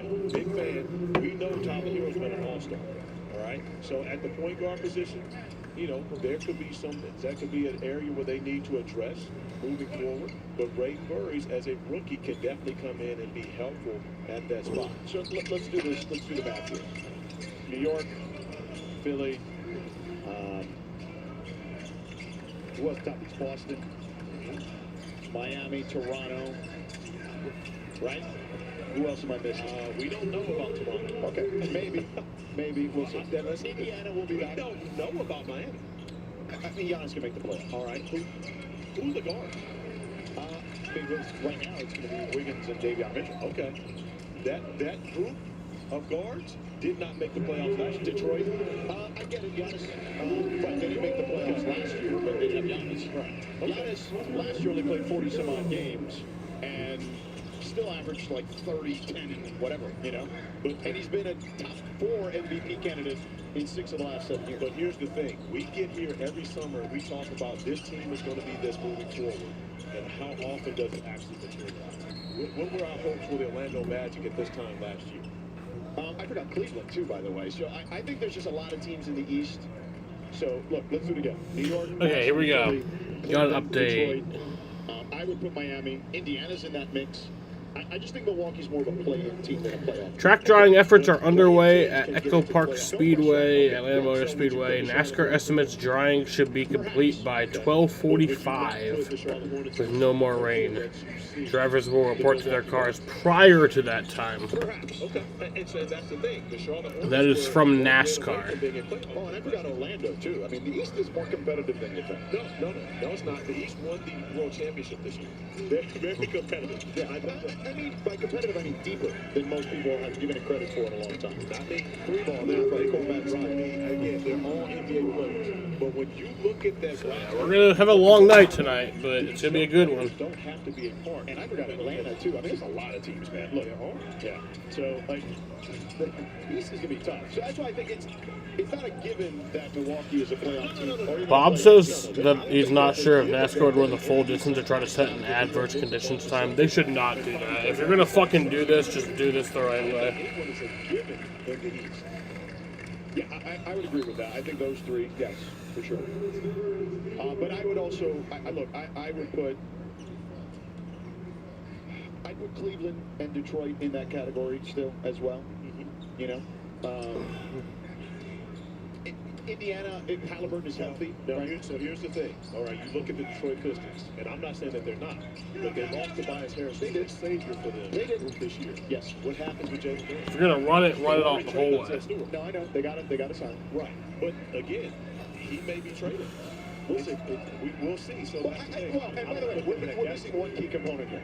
Where does LeBron go? Okay, so we got to see that. Yes, we'll see that. Hey, 18 seconds here to go. 17-point lead for the Spurs. It's still a long time from now. We were embracing debate there, I feel like, for a second, you and I. It's like a first take episode. Busted out. It is 42-20. That's if there's no more rain. We had to do something. Gillespie on the drive. Oh, the dish. Not there. DeMar DeRozan is also available as well. It's an excellent point by our statistician extraordinaire, Dan Freed. Remember, you called him that. 3-ball on the way from half court, no good, and that'll do it for the first half. Spurs. I'll be back in a bit. Bucks 25. No, it's 11:45, Jaden, and not 12:45. This first half, however, it has not been a struggle for Emmanuel Miller getting downhill, and the Spurs knocking down threes.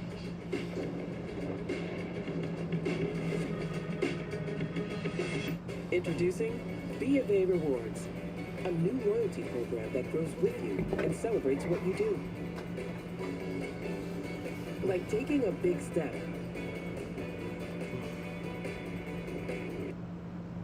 Everybody in there was the same. Taking a nap. That's why he needed coffee and ice cream. They got another media center. They were mad when you took their ice cream. Oh, Burton's now got the media center fired up. That won't be the first time. See y'all in a little bit.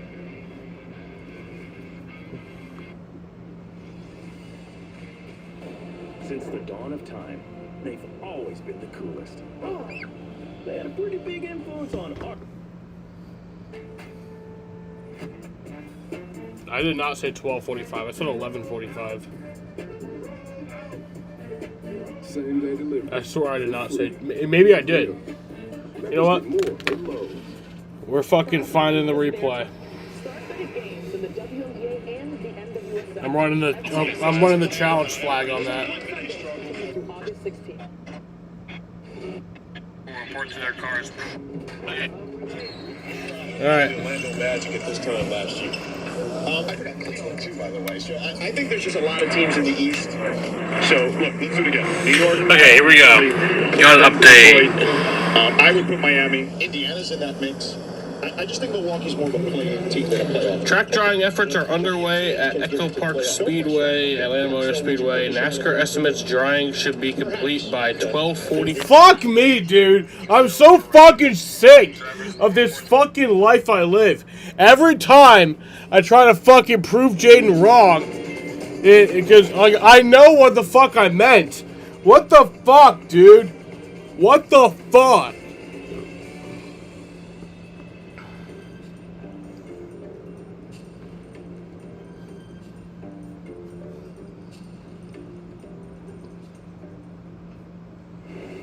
So fucking sick of this shit. Number 7, one more still in progress. Braden Burns with one of his 3 first half baskets.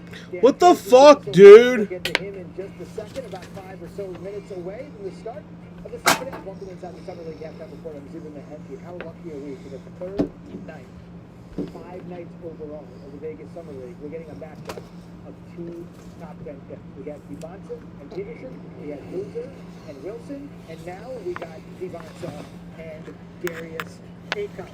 Aycock doing what he can. Remember, Sacramento's a 22-win team, so he's going to get plenty of shots. Devonta, though, who had 27 in his debut, continues to fill it up for a Wizards team that won 17 games. And the other night, But alright, I'm gonna Trae Young sitting courtside. maybe go walk Chester. I don't know. Trey here in the second. How about Go do something. playing defense, tipping that in, But I'll be back. playing the D, getting the return on the O to finish. Just such a versatile game, showing why he was the first overall pick in the draft. But remember, Chester led the SEC in points and assists, so you know he can fill it up, as evidence there.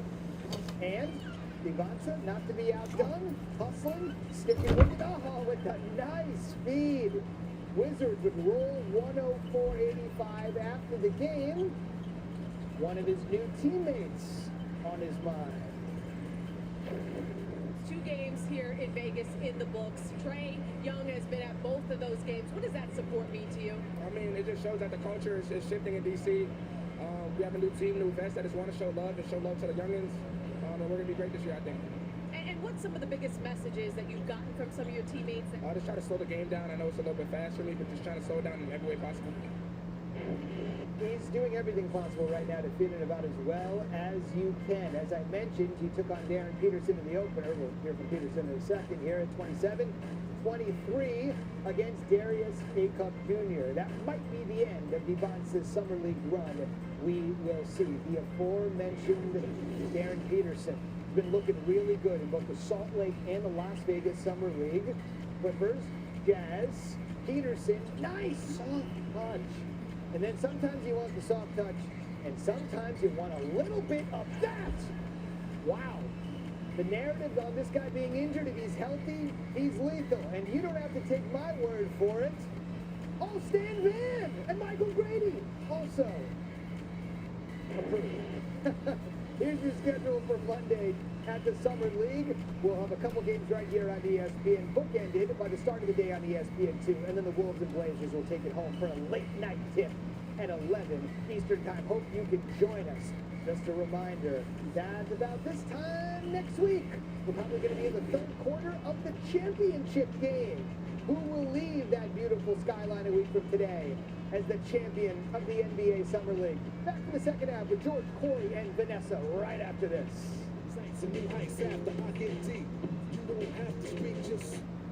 We're celebrating free this summer at AutoZone. Top deals for a free STP oil filter, free Duralast brake pads, and more free deals. Now through July 27th. Get in the zone, AutoZone. Introducing Gatorade Lower Sugar. No artificial colors, no artificial flavors, no artificial sweeteners, and 75% less sugar. Gatorade Lower Sugar. Hydrates better than water. With Robinhood, trade and invest, all in one place. Take advantage of an expert-managed portfolio. Trade crypto and equities. Plus, experience intuitive options trading. Your ambition just met its match. For 30 years, this game has changed. Move by move, game by game, moment by moment. So what happens next? More magic, more miracles, more pages to write in the history books, and more cities to conquer along the way. More impossible moments, more drama, more heartbreak, more fire, more love of the game that will be left forever changed. Season 30 is here, and there's so much more to come.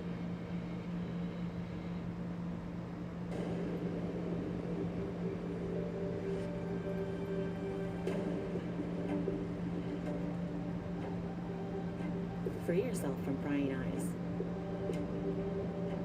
Ask privately with Duck.ai. Visit Duck.ai to chat privately with ChatGPT, Claude, and other AIs for free, all in one place. Duck.ai is from DuckDuckGo, where AI is private and optional. If the world were like a Sleep Number mattress, everything in life would adapt to your comfort.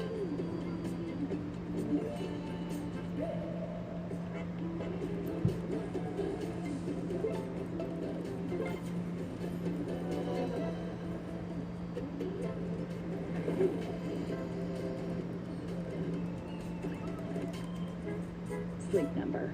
To a good night's sleep. Welcome back to the 2026 NBA Summer League here in Las Vegas.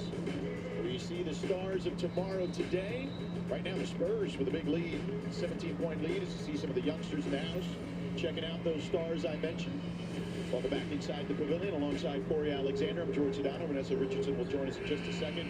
Speaking of youngsters, there's a youngster on the floor doing pretty well. The 10th overall pick, Braden Burry's doing a solid job learning on the fly here. He really has. It's been a struggle for the Milwaukee Bucks. However, Braden Burry has really been able to figure it out in this first half. Doing the job defensively, coming up with the block, and then getting run off the three-point line, getting to the mid-range, and knocking it down, the dunk on the interior, and then 2 threes from Braden Burry. He has been the spark for these Milwaukee Bucks here in the first half. That was a struggle. Bucks shot under 30% in that first half. R.J. Davis, that one triples off.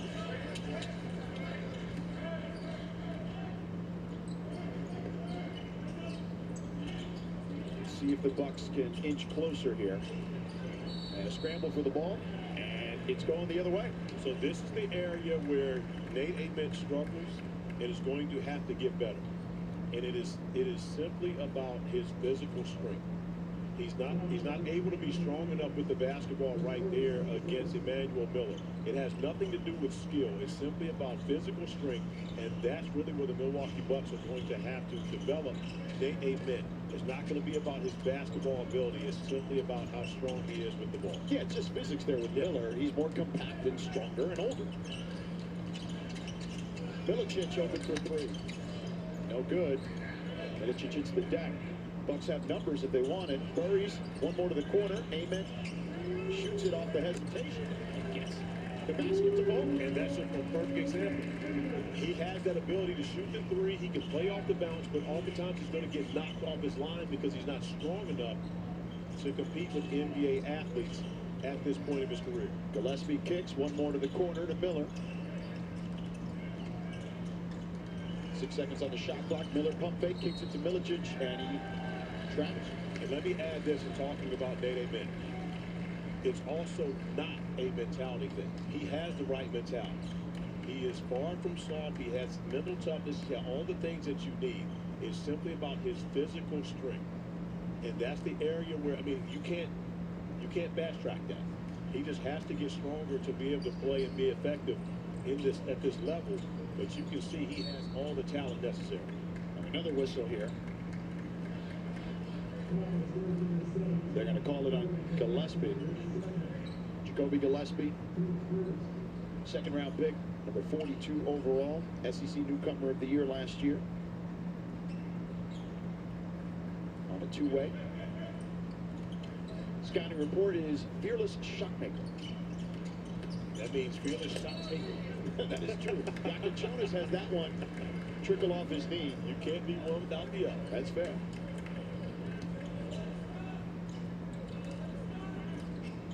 The Bucks pick up their 14th turnover. Spurs haven't been much better in that department as they have 15. Almost had 60. Milicic open for three. Short, rebound, Gillespie. Davis steps into a three. Too strong. Markovic had it for a second, but the Spurs come up with it. Now Gillespie fires. No good. Malik Brown gets stripped. The ball goes through the legs of Nance, and it'll stay San Antonio ball. Is this 4 or 5 opportunities for San Antonio on this possession? It is several for sure.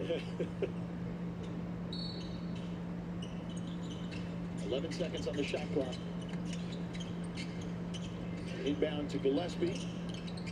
Swing to Davis. Now to the corner. Milicic for three. No good. See, that's the difference in summer league than the actual NBA. You can't give a team 5 shots. They're all scoring on that, at least on one of them. I mean, if in the NBA, if it's not done by 2, it's definitely done by 3. No way you continue to give up that many opportunities.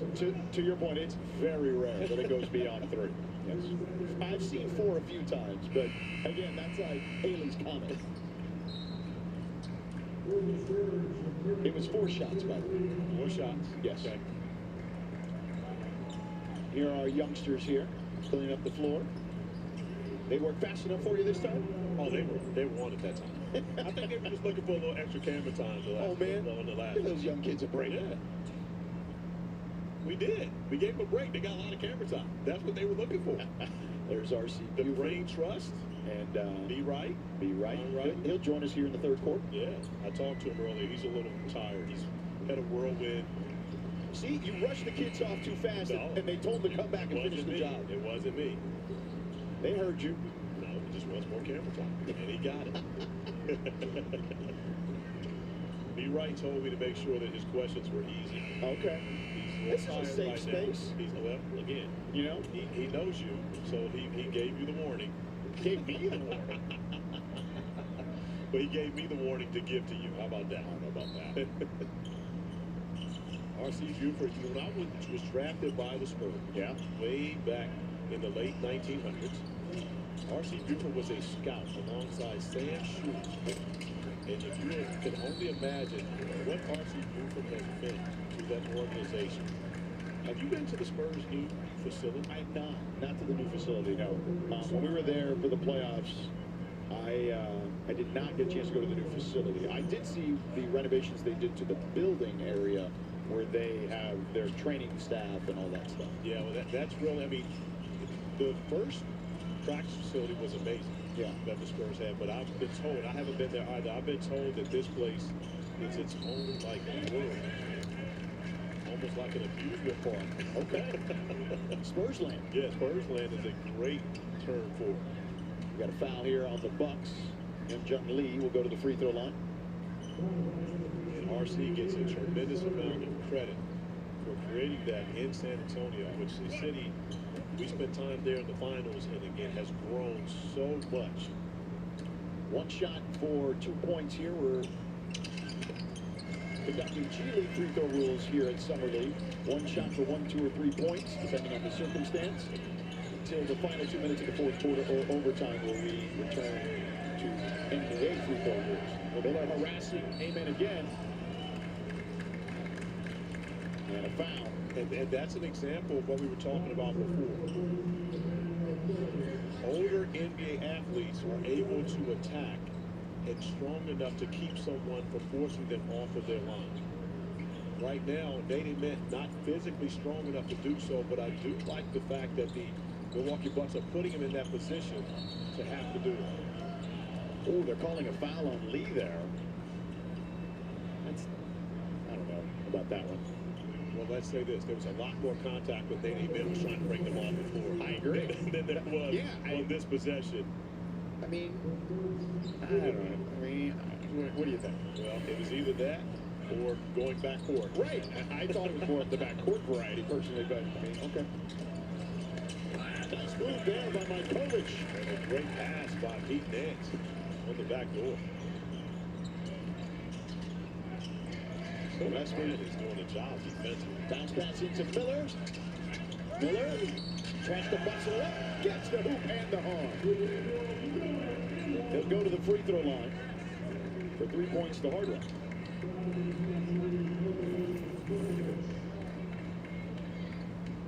Getting the basketball out of the trap. Miller cutting along the baseline. And even though undersized, able to finish between 2 bucks. Emmanuel Miller, TCU product from Canada, drafted in 2024, a two-way for the Spurs. Jake Quaintance, the number 20th kid, sitting alongside Carter Bryant. Quaintance yet to make his Summer League debut. Most likely won't see him this year in Summer League. Has battled injuries. Yes. In his 2 years of college. First year at Arizona State, tore his ACL.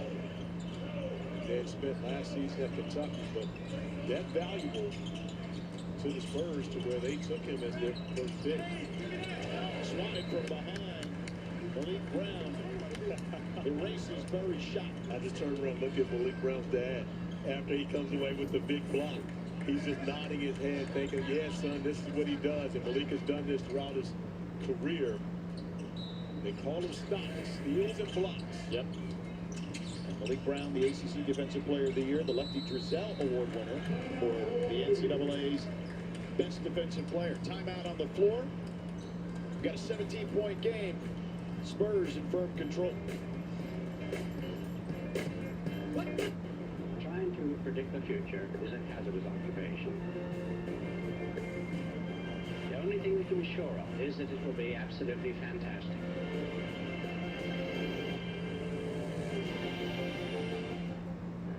People do anything to make their beer cold. Try viral hacks. Use outdoor fridges, freezers too. Oops, that's why the Coors Light Mountains turn blue. Because people don't just like beer, people like cold beer. If you have moderate to severe eczema, Dupixent can help you feel the heal.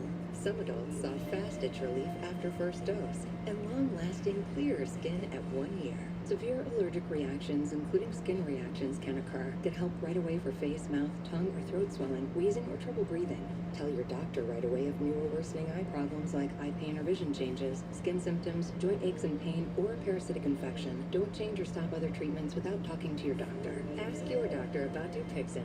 The NFL Flag Championships are back, and it's game on. Buckle up. This is fast. It's fun. The next generation, they're not waiting their turn. They came to play. The energy is palpable. Touchdown! Wow! Laying it all on the line. It's win or go home.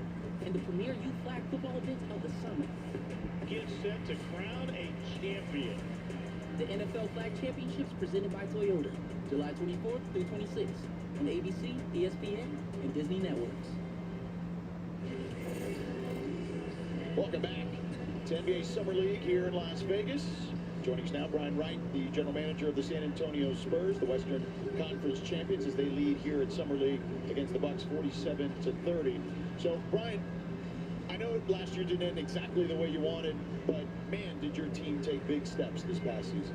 Yeah, it was an incredible season for us. We had a lot of learnings, a lot of firsts, being in the Cup, first playoff series, new coach, new coaching staff, and seeing the way the team came together and grew throughout the course of the regular season and the playoffs, it was an amazing experience, and obviously came up a little short, but a lot to learn from, a lot to grow from. So be right, everyone looked at it as you guys were ahead of schedule. Was that the case for you? Did you feel like you guys were ahead of schedule, or did you really kind of anticipate, and I'm not saying a finals run, Yeah. but you anticipated seeing the team jump to this level this year? Yeah, I was joking with a lot of the media members after the season, like, next time, can y'all send me the schedule so I know where we should be? No, we've always said, like, you know, the guys on the floor, the young guys, and the team collectively, they'll tell us where we are, and we adjust to, you know, what they show us. And they grew up real fast, and they had a lot of belief. Coaches did a great job of preparing them every single night, and they went out there and they took on the challenge, and they embraced it. And so, yeah, maybe we're ahead of everyone's schedule, but I think those guys are right on time. What more can you say about Victor Wembanyama and his journey thus far? I mean, he's one of one in so many ways. An incredible player, incredible person. I think you saw him grow throughout the playoffs, embracing every single moment. And, you know, obviously the best is yet to come, but he's just a special, special person, teammate. We're so fortunate to have him. So, George, I can tell you family business. Of course, this is family, right? So we're at the combine. And I'm saying, okay, we know who we're taking at one. And you know that my family right here tells me, well, we've got to do our due diligence. He was trying to get me in trouble. He knew all the rules. And he was trying to walk me right down the plank. That's it, right there. Don't get it twisted. Everybody knows your game. We needed a few more weeks. He knew what was going to happen, but we had to wait a few more weeks. We needed a few weeks to decide that we're taking Victor Wembanyama, by the way. Yeah, we needed some time to figure that one out. I mean, listen, beyond Victor, obviously Steph and Dylan, what they were able to do as youngsters, too. I mean, my goodness, man, the future is so bright for you guys. But what can you tell me about those guys' maturation process? Yeah, I think you've seen it across the course of the season. You know, they've adjusted to new roles and different playing situations and different playing environments, and they just got better each and every single day, every single week, every single month. And seeing where they got and what it takes, I know they're all hungry to approach the summer and off season and continue to get better and spend time with one another. So we're excited for it. You know, we've going into next season, it's going to be a little bit different. You know, like the expectations have changed, and we got to make sure that we walk into every single game understanding that we need to create the standard and play to a certain standard and get ready to go to ultimately get to where we want to be. R.J. Davis get helped up there. So what is it about the Spurs? Now, I'll give you a little bit of a history lesson. Way back in 1995, they drafted a guy in the first round who didn't finish his last year at University of Virginia with a broken ankle. This year, you take a guy who didn't finish his season at University of Kentucky in the 20th pick. What is it that you saw in Jaden Quaintance that made you feel like, hey, this is the guy that we need to help bolster our front line moving forward? Yeah, I think the great thing is the evaluation starts really, really young, you know, as early as we can in the grassroots space. And he was somebody that our grassroots leaders had identified as an incredible talent, physical talent. And we've got a lot of guys, you mentioned, you know, Steph and Dylan and Vic and Fox, and a lot of these guys that are so good at creating advantages and being able to get the spots and create for others. And we need to find other people that continue to do that, right? And he's a unique athlete, both offensively and defensively, and his ability to space vertically and play above the rim and play with force, but then on the opposite end, you know, defend, guard multiple positions, play defense in different ways, protect the rim. He just provides a lot of things that can help us as we continue to grow, and he's a tremendous talent. We believe in our medical staff, and we believe in what he can ultimately be. So we were excited for the opportunity to take a chance to draft. I think Pop said the same thing about me. He did. He told me. I talked to him before the telecast. I'm sure that's exactly what he said. You know, look, size is so important in today's NBA game, right? Like, everybody's looking for length. You know, you also get Tyrus Reed Jr. Tyrus Reed, you know, played meaningful games at Kentucky, or excuse me, at UConn, and I just think what you guys have done to eventually help Victor, as those guys potentially could play for you at some point, really means a lot at the way the NBA is trending. Yeah, you know, with our team, we're trying to find guys that help complement the group and bring something. And his physicality and force, his ability to screen and get people open, like I just mentioned, all those guys are so dynamic with the ball. And if you can get them downhill with guys that can create advantages and screen, and he's got good hands, he can pass. Like, you obviously saw him score at Connecticut, but there's a lot of elements to his game that he brings to our team that I think can help us. And, you know, though he was a savvy senior, we do believe he still has a lot of upside and room to grow as a player. Now, let me ask you this, and I know you don't watch a lot of the media stuff, et cetera, but does it bother you as much as it bothers me when you hear talking heads talk about Victor as a big guy? He's not a big guy. He is a very tall, skilled wing. That's what he is. Does it bother you when you hear people say he's got to be close to the basket, he's got to do these different things? He's just not a player that you can put in a box in any way.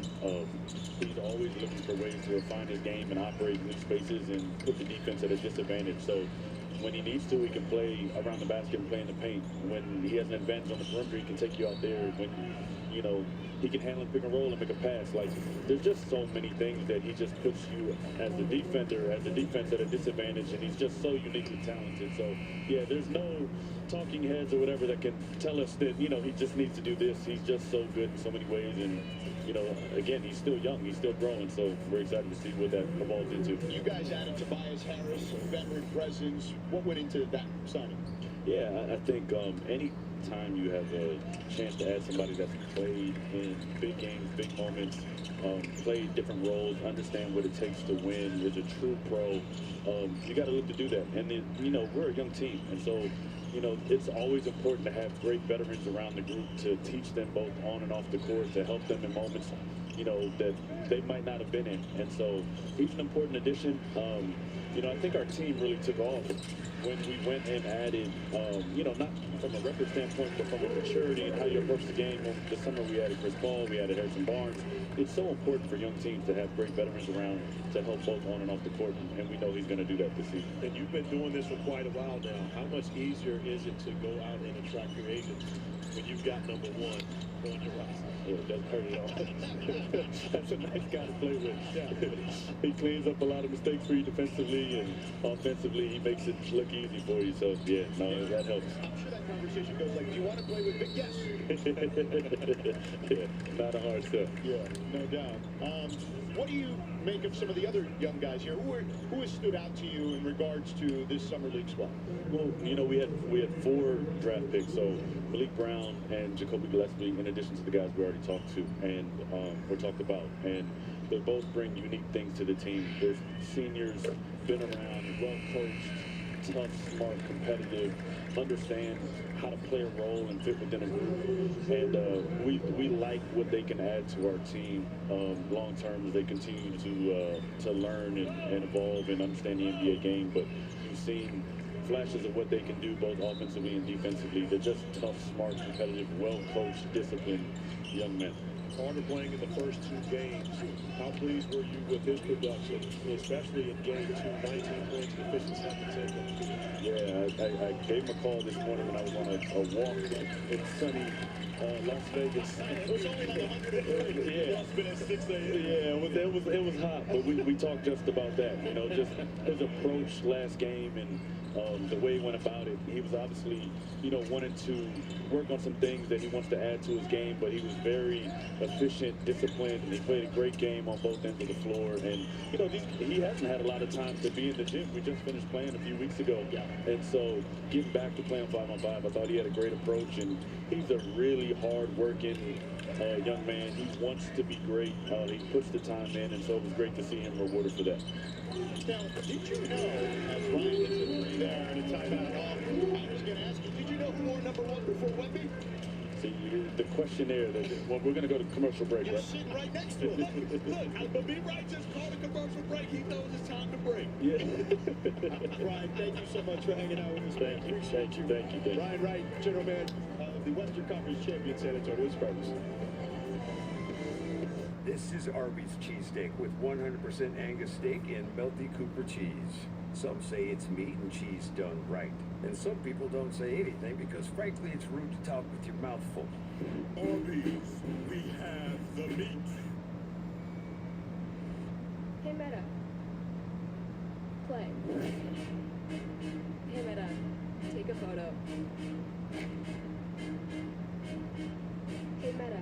What time is sunset?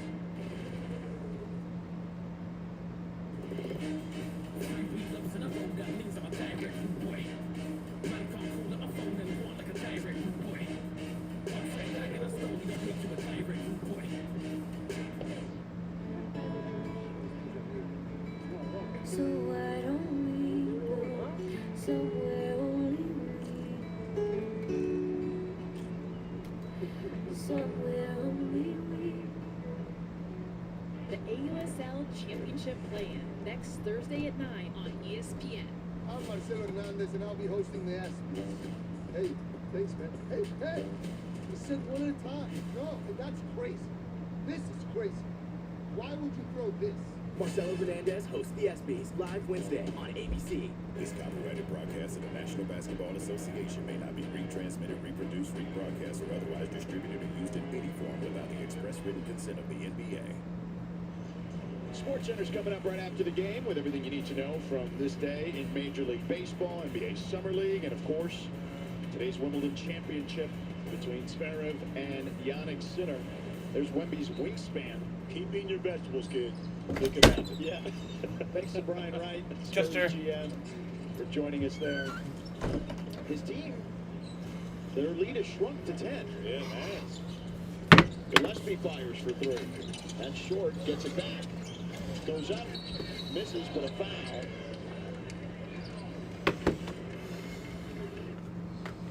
And increases accessibility and independence. Through this program, Rebuilding Together works with older adults to provide no-cost preventative home repairs so our neighbors can safely age in place in the homes and communities they love. To learn more, visit Rebuilding Together. The drivers are to report to their cars now at 11:20. Welcome back to NASCAR Cup Series racing. It said 11:15, now it's 11:20. Track drawing still underway here at Echo Park Speedway, but some good news. Drivers will be called to their cars at 11:15. Oh, no, it is 11:15. Did we get this thing back underway? Look at that thing. Was that a flamethrower? What was that thing? Holy smokes. I've never seen that gadget before. That new gadget? Yeah, what was that thing? Truck dryer. Truck dryer. I think it was just running a little rich. I mean, I've never seen one throwing flames out the back like that.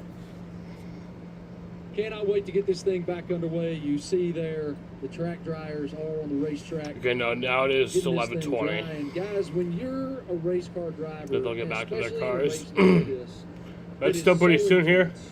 Throughout that first 108 laps, we have 152 to go when we do get back to green. What's the emotional balance of all of that intensity, all of that adrenaline, and then you just stop for a while? I don't know about emotions. I think it's about waking back up right now. You went back to your bus. Probably took a nap, yeah. Maybe not. I mean, it's hard to come off the high that you're on, getting out of the car, and then trying to regroup. But I heard Blaney kind of joke around. Normally you eat everything in the bus that you can. Just not really knowing. I mean, the unknowns and the rain delay, I think, are the worst of, like, when are we going to go back? And, I know you guys have been going through the same thing I have. Everybody's sending us texts, like, what's the deal? And we don't know either. Like, we're waiting around. It looks to me like the track is getting very close right now, but, I mean, there's still a lot of unknowns. But we get the drivers to cars, get them in there. And, Marty, once you get back in the car, like, it just all clicks again. You've had that debrief with, there we go, we got a guy, Ty Dillon. Hoping to get that power steering fixed in his car. Walking back out. Gonna go build some fence with. Yeah, I mean, you've had those meetings with your crew chief. You got a plan of what you're going to do when you get back in the car. You're just going to go out and try to execute. Yeah, it's the uncertainty. I agree with Jamie. Like, what are we doing? Are we going to try to race? All the things you really don't know, and then you finally get some information. Hey, we're expecting you to be at your car at 11:15, 11:20, whatever it happens to be, and all right, now you have a plan, right? Now you see there's an opportunity to go race. So, but at the same time, you're still in the back of your mind, is this going to happen? Really, when the car cover comes off and you get in that race car, that's really when you start to focus and really believe it's actually going to happen. There's Todd Gilliland down there. Those guys are getting ready to get back in the race cars here in about 15 or so minutes. I'm telling you, I've never seen that gadget before. Never seen that. It's just flames, man. How does the They are going to have to dry pit road. Well, it's going to, because of not just the jet dryers, not so much. Well, I think they're stopped within the first half of pit road, so they'll be able to dry half of pit road. All the rubber off too, and then they'll have to dry the second half of pit road. The cars are going to drive a little bit different. Typically, I would say the track's going to be a little bit freer right now with all the rubber after we get washed back off rolling. of the racetrack. The other thing about here, Marty, and what's important at this track is there's so much apron. And when we talk about like how you get on pit road, they're going to have to get all of that dry, because we could see a green flag pit stop if we get into a little bit of a longer run as you look at that. But once you start to get that kind of light gray stripe, it happens pretty fast. As those jet dryers go around, you see exactly how many they have, not just the Air Titans. but all the jet drivers, the track starts drying pretty quick, and we have a little bit of wind right now, which is helping a ton. Remember when we interviewed Ryan Blaney, all the things he was talking about were going on in the race. Cars coming, cars slow, cars faster at the end of the run. Nobody really knows now what's going to happen. The track temp is down so much. It's so much cooler than it was. So you really have to drop the green flag, see what you have, and then just start communicating. Just start letting your crew chief know what it is you have, what's different, what needs to be better. You have a pretty good idea, but this just makes grip. There is more grip in the racetrack now than it was when we went before the rain. But as Jamie said, then what that ends up doing is to tend to make the front tires work better, and now the back doesn't hook up quite as well. But somebody else could be tighter with it. You just really don't know. I think one other thing to keep in mind, Marty, is there's still more rain around. Like, there's another cell a couple of hours from here. So now the discussion or what point are we racing to?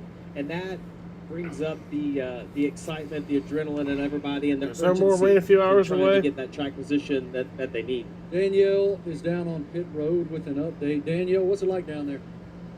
Well, Marty, we don't only have to dry the racetrack to go green, we also I think have to so, dry the pit boxes. That's where the pit crew comes into play. And this is Spencer, the jackman on Daniel Suarez's team, Spencer Bishop.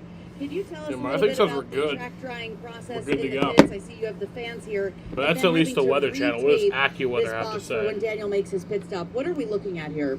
So yeah, first rule after a rain delay is try and get the box as dry as possible, as quick as you can.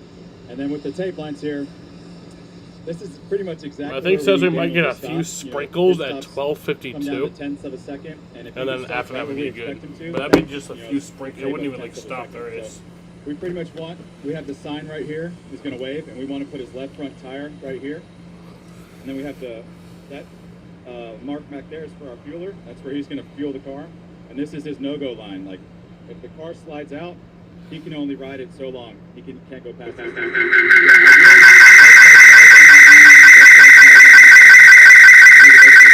have a good stop for him. And then this yellow line here is where the fueler has to disengage, right before Daniel leaves his box? This line right here. That yellow line's for our carrier for when he runs in front of the car. You guys have it down to a science here. What are the conditions right now on pit road? I know the cars are still obviously going to have to move. We'll have to dry that section. But how are the boxes right now? I think we're in a pretty good spot. With our 7 team did a good job getting everything dry after the rain, and I feel like we're in a good spot to have some good pit stops. Well, Daniel Suarez knows how to win here, Marty. He got it done in 2024. Looking for another great run tonight. Spencer, thank you. Let's send it over to Mamba. Thank you, Danielle. I got Alan Gustafson. Alan, you guys' car has been pretty solid so far in the first part of the race, but this is not exactly what we anticipated, a late night, really, really cool now with the rain. How do you prepare? What are your adjustments are you thinking about you got to do with your race car? Yeah, I mean, there's obviously some added degrees of difficulty. The track's cooled down a lot from the rain, so how the cars are going to respond to that. I think we kind of saw the track progress a little bit through that first stage, and as it cooled down, definitely that second stage, handling was a little bit different. So curious to know now that it's rained and it's super cool and it's whatever time it is, I don't even know what the cars drive like. And then, are we racing to the end or not? So that's the next question we got to figure out. Now, for the guys back at the shop, they like to get the snacks off the trailer when you take it back home on Monday. Is there any snacks left for the guys at lunch? The snacks are significantly depleted, so yeah, they're going to have to fend for themselves on Monday. Listen, guys, you don't understand. You need the snacks. That's a big deal for break time. Thank you, Mamba. Alan Gustafson, one of the greatest in the business, arguably one of the greatest to ever do it there at the crew chief position. I wonder how the racing itself is going to change, and it sounds to me like none of them even know. Yeah, and one thing to keep in mind is it's late. These guys have been up, whether it's a crew member or the driver, has been up. I mean, we've been up since 7 or 8 a.m. Decision making gets worse as you get tired. You think about these guys all being in these massive packs, and the fact that it's a good chance we're going to be racing at midnight, 12:30 in the morning, and bad decisions cause massive wrecks at places like this, and the cars are all so close together. So I just always think as I was looking at Alan Gustafson's eyes, he looked like I felt. Right? I mean, he looked tired, been up all day. Brought him some ice cream. That's right. Well, it's a long year too. I mean, you got to remember. I mean, these teams are. This is a hard way to make a living, and it is a grind. And now it's just that much later. Jamie said decisions get harder, and it is a very difficult way to make a living in these late night races, man. It really pulls you down. And the last 5 weeks have been It's gonna be brutal. early Like, I know morning, we've been to all early these Monday races, and morning. They've been not just with rain delays, but just the way the schedule lays out. They're late nights. You're flying West Coast races all the way home. They're hard weeks. It is accumulatively. It's been brutal the last 4 or 5 weeks. You want to get that Speaking of front brutal, stretch? it's been a really tough stretch here as a rookie for Connor Zillich. Danielle standing by with him and Riley Herbst. Danielle? Yeah, Marty, 28th when we get this race restarted about midnight, so it's a really great time to have a Red Bull. I myself have to admit I had one there in the bus before we got back racing. How about you? Just this one, or how many you got? Yeah, I'm almost finished with my first one. I'm tired. I don't Who the hell know is if I Trent enjoy racing Taylor? this late, but hey, we're here, and I think once we get back in the car, the adrenaline will get me going. But for now, the Red Bull will keep me going until we get in the car. So yeah, excited to get back out, get some more changes into our car, hopefully get it into a bit better of a spot, and be able to move forward some. So looking forward to it. It's always fun racing in Atlanta. This race has surely been different than all the other Atlantas with just how spread out we are. But yeah, I think as the temperatures continue to come down and the track getting cleaned off with the rain, I think it'll tighten back up. I need to stop by the 35 box and get some Monster Energy, maybe, depending on how late we race into the night. We have options here, Riley, in terms of how to keep us going. Once we get back green, Riley, how do you feel about your car? The 2311 cars have seemed really fast so far this evening. Yeah, I don't think the 35 is much different either. I think we're running 15th, 16th, I think it is. We had a speeding penalty at the end of stage one, but I think we can get up there and run with our teammates. Obviously, though, this track has gone through a big swing right here. All the rubber that we did lay down is gone. The temperature's probably down 15 degrees, and the beautiful sunshine is gone as well. So hopefully, Davin and the boys, we made the right adjustments, but I think we did. I mean, I had a few monsters. It's late. I think this is going to be a 1:32 a.m. type of deal, so it's fun, right? This is summertime. This is NASCAR. We're in Atlanta, and let's get back to racing. Stage one, it felt like the field was a little bit spread out. Then stage two, before the rain came, it felt like we saw some great drafting, some pack racing. Riley, what do you think we'll see down the stretch here? Yeah, I think the rain came right at an awkward time, honestly. I think that if the rain wasn't there, you would see that like breakaway racing a little bit. I think the tires were starting to wear lap 15 to 22 there. So I think we were right before the cutoff. I don't know. Like I said, the track went through a big swing right here. So I would like it to be back to our advantage of the 2311 cars and how it was to start the race. But we can't control that. We can make a few laps here and see what we need to do to get this thing back to the front where it belongs. And yeah, we've had a great amount of speed today, and hopefully we can keep it up. They got a fast car and all the Monster Energy they need for a late night of racing, Shannon. That's right, Danielle. And we have jet dryers getting ready to come right past us as I'm getting ready to talk to Blake Harris, crew chief for Alex Bowman. You guys had a great qualifying effort, started 6th, but I know you dropped back once the race started. Tell me what was going on with the car and how you guys were able to fix it. Yeah, I think we just had the car too locked down at the start of the race. He got super tight in traffic. Wasn't really able to move around a whole lot. So we took some pretty big stabs at it there in the first stage. With this weather here, give us another chance to get on the other side of it. So I don't know that we had a good enough spring race for read on the balance, and we came here trying to make sure we had enough downforce in the car, and just a little too locked down there. Like we saw the 45 of Tyler Reddick, he was able to come from all the way in the back of the field. Does that give everybody sort of optimism that you can make passes and get to the front if you need to? Yeah, I think so for sure. I mean, anytime we kind of get in some clean air and we get a couple clean corners, you run right back up on guys. Every time I think we're struggling pretty bad, I look up and you're still within a tenth of the leader. So the fact that, everybody's able to stay pretty packed up, I do think there's speed in our car. We just got to get the balance right for him. So we'll take another pretty big swing here. But I think if we get it in the ballpark for him, he should be able to move up there, no problem. Thank you, Blake. Thank you. Let's go over to Mamba. Hey there, I got Bubba Wallace getting ready to suit up and jump back in. Oh, watch out. You got Ryan Blaney coming. He's just going to slide on by. What's your nap? Wait, you had a nap? Yeah, I had a nap. Are we live right now? Yeah, we're live right now. Live TV? Yeah. Did you get a nap in? No. We were playing some PGA trying to break 50, and we shot a 50, unfortunately, so. Well, I did text you and ask if you had any video games going on. What was on the charger? I'm sorry. Okay, fair. All right, so right now you're P2. Yeah. Do you like your car, and what do you think is going to change as we're later in the night now? Yeah, that first run was a little sketchy. We were able to capitalize on some guys that were worse than us, but our Columbia Camry came to life really good there in the second run and started the second stage. So a little bit too tight now. I'm glad we got some Toyotas up there. We're going to work together to get by this 12 car. But with the weather change, we'll see how much the track changes. I'm excited for our chances. Everyone was wondering where you guys qualified, if it was, what the thought process was, it you guys are trimmed out or not, but you feel like this is going to work into your hand?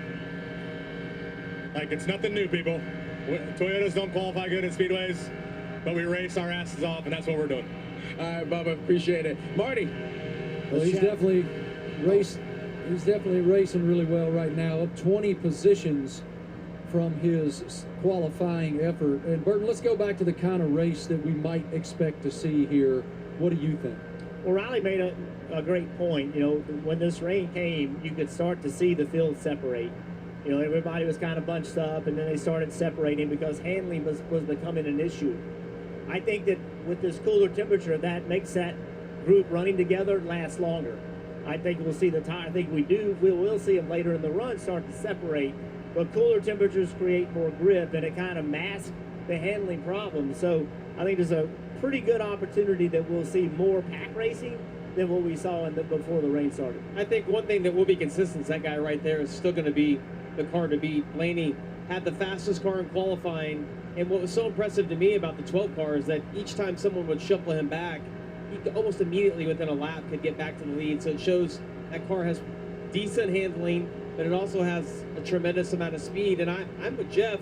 It seems like the Toyotas obviously didn't qualify well, they handled well, but if the track temp cools down 10 or 15 degrees, the rubber gets washed off of it. I mean, does it make some of these cars that weren't handling well, can they hang on longer, and can they stay to the front longer? Bubba was talking about how the Toyotas don't qualify well on tracks like this, but they race very well, and Tyler Reddick's certainly a testament to that. He's up 29 positions from where he started this race, and Marty Snyder is with him now. Marty? Yeah, I was going to say, Ryan Blaney went wire to wire in stage one, but this guy was the star of the show. So, first of all, how much fun was that, honestly, to drive from 31st to 2nd in stage one? Yeah, I mean, for us, we've come to Echo Park Speedway a number of times and had incredible speed and handling out of our Toyota Camrys that we bring out from Airspeed. So, yeah, for me, just, we were pretty hot to start the year off with Chumacino on the car, so we're trying to get that back rolling. Certainly, we've had the opportunity to bust up some fast laps. Currently have the Xfinity Fast Lap too, so yeah, a lot of things have been going right. We got a little brush with the wall there not too long ago. Well, I guess it was hours ago now, but yeah. Other than that, I mean, it's been a pretty smooth night. But yeah, like you said, to just methodically pick our way to the front of the field there in stage one was a lot of fun. And yeah, it was a bummer we couldn't quite get by the 12 there, but I had a lot of fun racing with Ryan there. How much will the game change now? Obviously, it's going to be a clean racetrack. It's going to be at night. How much different will it be behind the wheel? Yeah, that's kind of what we've been thinking about. Obviously, the rubber we just worked into the racetrack, a lot of it's going to be gone now with the rain, the jet dryers, the air titans kind of working to dry the surface. So everyone's going to probably have a little bit different handling race car here to start as we get back going, but our car's been amazing tonight. Our Camry's been fast. It's handling good. So hopefully it just affects us a little bit less than everyone else. So Bubba said he played a little PGA and he tried to take a nap. What did you get done in this rain delay? Well, I was trying to get Bo to bed, but did that work? Like a couple people on the broadcast watching Wipeout. I couldn't get my kid away from Wipeout, so we stayed up quite a while watching that. I think 10:30, 10:45. I'm like, buddy, we got to go to bed. We stayed up pretty late watching FIFA last night, watching the O'Reilly race too. So Dad's been letting Bo stay up a little late these last couple nights, but we finally got him in bed, and yeah, I was headed out here. So I was just spending a little extra more time with Bo before we got back on. All right, Wipeout was a hit for programming. How about that, Danielle? AJ Allmendinger doesn't have his little boy Arrow here, a little under the weather. So if he and Tara are watching, you want to say hi? He should be sleeping. Tara told him the race cars went night-night because it was time for bed. Well, they're about to wake up because we have a race we have to finish. AJ, how's your car right now? It's been a bit of a struggle so far. Our Campers Inn RV car, super loose the first run. I felt like Trent and the boys did a good job. Made a little bit better that second run, but we still got some work to do. The expectation is Obviously, NASCAR will attempt to complete all conditions are gonna be 400 completely different when we miles. fire back off. So it doesn't seem like we're going to have here, that make us work on a adverse little bit conditions more. time. As we've seen at this racetrack, anything can happen. So I feel like if we keep heading in the right direction, we can start getting up there. Obviously, my teammate Ty. Obviously, did a lap good job that 130 second is run, so the speed halfway. we're in the race cars just got to get a little bit more comfortable. And that would I was talking to Trent Owens. I think what you're doing to put yourself Yeah. in a playoff position is so Make it to where the impressive race make has the to chase end in the last tonight. 7 weeks. If you guys can put a good stretch together, AJ, how have you guys been able to maximize and execute with the resources that you have?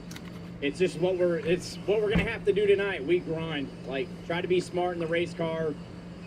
You know, you can't DNF, like, so obviously out here there's opportunities that I think the pace is gonna pick up here. It's gonna get a little crazy, but just keep grinding. This is the perfect night. But the for it. covers are We coming off haven't the been very cars, good, but we just keep inching digging. closer to Our pit resuming. crew's been amazing, so I'll try to go do my job and maybe we get up It's there. going to be inside over the a top 3-hour 15 delay and, once all is said and done. keep grinding out, Cover's good coming finish. off, Do Jaden. you remember the night you won here in the O'Reilly series? I think you came on the radio and said, "Oh my God, I can't believe I just won on an oval." Yeah, it was the weirdest thing. There was nobody in the grandstands. It was during COVID. So I celebrated Victory Lane by myself. The crew wasn't even allowed in. They looked through the fence like I was in jail. So we go steal one tonight. We will not leave this place. We will be here in the morning too. So got some work to do, but Well, we're all going to be here in the there's always a morning. chance. He's So one the of the morning best is in the drafting 37 game. minutes from AJ now. Allmendinger going to roll off with his colleague team here when we go back racing in just a little bit, Shannon. Thanks so much, Danielle. All right, we got a two-time There's winner William here Byron. at this racetrack. Started 26th today, and man, that first run, William, you guys were fast, almost cracked the top 10. Second run, what happened? Yeah, I mean, I think we just the track was really different there between the first two. William runs, Byron so, is running in 19th yeah, I mean, right now. You know, a little bit of difficulty there with the balance and everything going on, and a lot of traffic, but we'll get it sorted out. Now, car's clean, so we've got plenty of work to do, so we'll be good. I think we could sit here and say that it seemed like it was a pretty chaos-free race because we haven't seen any wrecks.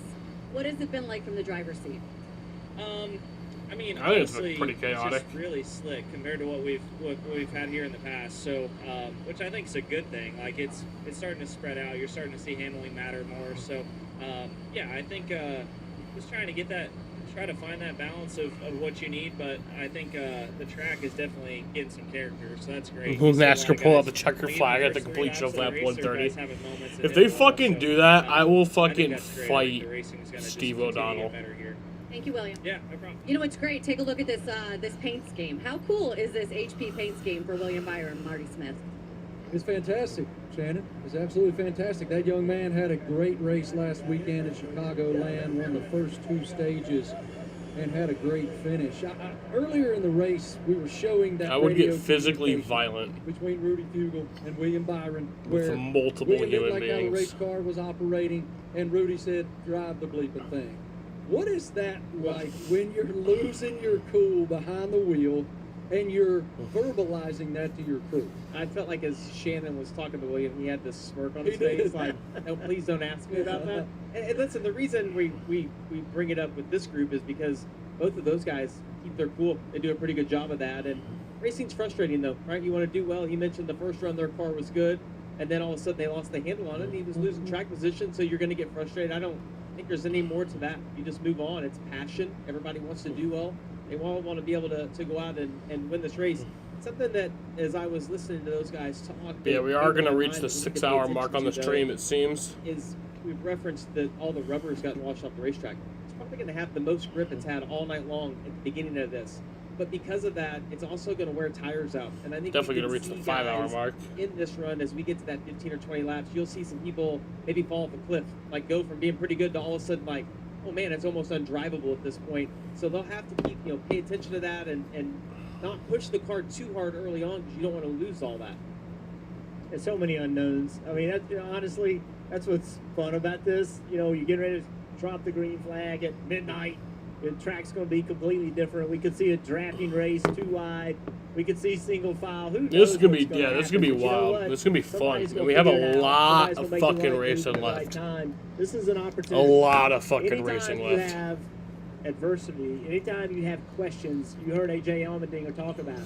It's an opportunity. Lots of hours of Who's gonna streaming take today, advantage? yeah. Kyle Larson, Cliff Daniels, and that 5 team have improved Stream earlier. so much over the past 6 The Red weeks Sox or stream so. was 2 hours and Here's 58 the minutes. two-time champion right now with Marty Snyder. Marty? So far, this is 4 hours 37 minutes. Lately, and a lot of good stuff going in the direction for stage 1 as well. So how fun was that, having that kind of speed and that ability to kind of get up there and fight with those Penske cars? Yeah, I mean, it was a lot of fun.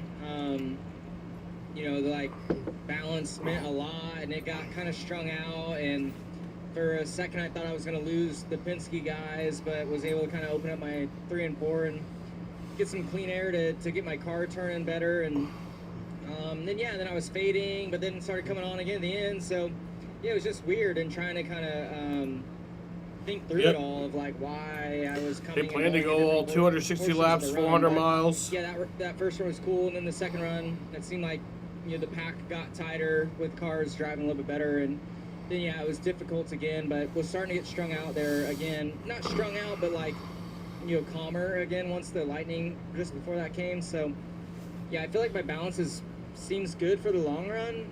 Just got to get like that, you know, early kind of first third a little bit better when the pack's tight. So we'll see. It could be a lot different here now with it raining and then, you know, cooling the surface off. You mentioned how much the track will change. How open-minded do you have to approach those first few green flag laps to really just learn with where the track is and then how you need to adjust to that? Yeah, I mean, this place is like really sketchy. The tires are so hard, and like the aero, it's easy to get yourself kind of like aero just in bad spots, whether you be tight or loose.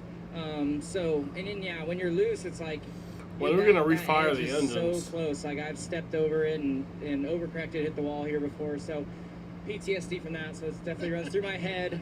Every corner, I feel like I'm getting loose. So, but yeah, I mean, you also have to be aggressive at the same time. So it's just it's a tough track. Restarting. It's been 3 hours now. I mean, that's right in your wheelhouse. That's right. That's usually when most dirt races start, right? Yeah, no, not high limit, not high limit. We are done by 9 o'clock. Maybe if you go to the outlaw races, there you'll be starting right now. But no, for me,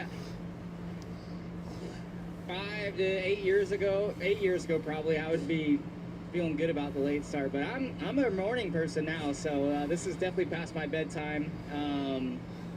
But we got this. We'll be ready to go. There you go, Kyle Larson, obviously with a quick race car and can put himself in maybe a position I to mean, get that first these are overtake usually to kind of win, like you know. Carson Hocevar already hours has I won don't at mind, Talladega but earlier this season, looking for his second. I do have to be up at Could come tonight, like Carson. You looked like one of the 6:45. fastest cars before the rain came. You know. Yeah, I enjoyed it. I was texting Junior. So I ain't getting much sleep tonight. Wondering what it was like from Not much sleep. perspective, because stage 1, I was like, I looked at my mirror, I was like getting a 4th. I looked at my mirror and there was nobody there, and they were all like way far back, and there were a few caught up, but it blew my mind that we started lapping people and everything. I was just not expecting it. I knew at some point this track would have that and it'd catch everybody off guard.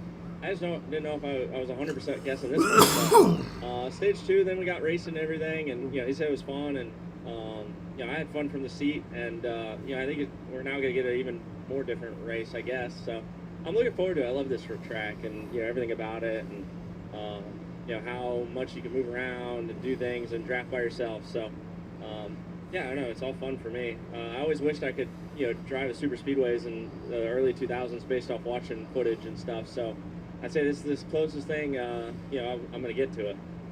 So, what advice did Dale Jr. have when we go back racing? Any idea what to expect? Did he give you any tips?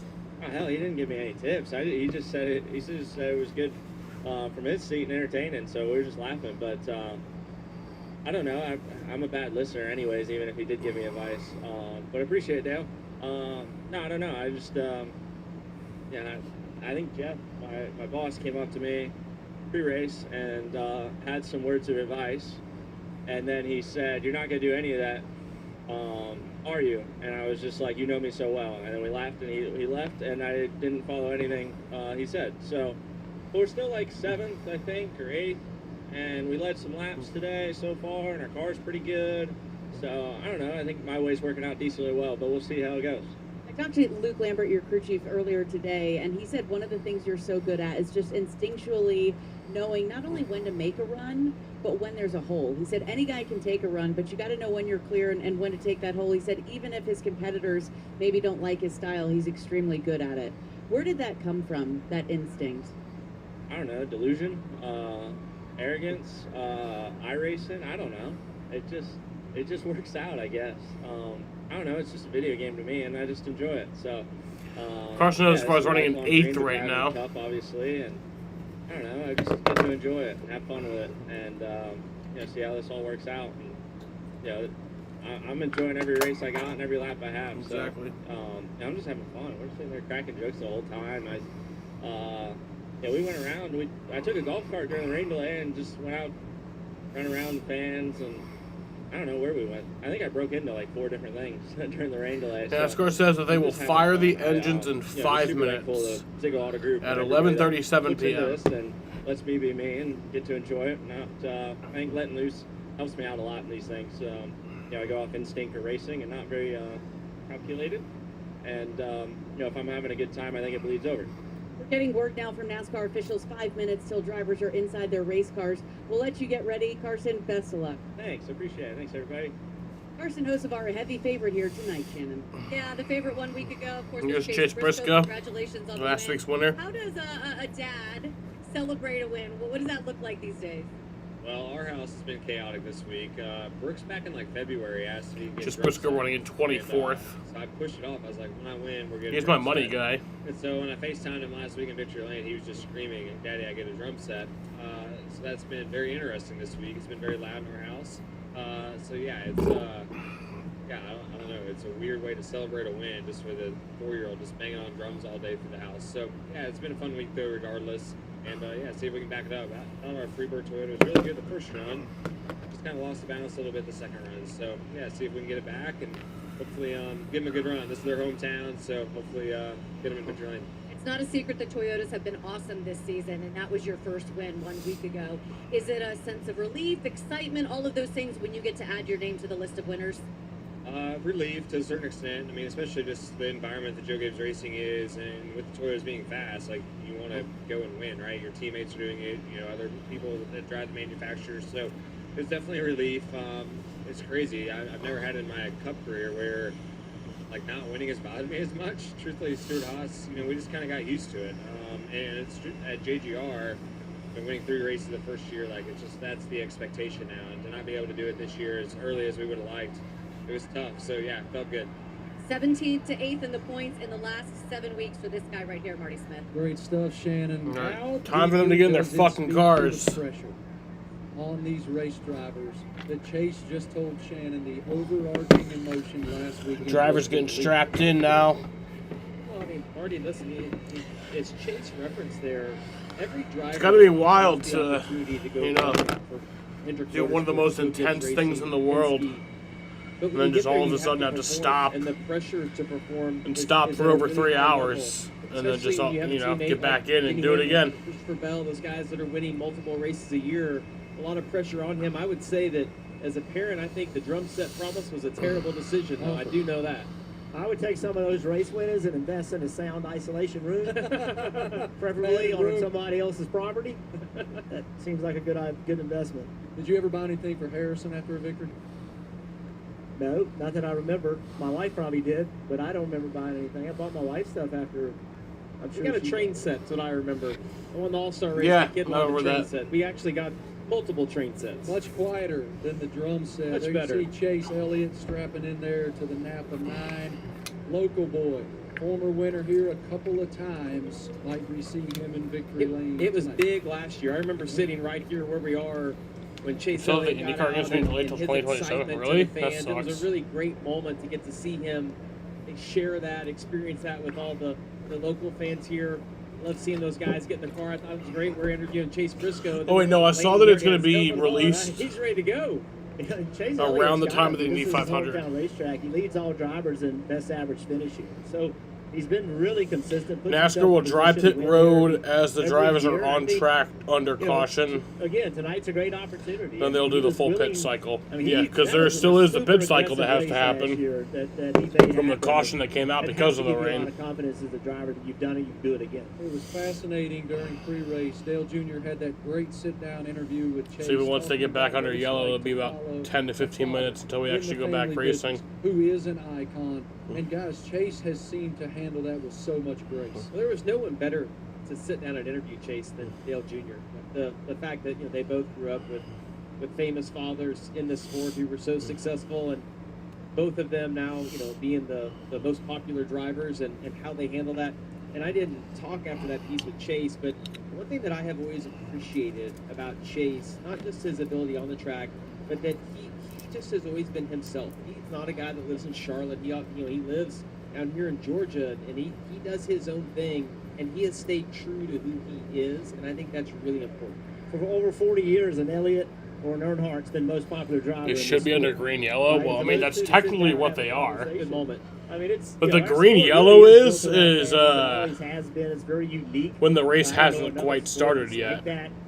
But listen to That's those two that's guys. before They the are, race. they are, When in there's a many rain ways, delay, the like faces before of the our race, sport. And those two have a they'll conversation sometimes really do the quick. green So yellow their where they'll window start nets counting going up laps. right now. I hear some motors firing up. All right, what This the are race you is already thinking happening. right now All right. if you're one of these 40 drivers? Red on the flag race has been The lifted. rain stopped. We get to go race. That's what I'm thinking, Marty. 3 hours and 9 minutes A later. lot of grip, make the right The moves, red get flag back has position. been Once lifted. you We're get going to it, go do back everything you racing, can not to get fuckers.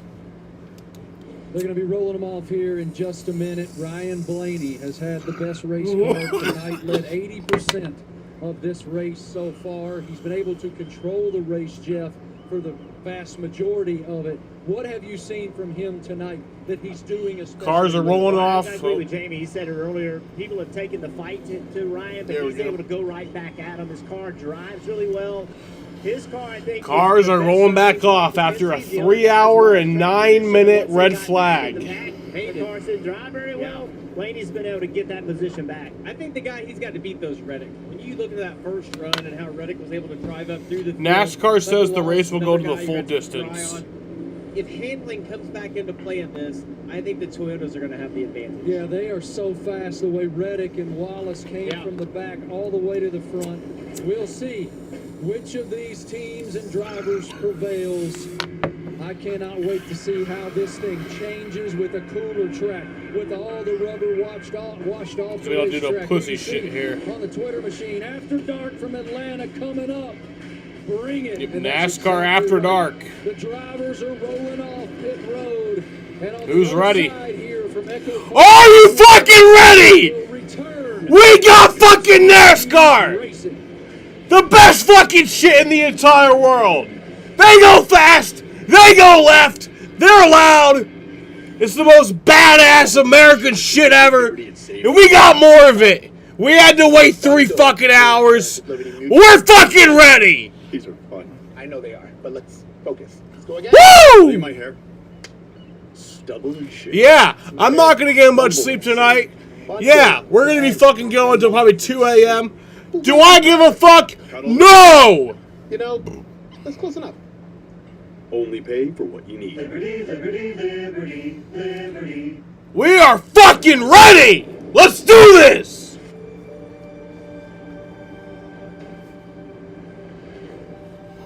We have a lot of fucking racing to go. Free yourself from prying eyes. Ask privately with Duck.ai. Visit Duck.ai to chat privately with ChatGPT, Claude, No and immediate other AIs threats for free. All in one place. on the radar either. Duck.ai is from Let's Duck.ai. fucking do this AI is shit. private and optional. This is my dad, and we like to play music together and go out to eat afterwards. She never lets me eat what I like. Well, I'm just trying to take care of you. And as your memory becomes a bit of an issue, I just want to make sure you get the best senior care. Maybe I'll forget to get old. Okay, very funny, but I did find a place for Mom. They provide free, dedicated senior living guidance so that we can find the best senior care available in our area. This calls for a celebration. Okay, but nothing greasy. French fries are vegetables. Harbor Freight Tools are working hard in Nico's one-man shop in Illinois. He demands affordable tools that don't quit because he never quits. Harbor Freight, built for tool people. This weekend, get a free 5-gallon bucket when you spend $29.99 in store. Blazing wings and a big 6 for $19.99. Careful, those babies are muy picante. I can handle the heat. You want to try it? Here. Hey, you're right. It's Chance really of not 2-day that race, bad. Oh, too spicy, 420%. Yeah. You'll be all right. Big 6 meal for 2 for $19.99. I love that. I love that you said that, Daniel. My watch is broken. You can tell time by measuring the sun's distance from the horizon. Looks like happy hour. Still going to be a few minutes until we actually go back. They are going to have to dry some of pit road. They already got some of it dry. They bunched the cars up as much as they could on pit road so they can get as much of it dry as possible, but there is still some that they have to dry. Go to safelight.com today. So that'll take a few minutes, but then we'll go back racing. In the saddle and fucking your mom.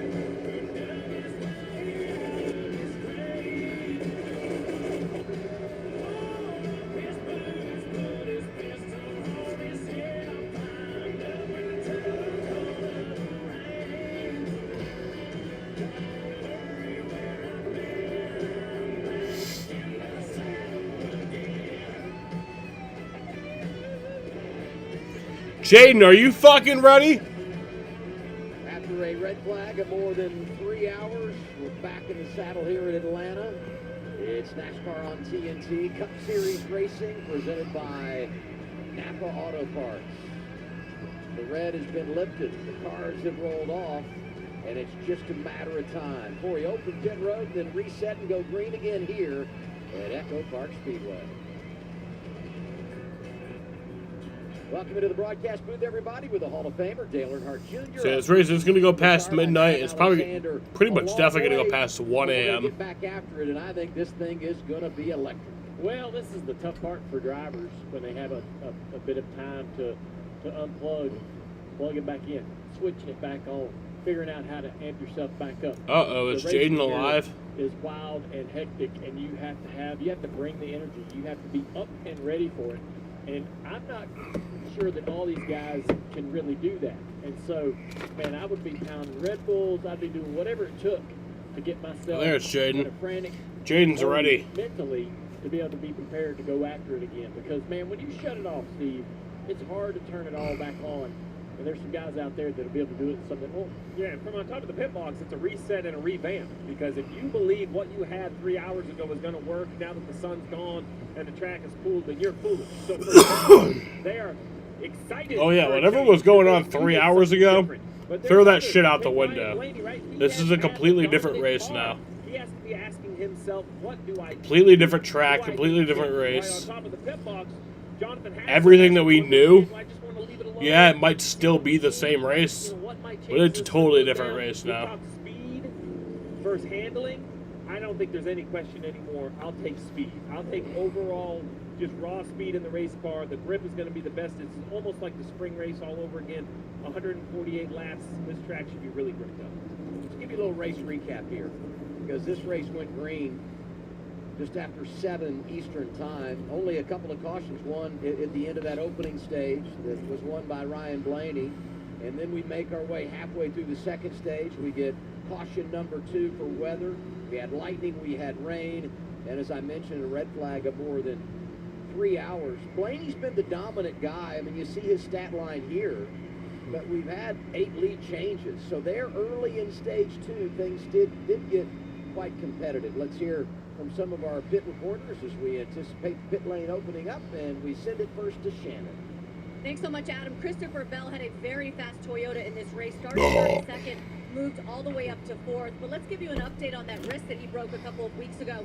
So he did have a wrap or a brace on it all weekend, but the plan was to recast it this morning. They actually did it in the garage. They had Christopher sit in the race car, put his hand on that steering wheel, and then they recasted it so that they could work on range of motion and comfort for him inside the car. So car changes weren't the only thing that were going on inside that 20 stall when the garage opened this morning.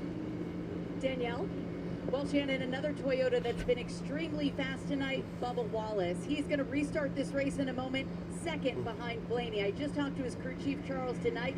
He said, we're really happy with the car. When the pits open, we are going to pit to top off with fuel because we're inside the window and we're taking right sides only. Bubba, one of the best cars in the field before the rain came, Marty. Take the day off tomorrow because you knew you were getting fucked up tonight. Yeah, just like the 23. I did not take the day off tomorrow, but I was going to call out if I had to. And I'm still not totally out of the clear yet. We're not at halfway. But the last thing to get dried here at Echo Park Speedway, so the jet dryers are on pit road, trying to dry pit road right now because as soon as it looks opens, like I'm clear of that. You will see almost everyone on pit road. Just talked to Cliff Daniels, the crew chief for Kyle Larson, just moments ago, and I said, "What do you expect when we come to pit road?" He said, "It's going to be everything. You're going to see fuel only, right side tires, 4 tires, all over the map. It's going to be a short run, Adam, to finish out stage 2. So, want to keep that track position if you can." Yeah, I mean, we're across the halfway point in this second stage. So when you come down to pit lane, as you said, Marty, we're going to, we'll be looking at right around probably 40 laps or so of a run to the end of the stage. And it'll be very interesting to see how these teams react and what they do when pit road opens. The question is, are you racing to the end of stage 2, or are you trying to position yourself for the end of the race? I mean, that's really, because that's differing positions. 46 to go on the stage, so 2 tires, short trip on pit road, keep that track position. But I would argue that, we've run a big chunk of this, 54 laps of this stage, so it would be better to fill it up and take 4 tires and position yourself later for the race, but it's definitely going to be a mixed bag. We also talked about the challenges of this pit road, and we documented that earlier. And so I think about all of these cars coming down. That caution initially came out at 8:24. You got varying strategies. So some coming in taking 2. Red flag was at 8:28. It was a 3-hour, 8-minute delay. Is going to be at a very high level here. Yeah, that's the one thing that makes me nervous is trying to get into your pit box and maybe a guy just taking fuel, pulling out of his, and trying to make sure you know who's got the right of way and getting information from your spotter, your crew chief on who may be pitting around you, what their plans are. Some of the teams will share that information back and forth to make it easier so there aren't any contact on pit road.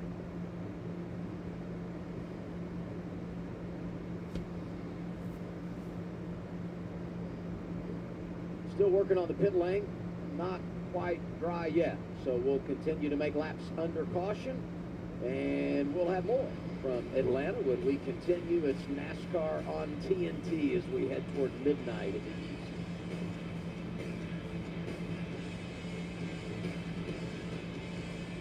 T-Mobile has the best network. That's why there's no better place to get iPhone 17 Pro on them. Hold on. We should have music. You gotta feel it. I should dance. This is big. At T-Mobile, get the incredible iPhone 17 Pro on us. From the moment you took your first breath, you had something to prove. And boy, did you ever. Roads worn, clocks punched, sweat mopped up and down, back and forth, over and over and over again. And when it was finally time to enjoy it all, COPD thought it could stop you. Well, COPD never met someone like you. You kept it right on going. Breztri has 3 medicines in 1 inhaler with better breathing starting within 5 minutes and helps prevent flare-ups. Now that's a COPD maintenance treatment that works as hard as you do. Breztri won't replace a rescue inhaler for sudden breathing problems. Tell your doctor if you have a heart condition or high blood pressure before taking it. Don't take Breztri more than prescribed. We have reached the 5-hour mark on the stream. And osteoporosis. Call your doctor if worsened breathing. We're not even halfway through the race yet. Problems urinating, vision changes, or eye pain occur. This will not last 10 hours though. AstraZeneca may be able to help. Ready to take back your breath? Ask your doctor about Breztri. Does RAV stand for Remote Alpine Vehicle? Or Rugged Attitude Vehicle. Or Random Activities Vehicle? That's pretty cool. Toyota, let's go places. Blazing wings in a big 6 for $19.99. Careful, those babies are muy picante. 14 laps till halfway. Hey, you're right. It's really not that. Oh, too spicy, too spicy. Big 6 meal for 2 for $19.99. Harbor Freight Tools are working hard at Nico's one-man shop in Illinois. He demands affordable tools that don't quit because he never quits. Harbor Freight, built for tool people. This weekend, get a free 5-gallon bucket when you spend $29.99 in store. Built on will, defined by speed, bled into the concrete and asphalt that is our DNA. From revolution to evolution. Traditions, loud, proud, unmistakable, free. One kick-ass, all-American, full-throttle weekend at a time. A place that knows what they want to, get to. A celebration of our creed.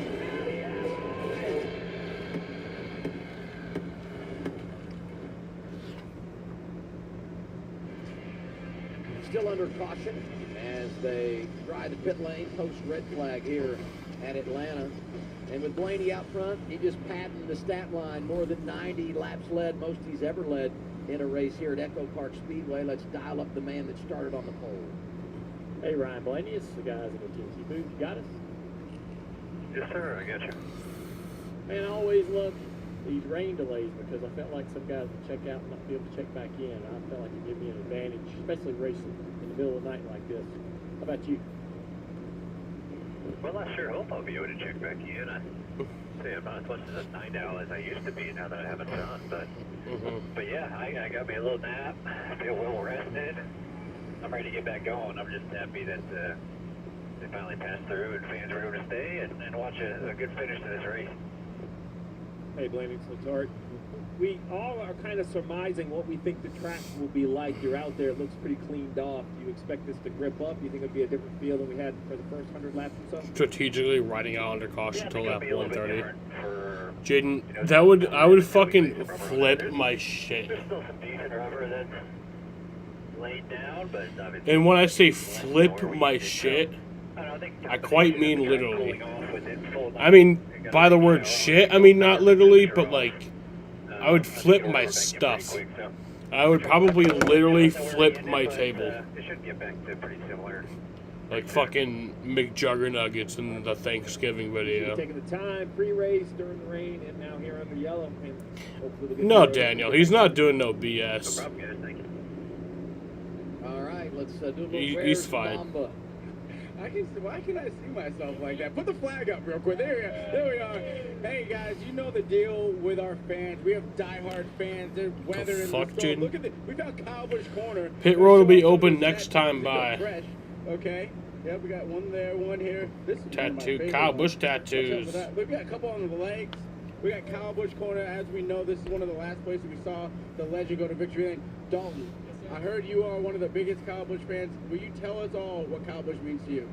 He was just a hero of mine. You know, it all started when he was Terry Labonte. I was my first guy, and then he drove the Kellogg's car, retired. I thought, okay, Kyle's in the Kellogg's car, why not? And then it just, the rest is history. You know, he's a hero of mine. He's a legend. He'll be remembered forever. So that's why I decided to get my first tattoo right here, dedicated to him. Miss you, brother. As we all do, Miss Kyle Busch. Woo! Fuck is So my much hat. respect for these great fans that have waited out the rain. We had that lightning that scared everybody here. The red was first displayed, and then the rain came. But and I will say There this, it and is. we talked about this when we rolled Woo! it the other day, just how full the infield is, and all the campers. It's been fun to see the fans out for this midsummer race here at Echo Park Speedway in Hampton, Georgia. Talk about re-engaging for the drivers. It's time for the pit crews now. Trying to get back in with the swing of things, execute the plan that's laid out. Pit road, I believe, will be open this time by. It should be a very busy pit road.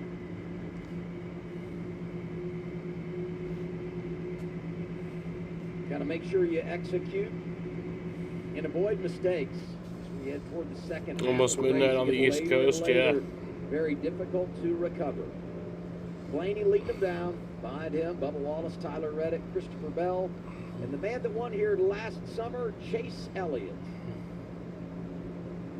Shannon Spake leads off our pit coverage. They're coming your way, Shannon. That's right. Let's talk about the most recent winner here, Tyler Reddick. Let's see what he's going to do. The call right now is for 2 tires. We did see him brush the wall in that second stage. I spoke with Dave Rogers, performance director. He said So no pit road's problem open. at all for that number 45 car. Just a little blemish.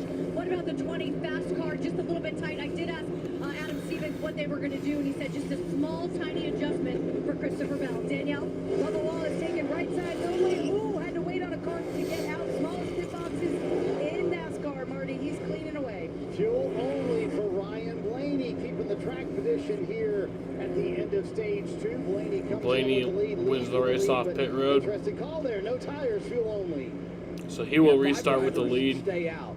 So you talk about the shuffle here and the varying thought processes of drivers that stay out. A guy like Blaney who goes fuel only, those that get 2 tires, those that get 4.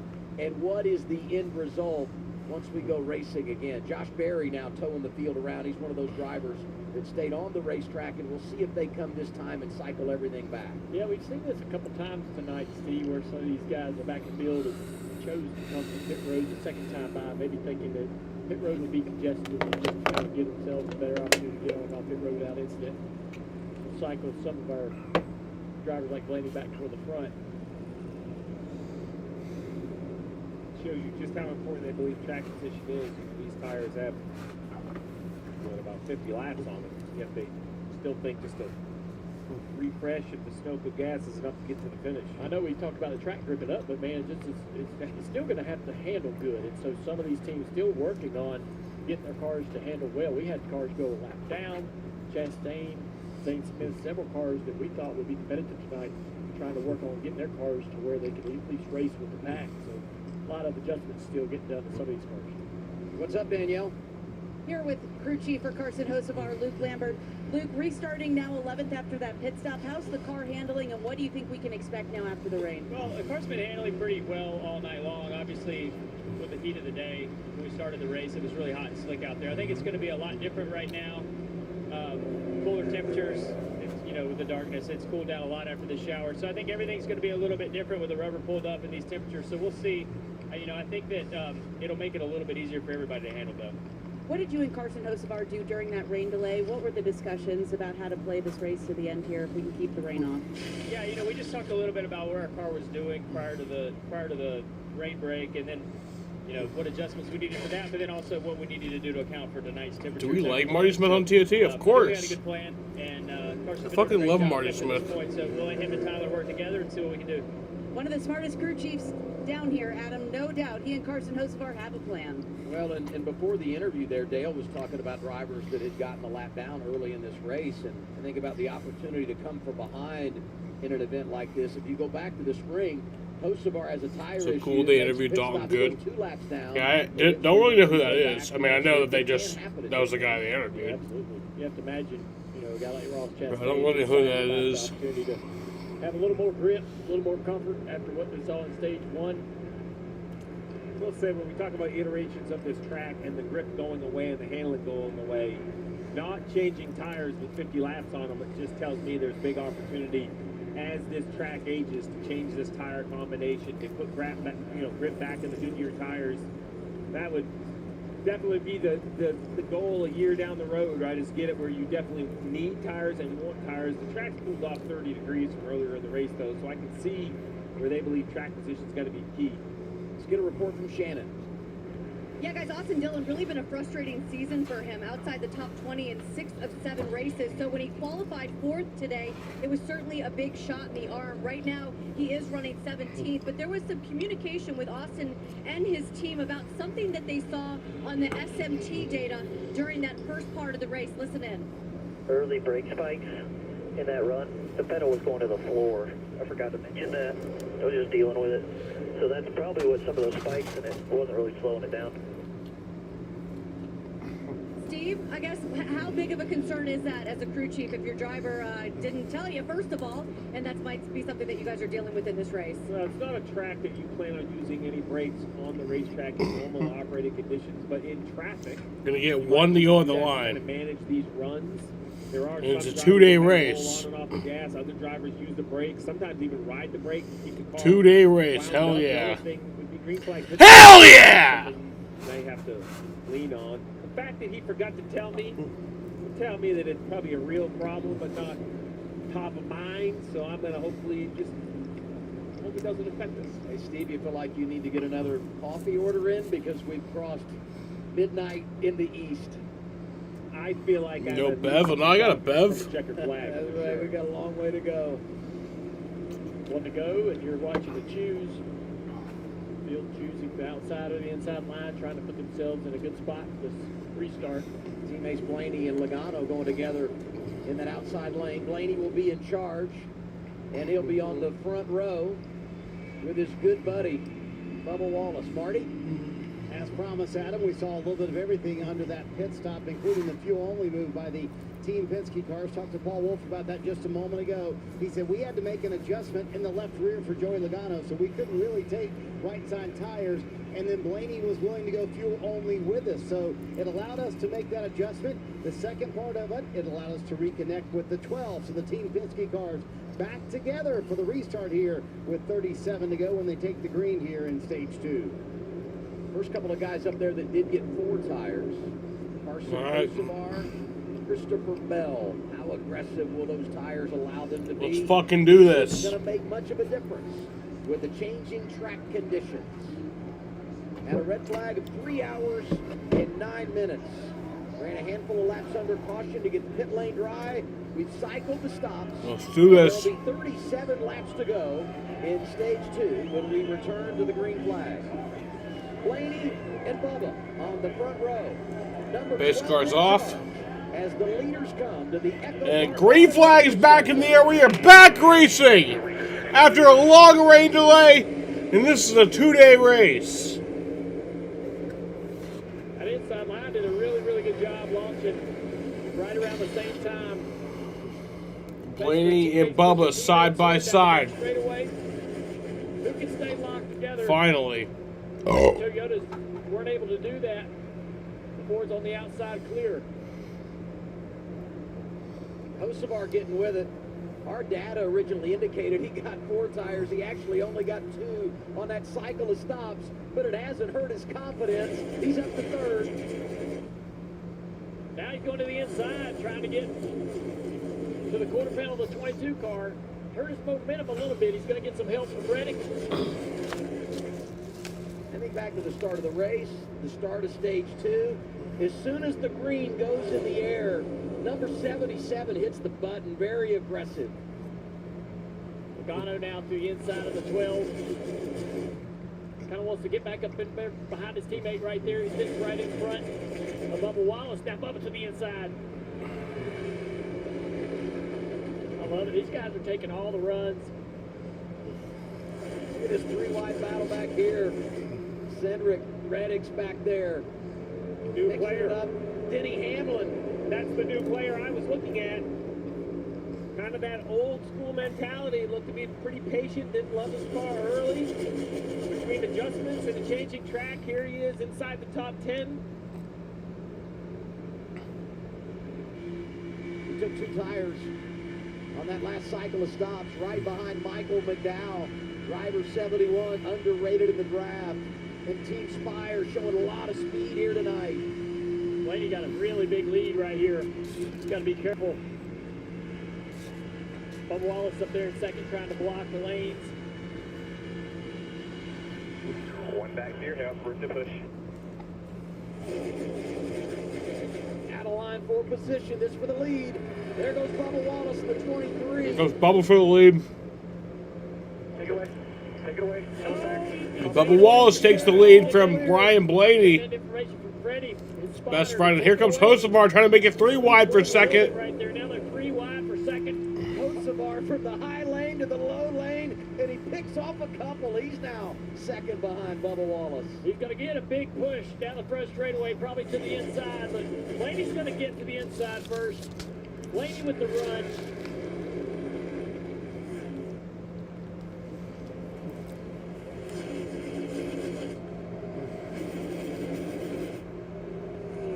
Help from his teammate here for Blaney, going to clear him down into 3. Man, what a dance. You just don't know where the runs are coming from. Well, if the runs are bigger, which tells me the cars are handling better. There's less in and out of the gas. You're able to back up to the guy behind you, use the momentum, turn left, short the corner, as you see the monster car do there in the distance. The 54 of Ty Gibbs, about the 5th car back on the inside. Draft has not been great to him in his Cup career. And he's been quiet here tonight. But with just over 30 to go, stage 2, he has entered the chat and inside the top 10 are knocking on the door. 9th right now.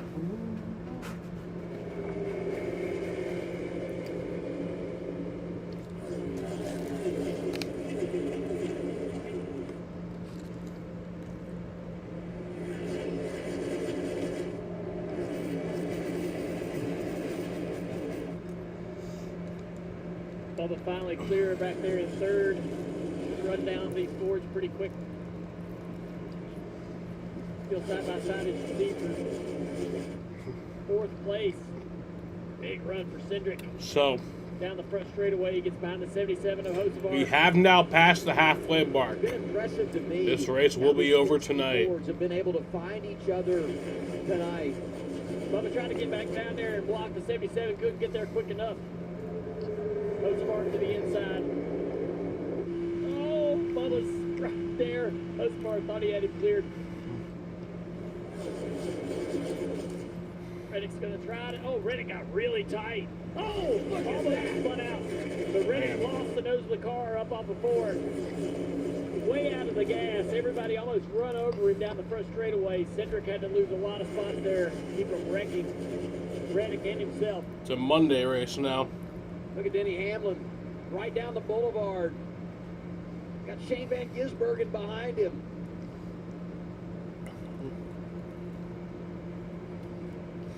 Wide now with McDowell on the inside. Denny down there trying to push the 71 through. All 3 Chevys from Team Spire inside the top 10. This view just gives you how much left to right movement there is. These cars don't maintain the lane very well. They use the lane and a half every time they go in the corner. All that's going on, allowing those Fords to sit up there uncontested. Good morning, y'all. They're not getting away though. As soon as we get single file from 3rd, should run them right back down. Yeah, remember how Team Penske controlled that first stage, and in the closing laps, Reddick, Larson kind of split that trio up. I know Blaney did end up winning that first stage, but it was not as easy as it once looked with maybe 15 or 20 going that stage for Team Penske.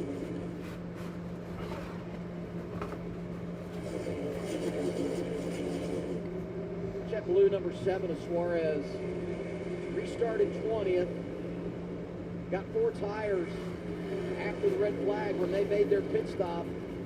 He's knocking on the door of the top 5 here.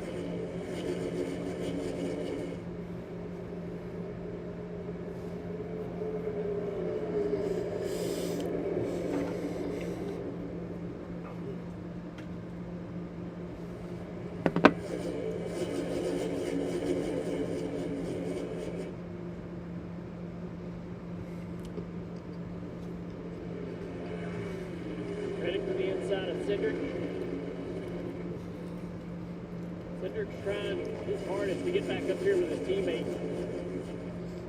Finally, there's the 77's clear. He's going to try to help his teammate, Daniel Suarez, if he can. But he's got to run a line as well to be able to try to create some speed momentum to run down the 2 boards out front. Trying to help Daniel down the front straightaway. Daniel's got 2 cars drafting on the outside of him. What about Suarez, Shannon? Yeah, that car is fast right now, and it was not in that first run. I checked in with the team during the rain delay, and I asked them what was going on. They just said it wasn't connected, no grip, sorry. They took a big swing at that car on the first stop, and you guys can see it has certainly come alive. Hocevar and Bubba Wallace are running down the Fords up front.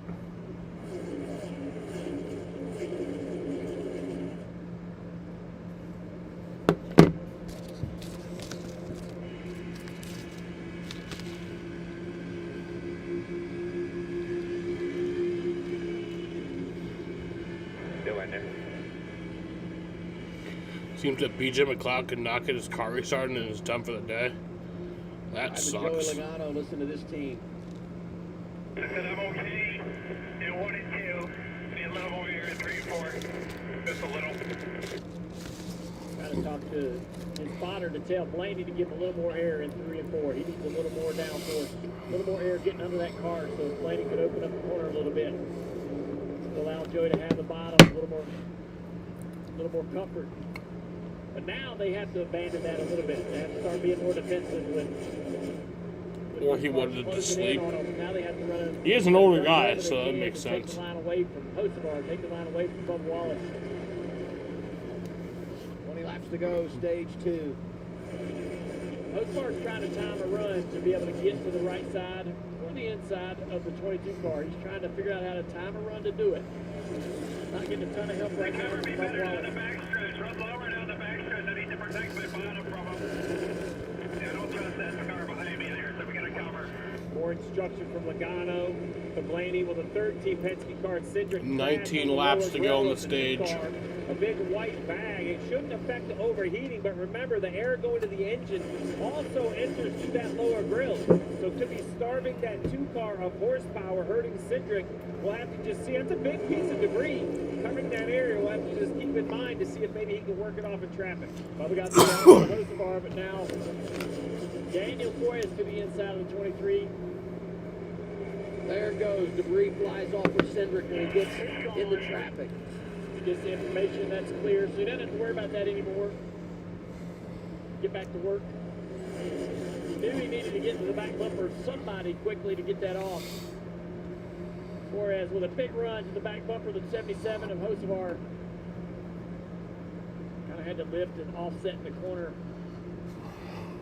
The 2 slides up the track across the nose of the 23. Big wiggle out of the back end. Oh, look at this. A couple of Toyotas attacking on the inside. Bell and Bubba. Man, when somebody gets tight off of 4, it creates so much chaos down the front straightaway. Look at SVG. I mean, you win a couple of races on the road courses. You collect all these points. You get yourself above the chase cut line. And now you come to a place where you feel like you can let it all hang out, be aggressive. 6th earlier this year and getting it done tonight, Danielle. Interesting, Adam, you used the word aggression. That's exactly what his crew chief, Stephen Doran, told me. He said SVG is aggressive on drafting tracks, but he's learning how to take runs and then hold that track position. We are seeing that now from SVG as he goes 3 wide inside the top 10. He said the key is getting comfortable with a spotter. He never had one in V8 Supercars. He had to get comfortable with a spotter when he came to NASCAR, and now he loves it. Craves information. Look at him having a great run here tonight. He's got a good one on the spotter stand. Josh Williams calling the shots. Came in at plus 30, showing plus 24 right now as we put the chase standings in our pylon. They get plus 28. That'll bounce around a lot as we head towards the end of the stage. That'll start to tighten up front here. Blaney's still leading. Teammates side by side, Spire Chevrolets.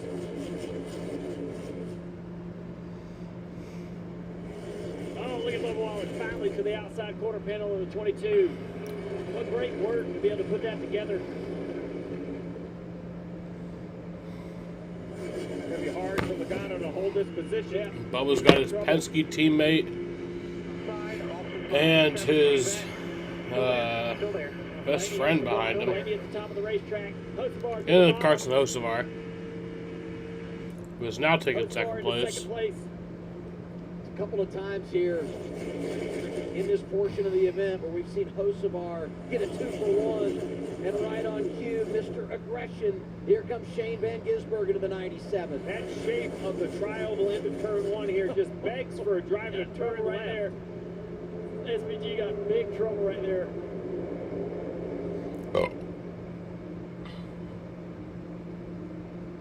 Sometimes you get, sometimes you give. Notice how the track is cooler, cars are much closer. Yeah, I mean, that is definitely true.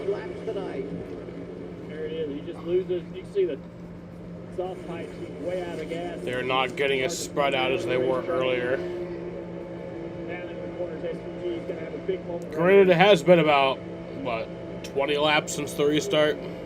Out of gas, everybody goes by.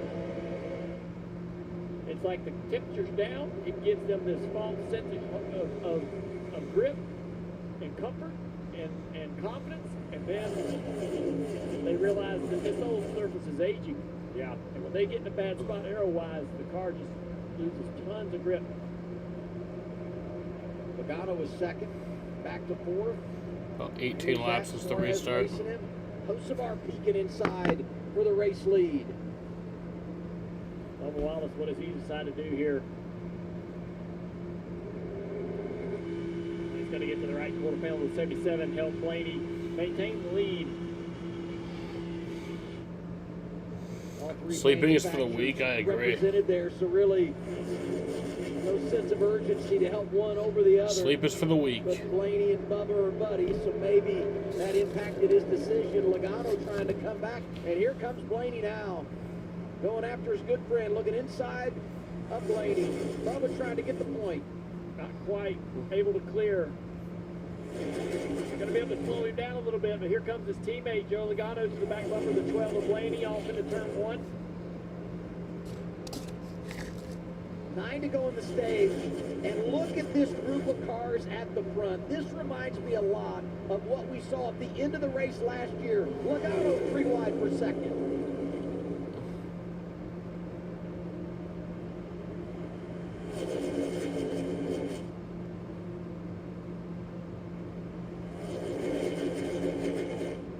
To go, stage 2. Where the fuck is Hendrick tonight? I just feel like any minute somebody's going to make a mistake. Where the fuck has Hendrick been all season, honestly? Entire lanes going from the top to the bottom of the racetrack in this pack. It's insane how good they are and knowing where everybody's at. The runs are intense, they're fast, they come out of nowhere.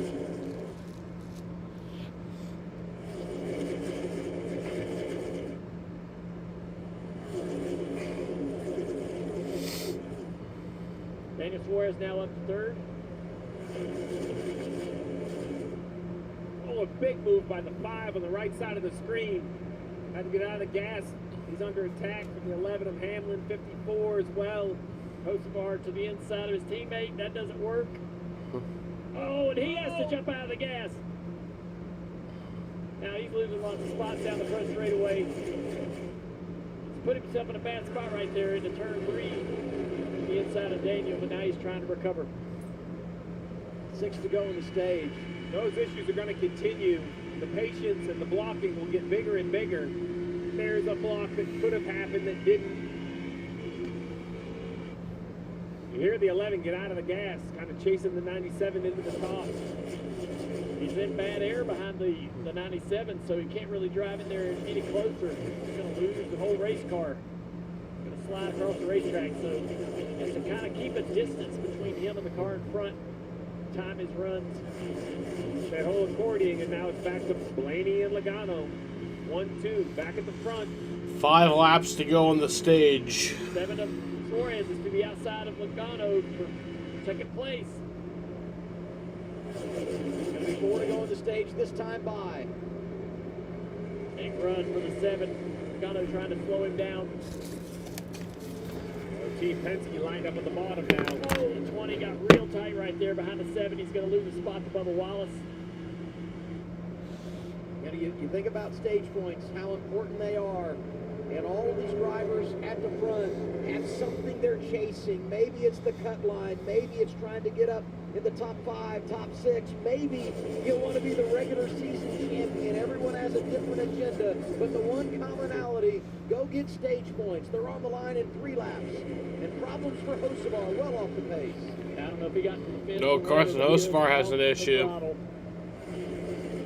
We are not normal humans. That is for damn sure.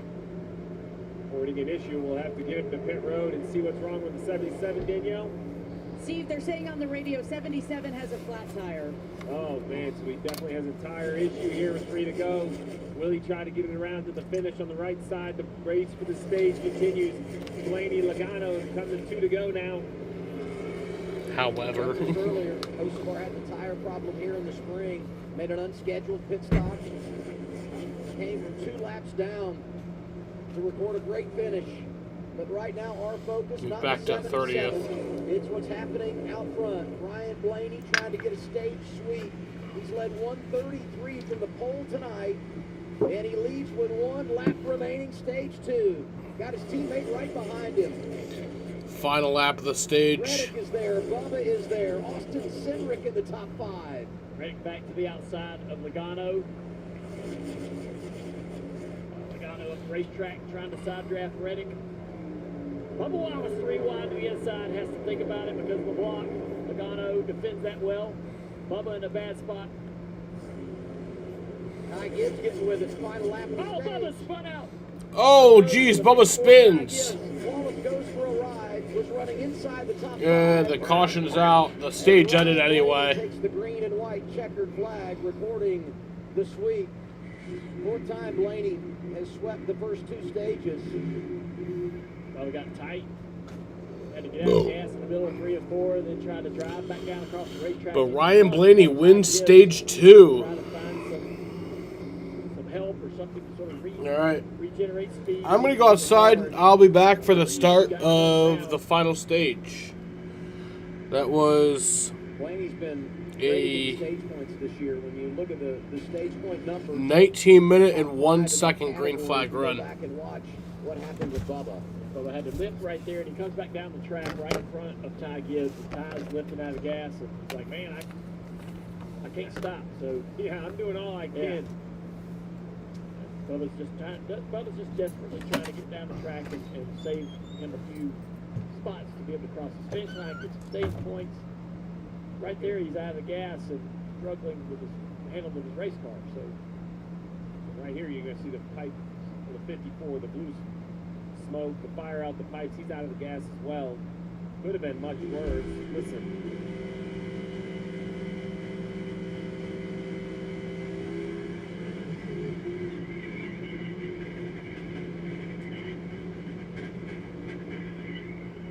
Didn't hit anything. You just wonder what the slide across the grass did for some of the underbody. This would be a great view.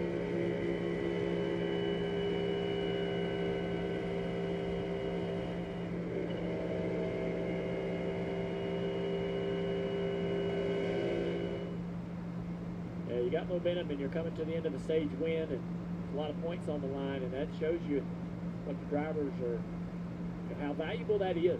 If 54 lifts there and tries to cut Bubba a bigger break, they both likely lose a couple spots coming to the line. Tough ending to the stage for Bubba Wallace. Great effort for his teammate Tyler Reddick, who's had a rough month or so with all the issues. But tonight he's able to collect 18 stage points as he tries to retract Denny Hamlin for that regular season crown. What's the latest Team 23, Danielle? Adam, Bubba is asked by his team about the tires. All 4 tires are good. He said, my balance is good. They said, what do you need? He said, when I'm in the throttle, I just feel stuck. They said, bring it in. We'll pit is normal on cycle here. Stevie, what does he mean when he says he just feels stuck? Well, it sounds to me like you just can't make any sort of offensive move. It sounds like the handling's not an issue. He can get in the throttle as much as he would like to. He just can't be on the offense. So maybe the car, while handling good, maybe it's just a little too tight. You know, the crew chiefs can still look at the data as well, where you see Bubba Wallace cranking that brake bias, getting ready to come to pit road. That's that red knob on the dash right there. You know, just because it feels good, Dale, maybe he has too much steering wheel in it, and it's just kind of grinding through the front tires. Maybe there's a way they can just increase the rolling speed of that 23 car. Let's listen to the radio on the 54 Kai Gibbs. Yeah, that's a little late there on the 23. Can't really do anything. Yeah, so far. Yeah, you could tell them sorry, but you can't do that. That's too late. That's on them. Good analysis, Ty, and I think we all agree up here, right? He wants to make sure he didn't. Bubba knows he didn't mean to spin him, but man, it was too late. I didn't have any other options, Dale. I think that's exactly what it looked like. Stage 2 complete. We get pit stops. Blaney leading Reddick, Logano, Cindric, and Suarez. Let's go to Shannon's Bay. Adam, the first thing Tyler Reddick said when that caution came out was what happened to Bubba, checking on his teammate. The car for the 45 just a little tight. They did tell him to pit a little short in his pit box so that 21 could get around him. They are going to take 4 tires and wait on fuel. Marty. Ken, it's just crazy how well these Team Penske cars work together. All 3 in the top 4 at the end of stage 2. Joey Logano said, I'm really limited to 1 lane. I'm too free up top, but more overall long-run grip. Austin Cindric, 13 stage points in the bank for the 2 bunch. He said, I'm just a little bit too snug. And a stage sweep for Ryan Blaney. He said, I'm good, but when I go across seams, I'm a little bit too free. Blaney having to wait on fuel. There you see the penalty for taking fuel only before. Loses a number of spots here on pit road in 4 tires. And we watch the execution coming off the pit lane. It was tight. We'll get the reset when we return. It's going to be a great final stage. Stage 2 was outstanding here at Echo Park Speedway. NASCAR Cup Series Racing on TNT is brought to you by Credit One Bank for what's ahead, and by Straight Talk Wireless, an official partner of NASCAR. Available at Walmart and straighttalk.com.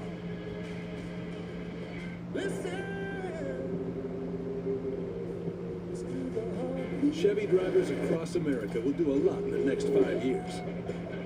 But one thing they won't do is pay interest on their new Chevy. Right now, get 0% financing for 5 years on all 2026 Silverado 1500 models. With no payments for 90 days. Because you've earned this summer. Now it's time to go get it. America, put down the burgers and pick up Arby's cheesesteak with 100% Angus steak and melty Cooper cheese. It's the best cheese. It's the best meat. It's only available at Arby's. We have the meat. Xfinity wants their customers online even faster. So now they're offering same-day Wi-Fi delivery. Do you think you're up for the job? I mean, I am pretty fast. How do you feel about cul-de-sacs? Just keep turning left. Parallel parking? Easier than a pit stop. Speed bumps? They're more of a suggestion. 3-point turns? I'm a 2-point kind of guy. Good. Most people panic on that one. I'm here for the interview. Bubba. Tyler. Same-day Wi-Fi. Delivered NASCAR fast. Push Guy, cold and smooth survival skills. If you don't have a fish hook, try a beer tap.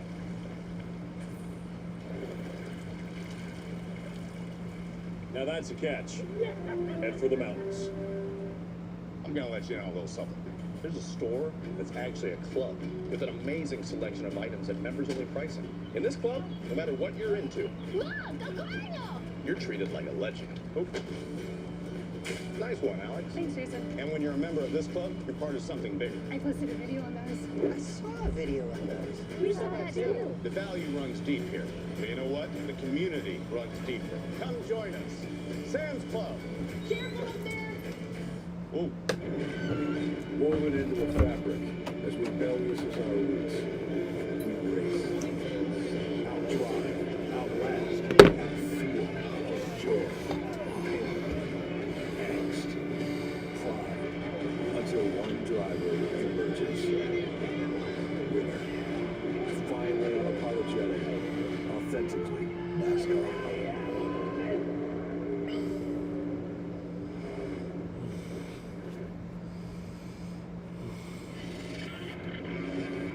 Welcome back to the Quaker State 400. Ryan Blaney dominating sweep stages 1 and 2. The 5-time winner in drafting races has led 137 laps tonight. That's the most ever for Ryan Blaney in a drafting race. Maybe the best car he's ever had. Gonna get one to go with the line. Racing. Guys, I don't see with how strong Logano is, how well he and Blaney are working together.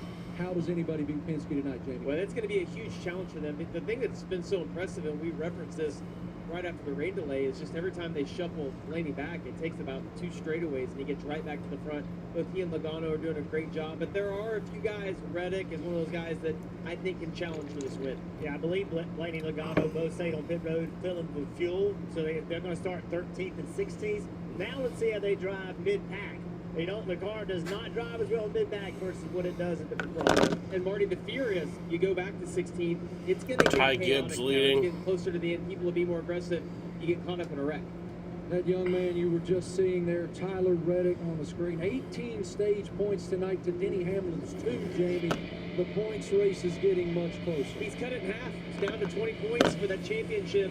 And Denny's going to know that. He's watching this. He sees Reddick up there. Yeah, Logano and Cedric both having a good night. They're right on the edge of making the chase, having a good night. This one certainly seems like it's going to be an absolute heater, Adam. Cannot wait to see how this thing finishes up. When it's edge of your seat, Have every 94 lap, laps to go. Oh man, still a lot to develop in this race. Let's do a little Where's Mama before we go green in the final stage. Yeah, Adam, I'm over in turn 2 hanging out with the Legacy Motor Club group and Club 7. Jimmy Jam has the best spot in the house. Turn 2 has been so amazing. Check out this video that we've been capturing while we've been standing over in turn 2. The cars are ripping through turns 1 and 2. This is reinvigorating. If you want to come to a race, listen, that's Luna checking it out. That's a doggy. If there's a track that you want to come to, ladies and gentlemen, come to Echo Park Speedway. Been a long day here with the rain and the lightning and all the weather we faced. But this finish, make it all worth it. Going to be a lot of fun here and a big reset when we talk about the exchange on strategy and the Blaney car having to wait on fuel. So now it's go time for everybody. I think pretty much the field is squared up with 3 exceptions. Cindric, Buscher, Zilich. They've gained track position because they need more fuel than most. We'll see how it plays out when these final pit stops have to happen. Here we go. Give Cindric front row. Back green. Coming through the Echo Park restart zone. Final stage underway at Atlanta.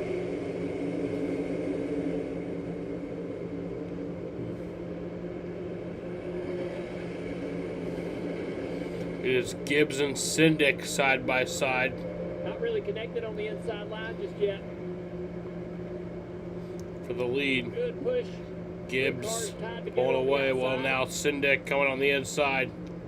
Man, Gibbs trying to slow that 2 down. Come on, Ty. Some new players up here. A lot of these Ty guys Gibbs don't will lead that know lap. what it's like to be up front. What moves to make? And much like Jeff and Jamie talked about, can the 45 and the 12 find their way back to the front? Can they fight their way and get that track position? Cindric hasn't won in over 40 races. Buscher hasn't won in more than 60 events. Connor Zilich has never won, and they're all right there in the mix. Throw Eric Jones into the conversation. He's been strong tonight into 43. He's a great drafter. Big move from SPG there. He backs out. 3 wide. Denny Hamlin on top there. Oh, Kyle Larson loses his car a little bit. He has to lift. Suarez there to take advantage. Look at Reddick. Talk about where's he going to fit in. Starting to push and shove his way to the front. Denny with the run around the top. Gets blocked by the 17 of Buscher.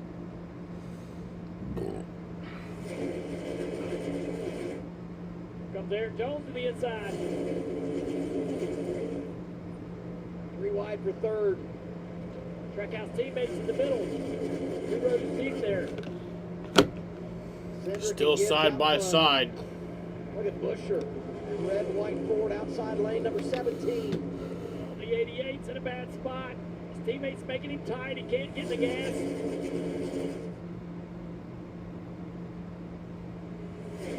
SPG was only put for a quarter panel, the 88 car. That was really making it difficult for him to get the wheel turned, get the car around the corner. They kind of regroup here. What about Bell, the broken wrist? Such a great run at Sonoma. Tremendous last week at Chicagoland. Danny wanted to help that 20. A little bit there. Let's see if he goes to the middle here. I'm not quite sure. Get back 2 by 2. Now Bell to the inside, 3 wide. I got to be careful there. That painted line down there is out of bounds. Him making the move to the inside is Cindric. Gibbs jumps to the race lead. Reddick had a moment back there off the corner.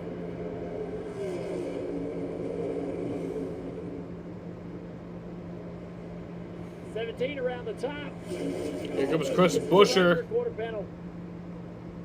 Not going to get it there.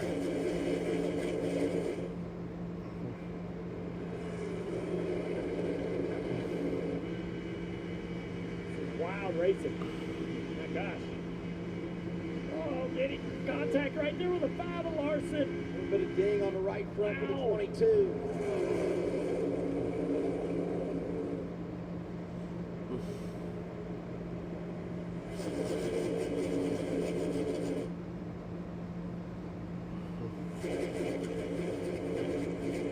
Contact right there. Pretty hard.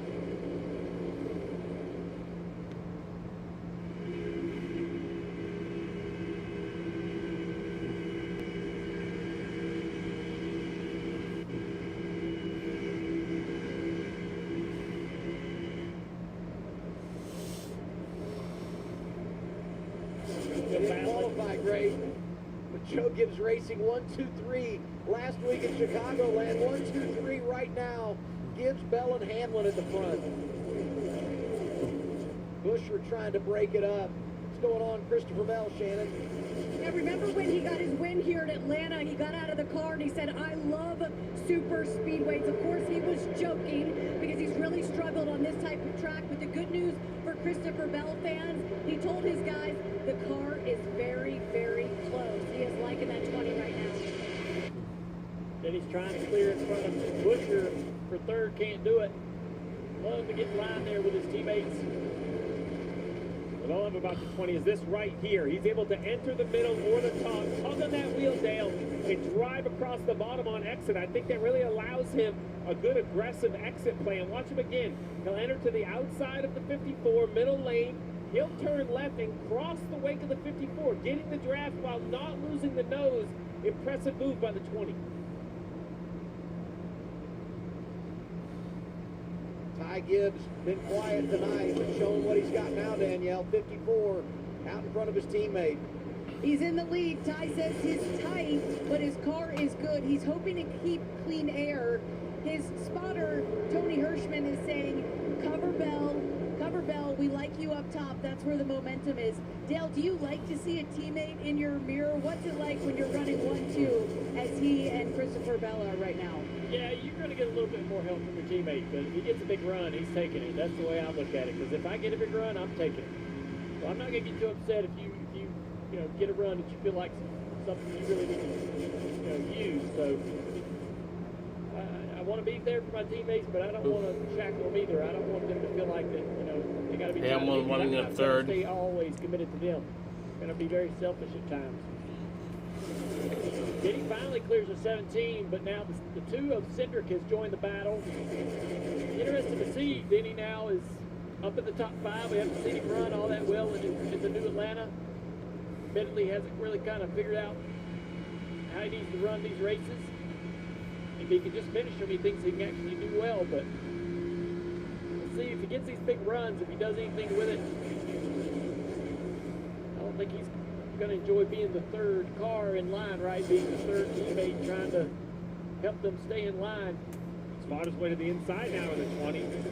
Cindric behind. Denny takes a shortcut, really shortens up that front straightaway. Start talking about the in-season challenge, the game within the game. Teammates going at it on track. And for an opportunity to advance to the Final Four, Denny Hamlin, Christopher Bell. They're behind their young teammate. How impressive has Ty Gibbs been this season? Far better this year than what he experienced a season ago. Won the in-season challenge, but had so many hurdles to climb last year. Got his first career victory at Bristol. Been the model of consistency. And here he is leading tonight.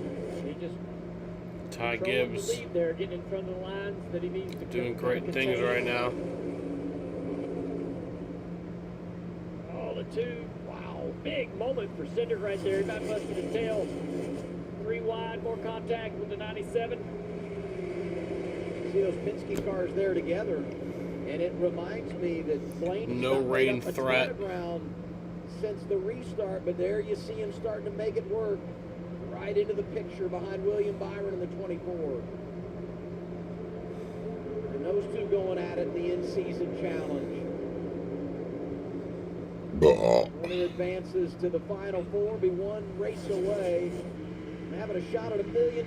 What's up, Marty?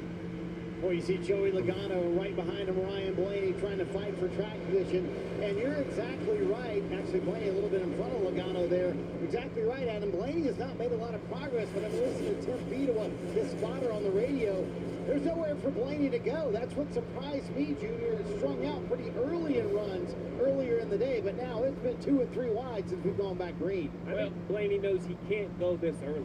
I think he knows there's nowhere to go 2 by 2. Just be patient. Now that there's some space, he's actually being able to move forward. Fighting it early is just going to put yourself into a mistake.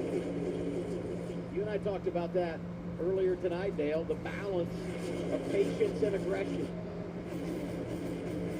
The balance is swinging to aggression as he's 3 wide bottom.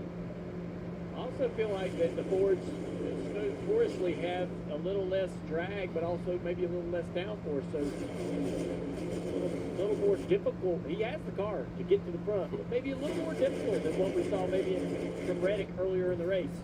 Larson back up there in 4th, looking for his first win in the draft. Eric Jones win would be Chase cool. Elliott won this race last summer. He's won here a couple of times. Back in 14th right now. 75 laps to go. There you see Chase. Right behind Blaney. What about number 9, Danielle? Chase Elliott says, I went from having a ton of grip to now. Will we have any trusted wrecks? Alan needs some help here. What I mean, does we it had the mean by Bubba that, Wallace Steve? spin. Well, basically, that he just doesn't know exactly how much grip he has. Dale was talking about it. As the track is gripped up, it has helped your overall pace, but there's still some landmines out there. We've seen this with a lot of cars. You lean Was on the it, and big then one? instantly it's Yeah, gone. man. No wonder. So to be aggressive and tug on the wheel like he needs, he's asking for a little overall grip from the 9. Talking to his crew chief, Alan Gustafson, we all expect every team to make one more pit stop. 73 laps to go in the race. If the yellow was to come out now, everybody can make it from here to the finish. Chase, another one of those drivers involved in the in-season challenge. He's got the upper hand right now on Chase Briscoe, who's back in 24. Ready to the inside. Passes the 17. He's clear to be able to get up behind the 16 20. watching at 12 a.m. Yeah, almost 1 a.m. I love it. I love y'all. Down low, has to give up all the spots, get back in line. Five Larson around the top. Look at this. Way up around the top. Want to move. Five of the top 5 in 5 of the last 7 races. Really started to put some points on the board in the summer months. Back to the top of the racetrack again, running that really, really high line that was working for him earlier in the race. Reddick says, I'll go to the inside here. Reddick's passed a lot of cars tonight. Qualified outside the top 30. Referenced the fact second in both stages. Oh, a little big run for the 20. compromised track position here, and now he's sliding a bit. 20 didn't take it. He had to run to be able to go and try to pass his teammate from lead. Didn't take it. 5 struggles around the bottom of the racetrack right there. That's how the leader, that's how the 2 teammates are controlling the front of this field. You can get 5, maybe 1, but you can't get them both. Now Cedric hanging on to it. Seen him have some moments the last couple of laps, honestly. There's not many people that have saved cars that have got that loose. Sideways. Back in 12, this place that he would call one of his favorite racetracks. I think they're all having a good time out there right now. I would say that's fair.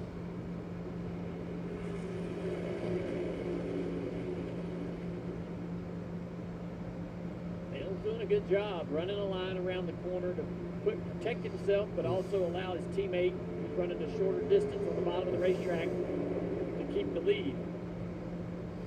This mix of teams we've got at the front. I mean, you got Joe Gibbs Racing 1-2, but then it's Hendrick, SVG from Trackhouse, Legacy, and Eric Jones. Busher got that RFK Ford up there. Team Spire represented by the man that won here a couple of years ago, Daniel Suarez. As long as the 54 runs the bottom, the 20 splits up top. We just got a lot of churn from third to 10th. Just churn. Cars just rotate positions. They've got to figure out a way. Here's the 5 to the inside of the 20.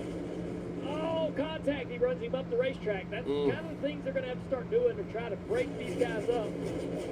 Be able to have a shot at going up there, take the lead away from the 54. Slide job turned into a shove.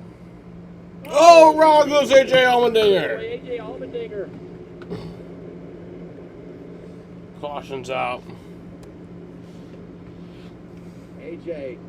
Yeah, so you got some flats here. You got a refire. Does not have the handle that he wanted tonight. Was 28th when it got away from him. 4th caution of the night. Make the right front down. 67 to go in the race. Everyone sees this as a golden opportunity.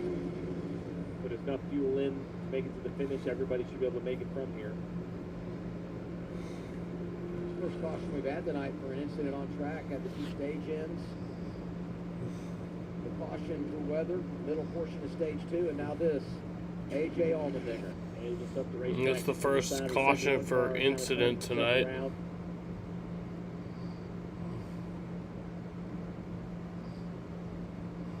Been a tough day, and it's he's sitting right there below the cut line with an opportunity, if he could come out of here with a great result, to chip away at that. Not going to be able to do it, at least thus far. Never know how these races go toward the end, though. We saw an odd, wild O'Reilly race last night that eliminated tons of race cars when it was all said and done. Never over till it's over. Let's listen to some radio from the 16. I'm done, Trent. I don't need to be out of here, man.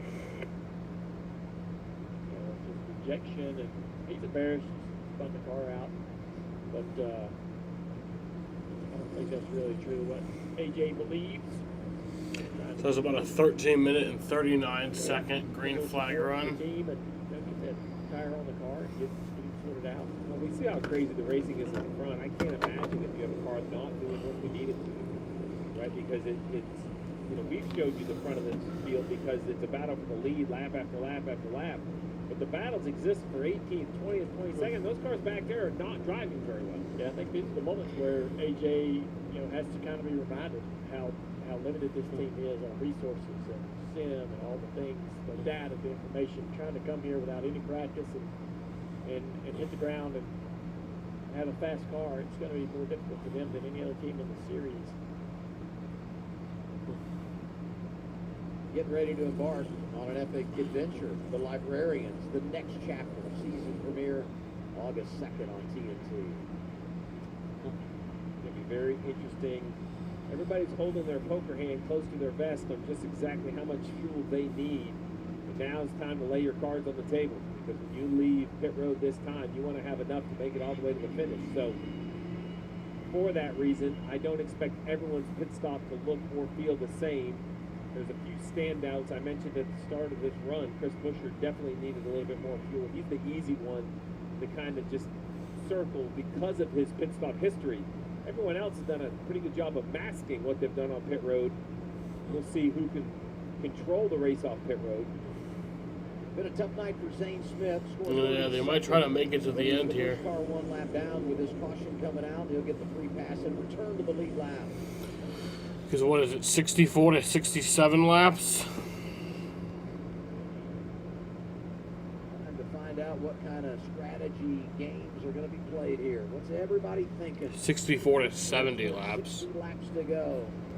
See, I think they can make We it. get a cycle of stops. Ty Gibbs leading them down. We start our coverage with Shannon. I'll tell you what Eric Jones is thinking, Adam. He's thinking about that chase. He's one of those guys riding the bubble.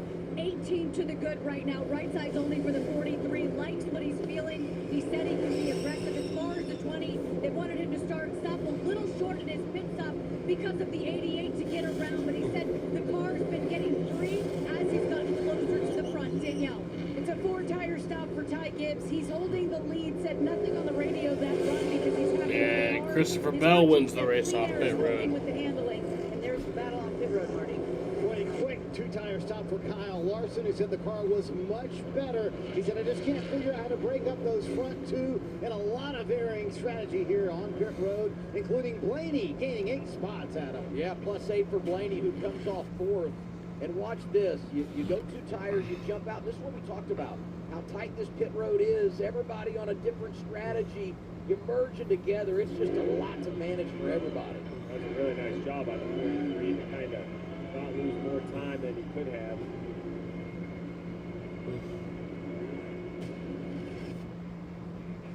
We'll get the restart when we return to Atlanta on TNT. And there it was, the first great American yell, echoing like a sonic boom across history. This country didn't tiptoe onto the world stage. Hell no. We were born loud. Liberty is loud, baby. Something to say? Say it. Something to prove? Prove it. Because in this country, in loud we trust.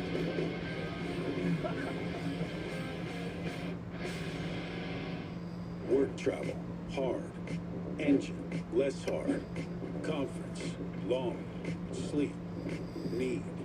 Change it. Change it. Nailed it. Don't pay for plans that change. With engine.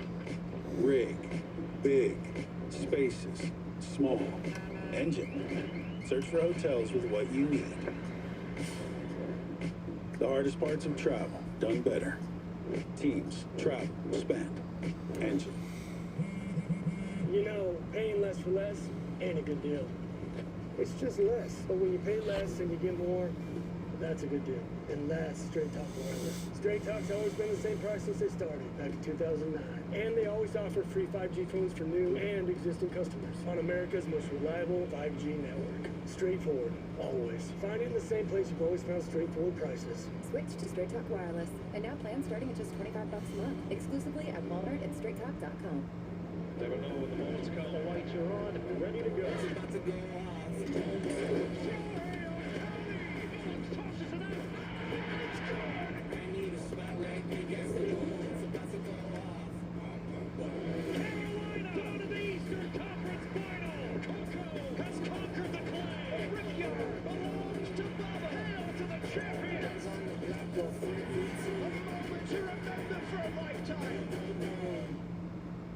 Since the dawn of America, we've craved speed. Pretty dang fast. We gotta go faster. So, we built bigger machines. This thing's ripped, baby. I need more speed. Then came a new kind of speed seeker. This is killer. We should make a sport out of this. A sport? America's been chasing faster for 250 years. We just built a sport around it. Just over 60 laps to go at Atlanta, ready for the stretch run. Nascar on TNT, presented by Napa Auto Parts. Let's get our runs to watch, presented by Credit One Bank. Where are you going, Dale? Yeah, I'm going to keep my eye on our Stage 1 and Stage 2 winner, Ryan Blaney. I think when he gets that track position, he get the lead back. It'll be tough to wrestle that away from him. He's led more laps tonight in this race than he's led in any track in his career. So looks like that's the car to beat if he can get control of the race. The 9 of Chase Elliott, the 30-year-old, has gone to victory lane 23 times in his career, twice here in Atlanta. He's also won 2 races already this year. It's been a quiet night, not a bad night, just not a great night. Kind of, been around that top 10 all night long. Is he saving his best for last? Can he show some more aggression and try to get this 9 car in victory lane for a 3rd time here at Atlanta? 9 is a good call, but I'm going with his teammate, Kyle Larson. Our reigning champ hasn't won this year. He's on a 43 race winless streak. He's never won in the draft, 0 for 56. But he's shown a lot of speed here tonight and in a really good position when you talk about restarting, heading down the stretch. He'll take the inside lane. It's time for chaos to start, yeah. To the Ryan Blaney radio, talking shoes. What do you think, 3rd or 6th? I feel like you can stay connected. So Larson and Bell on the front row, Blaney and Jones on row 2. If he could just give me some Elliott Busher row 3, Bubba Hamlin row 4, Briscoe and Byron in row 5. He's trying to tell him that, give him some love at 3. That means give him a little bit of air, give him some downforce, open up the opportunity for some air to get underneath this 12 car so 5 can shade high or offset a little bit. He'll push him down the next straightaway. He'll continue to try to help him as long as he possibly can. Yeah, the Tyler he's talking about, I believe, is Tyler Mom. Yeah, getting ready to go back green. So Blaney's not even just talking driver crew chief. He's calling spotters out there. He's like, hey, Student of the game. get over there and tell Tyler this is what I'm looking for. You think he's got a roster of all the teams on the dash there? All right, going to be 60 laps to go when we return to the green flag. Reference Tyler Bond. Let's listen into Kyle Larson radio. Bell, the control car, as we go back green here in Atlanta. Pace car's off. 5 with him. Back green. All pushed up here. Here, push to you here. Keep it pushed up. Bottom's all pushed up, formed up here. Still push. Still push even. Still pushed even here. You're clear. 12's not clear. 12 just got clear. You two are clear. Still in line here. Still in line. Still pushed out here. Still pushed out seat top. Outside issuing him. Larson and Blaney side by side for the lead. Still all the way up top. Still there. 9's your help in your mirror. All by half. Still 2 wide behind you. Blaney's been dominant today. 9's your help. Still tight up top. All by half.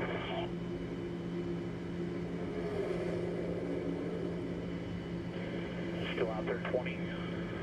Still there. Still there. 9 still your help.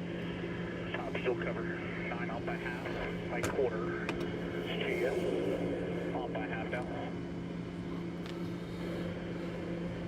Still by 1 now. 9's gonna go up top. Still the top here. Still tight up top here. 23's your help now. Off by half. Still by half. 43's coming to the top. Still out there, 43. Still there. Blaney was on point. Here comes Bell. Chase Elliott right there.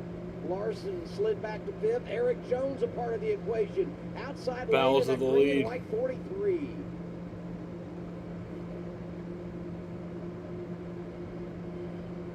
Denny Hamlin back in the top 6 here on the outside line. Chase Briscoe.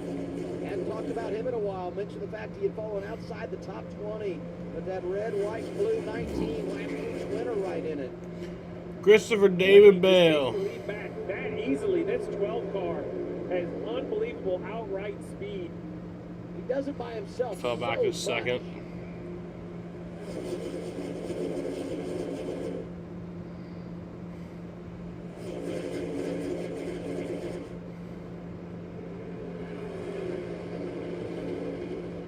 Throws a block there on the 20 car going into turn 1 and 2. Then he trying to get around the outside, can't make it happen. The runs are bigger, the blocks are bigger, and especially after everybody gets down pit road. 3 wide there, the 5, 19, 11. It's going to sort his stuff out. Chastain on the scene here. Got that a lap down, got a free pass in the game. 4 wide, no, that'll work. Look out, Logano. Oh, man. SVG. What a save. Chastain, thank you, coming through. He will put his nose in the middle of it, there's no doubt about it.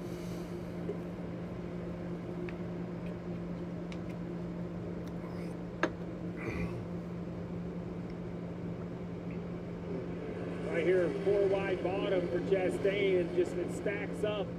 Fire out the pipes of the 97, and look at that save sideways. Great job by everybody there.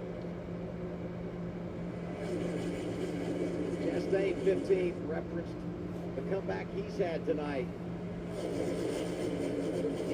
And now if you're Chase Elliott or Larson, you have to ask yourself, are you settling in here? Because if you don't race, maybe you can protect. Elliott says, nope, turns left down the hill. He wants to go to the point. Listen to the crowd. Oh, man, hometown guy. And Chase Elliott to the lead. Engine number 9, back on point at Atlanta. Looking for the hat trick here. Chase Elliott takes the lead in his home track in Atlanta. Christopher Bell goes down this front straightaway. Look at the crowd. It is 1 a.m. here. Their guy. See Bell to the outside with Larson. Blaney's hanging tough down there on the bottom.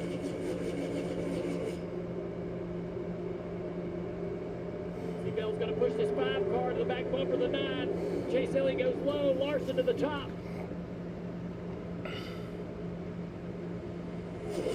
Teammates for the top spot. Larson looking outside of Elliott. Dawsonville Karen's about to be mad. Blaney That's only if he wins. straightaway. Why are they playing that siren? Showing the muscle again, and here comes Bubba Wallace in the 23. That's 12. You said it, Steve. He can just do whatever he wants. You can pass him. You can take the lead away. He rebounds so quickly comparable to everyone else. You've always talked about great cars when they get a push, they run that extra car length or 2, and that's what the 12 does. When he gets the run, not only can he get door to door, but he can break those bumper planes and make the car clear, take the position. That's going to be the difference maker in the closing laps. 144 laps led for Blaney. We go 3 wide for second. Elliott shooting by on the inside. 200-mile-an-hour game of leapfrog. I mean, the word was what Dale said earlier, churn. You just get the churn up there inside the top 10. The turnover of positions, they just exchange them back and forth. 50 to go. Now 49 as they cross the start-finish line. It's not just positioning, it's education as well. All of these drivers are learning when you need to run, where you need to run, will it work, will it not work. What it looks like they're taking every run is true, but they're filling that memory blank. Speaking of every run, here's Hamlin, left turn, 3 wide. Will he clear the 23? I'm not sure. Clear all the way up, all the way up. Clear all the way up. He was waiting to hear it. When he crossed the wake or the nose of that 23 car, Bubba Wallace lost all the downforce, almost towards the 20. But you got a Ford out front. It is, yeah, definitely NASCAR after dark. NASCAR after 1 a.m. Hamlin's run a great race tonight. When you think about how they managed the evening, didn't have a great starting spot, quiet in stage 1, got some points in stage 2, and now very much alive, running inside the top 5. Big round for the 9 here. The 5 sealed right on the back bumper of Chase Elliott down the front straightaway. Chase to the inside for the lead. Here goes Chase for the lead. Defense can't hold him off. Chase Elliott will take the lead. Turns back by Hamlin looking outside as Larson paints the line down low. That looks like an absolute replay of how Chase Elliott won this race before. That move down into turn 1. Bubba Wallace around the bottom. Gonna need a little help down there. Fall in behind, right behind this 12 car into 3rd. Did he to the inside. Taking every run. Oh, hard you go. Don't worry, no worries.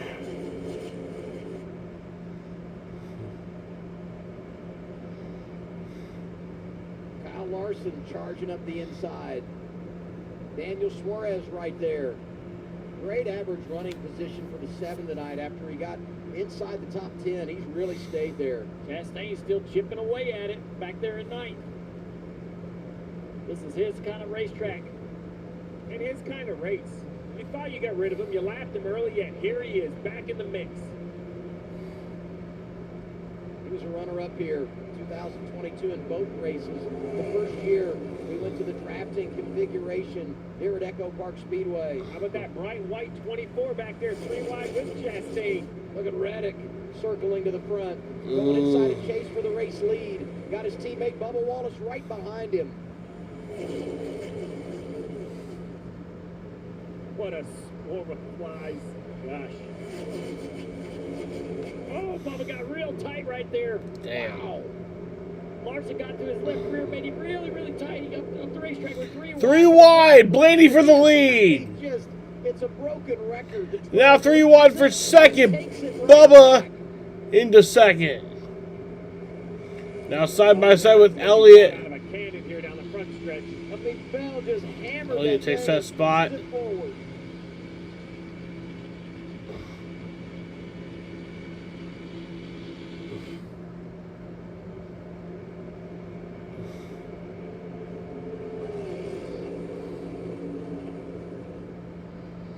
the speed, the reaction, the twitch. It's almost like you're watching an RC race. The cars don't look real.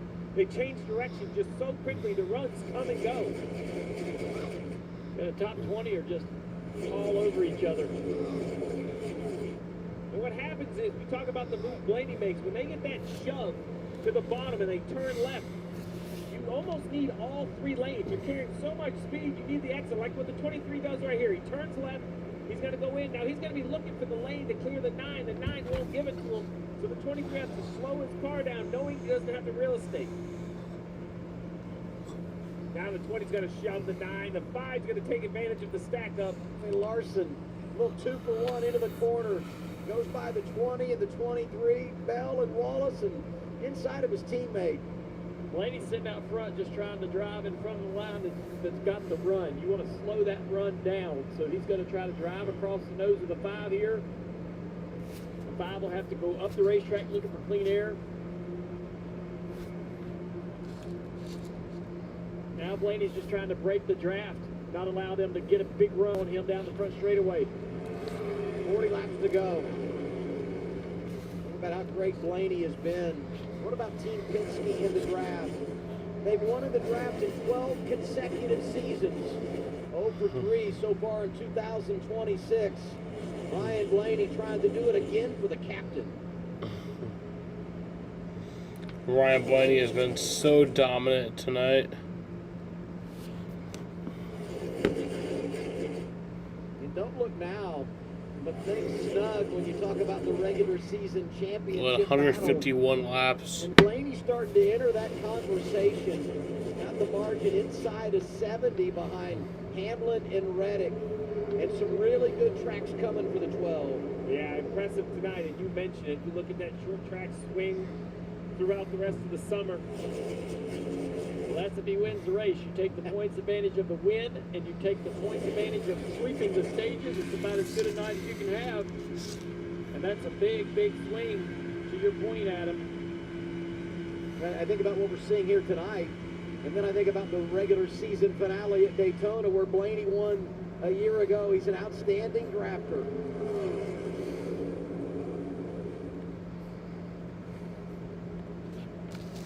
This one long from over, though. 37 this time by, still on the board. Getting into the part of the run where cars aren't handling that well. They're starting to get tight, starting to get loose, starting to be challenged. That's where their aggression, I think, could get somebody in trouble, right? Those aggressive moves with pressure tires, they can save the slides. Now you wonder, big move. Who was that? Suarez changed. I thought he was getting turned into the outside wall. Look at Reddick. 1:08 a.m. On the inside of Larson. Still NASCAR Cup racing.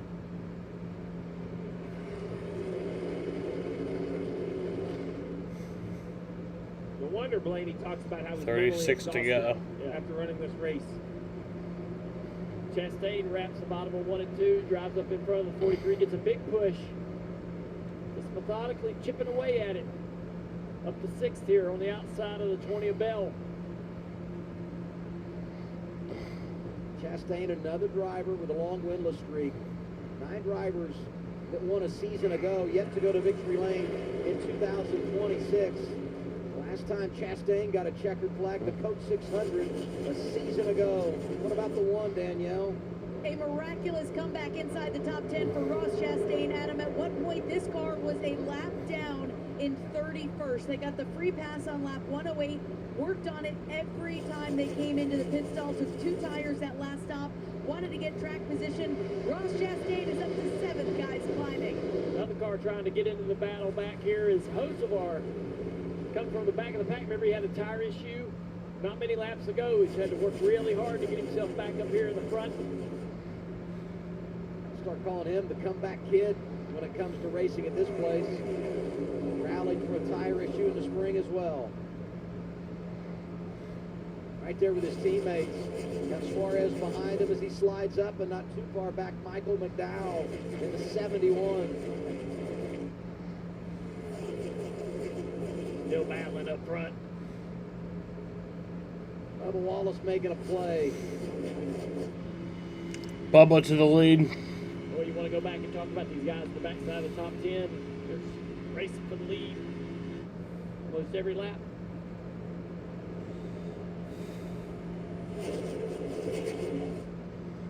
Now Blaney, Bubba leads that lap. He needs his teammates up there. They're starting to gang up on him.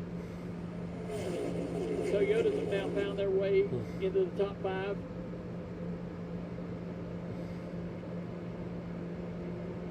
Chastain and Hocevar back there.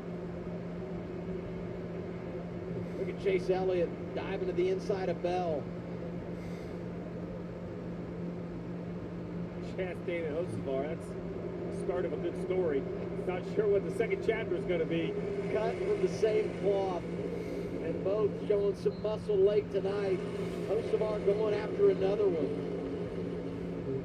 Well, he told us in pre-race he wanted to be raced hard. Each and every race, he's getting a switch by everyone tonight. No one cutting anyone any slack.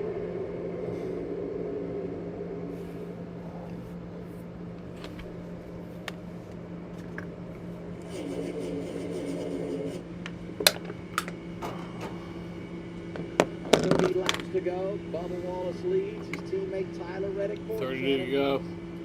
Tyler Reddick just told his crew that he is getting a little bit tight, but his crew chief Billy Scott said, you have better tires than the guys in front of you. He took 4 on that last stop.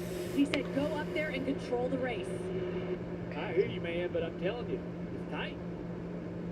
I know I got the tires, but I know what the turn of this car is doing. I'd answer a different way. Good information. I'm not going to see you again, so I'll put it in my notes for the next time. And the next 30 laps are on you. I'll see you in February.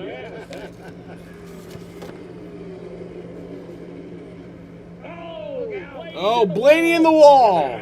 Caution. Led 158 laps tonight. Why is the caution out? For the 5th time this evening. He's upset. Yeah. He got squeezed right there. Yeah, Blaney said, what was that? Yeah. I have no idea what he was doing. The caution came out for AJ. Right here.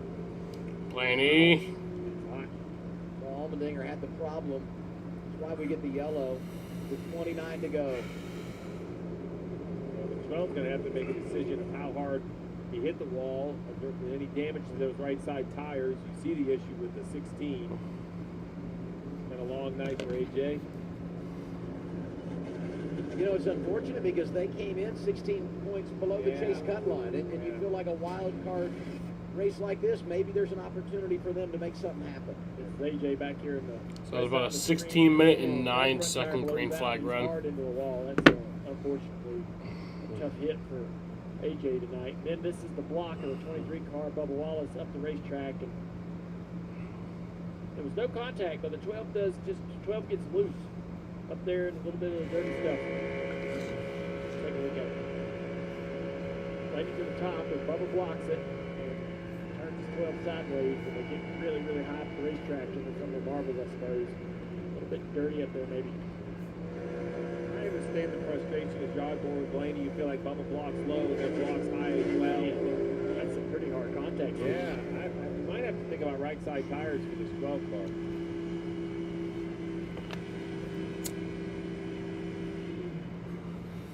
We saw Hocevar work his way through traffic. He's up to 5th. Blaney's had just such an amazing night, leading 158 laps. Going to be 33 cars on the lead lap. Todd Gilliland, the last of those, will get the free pass here. Let's get a report Team 23 radio.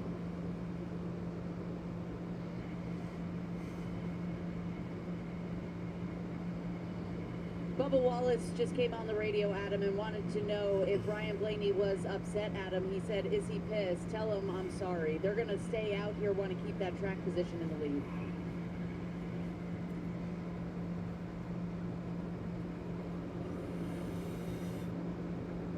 What about Team 12, Marty? They are talking about pitting, but they will not pit. Jonathan Nascar said, I don't think this damage is bad enough for us to pit. I think it's just a scuff. Blaney's still trying to calm down a little bit from the incident that happened, but they right now are not going to pit for the 12.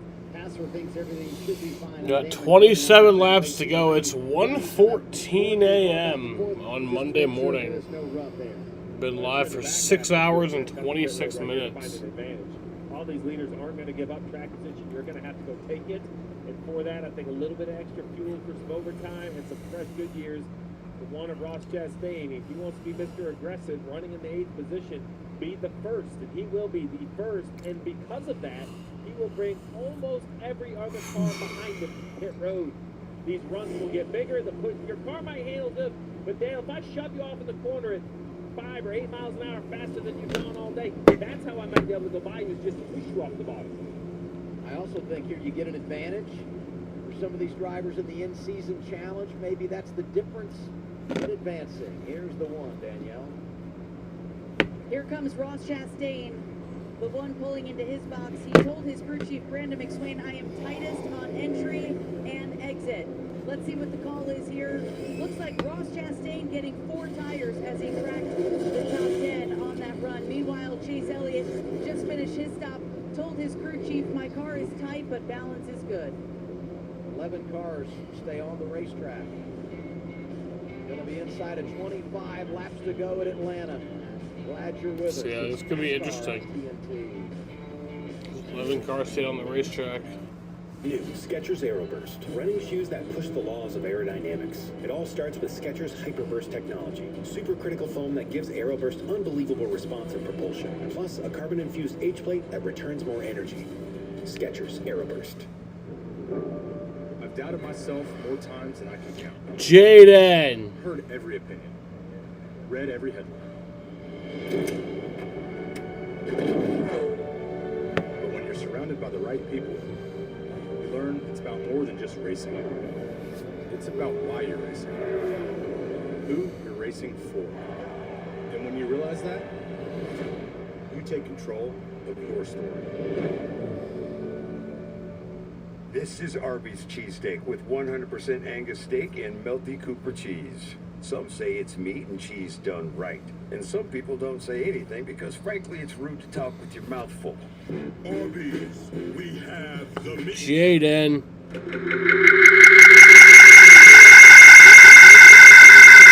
Seconds. Simply Safe does more than just alert.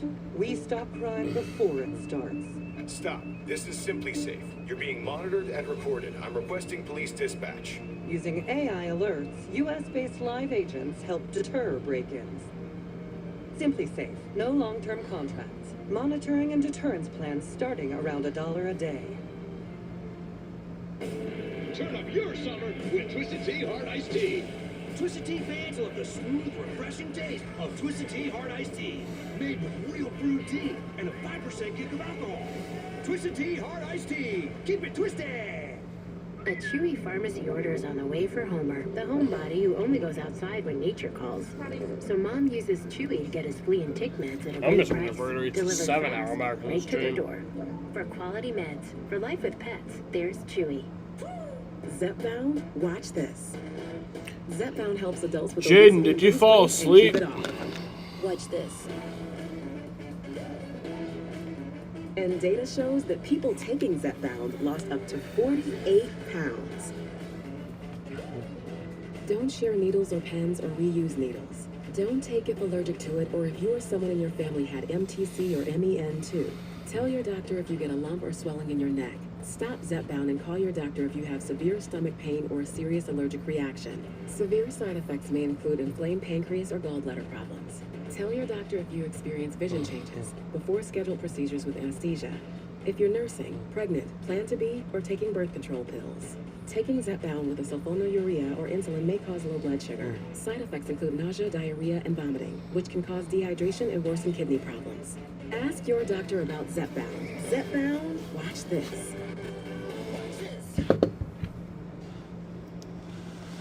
Racing at the draft tonight, other end of the spectrum next weekend. Short track racing at North Woodsboro.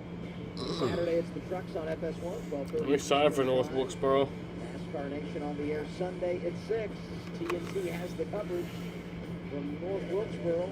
450 laps of short track goodness. We look forward to that. And now we do our Cowshe market odds. Cowshe traders are currently forecasting Denny Hamlin to win the in-season challenge. We're really forecasting to win this race. Well, I got to tell you, though, he's behind Christopher Bell, who he's heads up with tonight. So I'm going to get out of tonight first.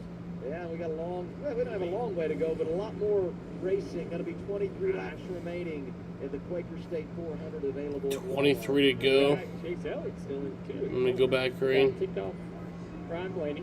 Hopefully he's calmed down a little bit. And then we got a lot of new tires, Steve. We talked about it during the break. Yeah, a lot of new tires coming from the back, and a lot of, only a few laps to do it. All right, let's do this. Teammates outside lane. Blaney getting help from Hocevar down low. Back green. 23 to settle it in Atlanta. Big jump by the outside line there. Good launch for the 23. Back to the inside, though. Here comes Blaney. They separate the Toyotas. You got Hocevar pushing. Blaney with the lead. Here comes the Hurricane. Big time, but he hangs on to it. And now Hocevar coming through the inside. 23 to go. Side by side for the lead. It's going to be real. Blaney led that lap. Massive vibration after that restart, Steve. Oh, remember that wall contact? He didn't get a chance to feel it out. He was into the wall when the caution came out. Damage on the right side. Maybe it's a bent wheel, something like that. Obviously, there's air in the tires. The 12's going to have to ride it out at this point. Well, it doesn't look slow. It doesn't look slow as he takes the lead back from the 77 of Hocevar. Blaney has a, quote, massive vibration. You got Shane Van Gisbergen up there. 3x3x3. Look at this. It's just crazy. I don't know how they can do this much longer without some kind of a mistake. 4 wide back there. Multiple rows back. That's what's going to happen. We've seen people get out of shape and people behind them be patient and allow them to gather it up. There's going to be less patience. They're going to try to push the issue, not give enough space. That's how the wreck can happen. You know, the other thing here, Dale, we talk about mental focus. We're past 1 o'clock in the morning. You had the long delay. Now you got to put it all together for the most important part of the night. These laps are going to go by quick. It's 1:22 a.m. You know it.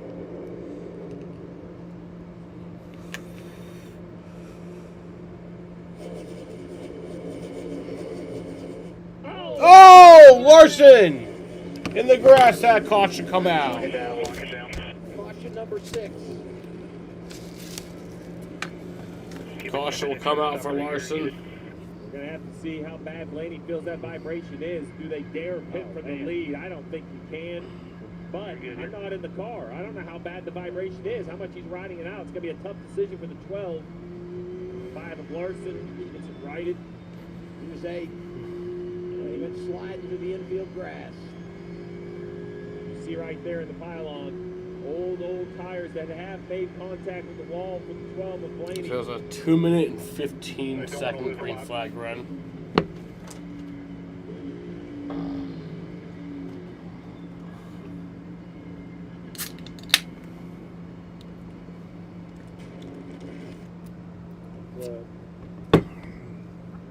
Top of 3 and 4, kind of by himself. Yeah. Oh, a stack up. There's the answer right there. They're stacked up. They all check up. The 5 just kind of gets spit out of line. Try not to run the 11 and the 54 over. See that one more time. What was the stack up? 45 getting out of the gas here. He's tight behind the 43. It's not too far from where Larson went for a ride here in the spring. Slid down, had that contact with Shane Van Gisbergen.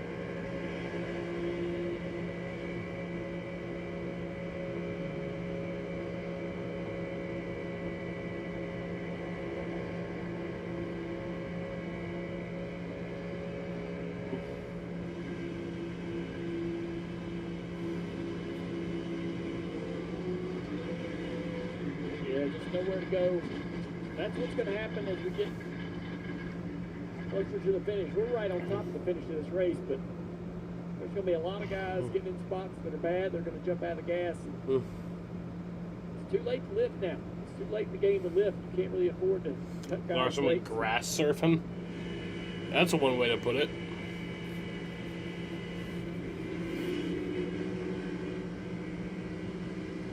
25 just lost the handle. Yeah. Just kind of got a little bit of dirty air and up the track. There's something to think about here as we get this reset. Those drivers that came down to lap 234. I referenced Shane Van Gisbergen, and he got 2 tires. Shown 7th right now. The guys that got 4, Chastain 10th, Buescher 11th. Reset probably a good thing for them. Yeah, it's definitely a good thing because it bunches the field back up. The negative is they're losing laps, right? And they're probably hoping that the tires up front get a little hot. I think this is like the latest / earliest I've ever done a cup stream. At the end of the day, that was stupid. I think it actually will be the longest / latest / earliest I've ever done a NASCAR stream.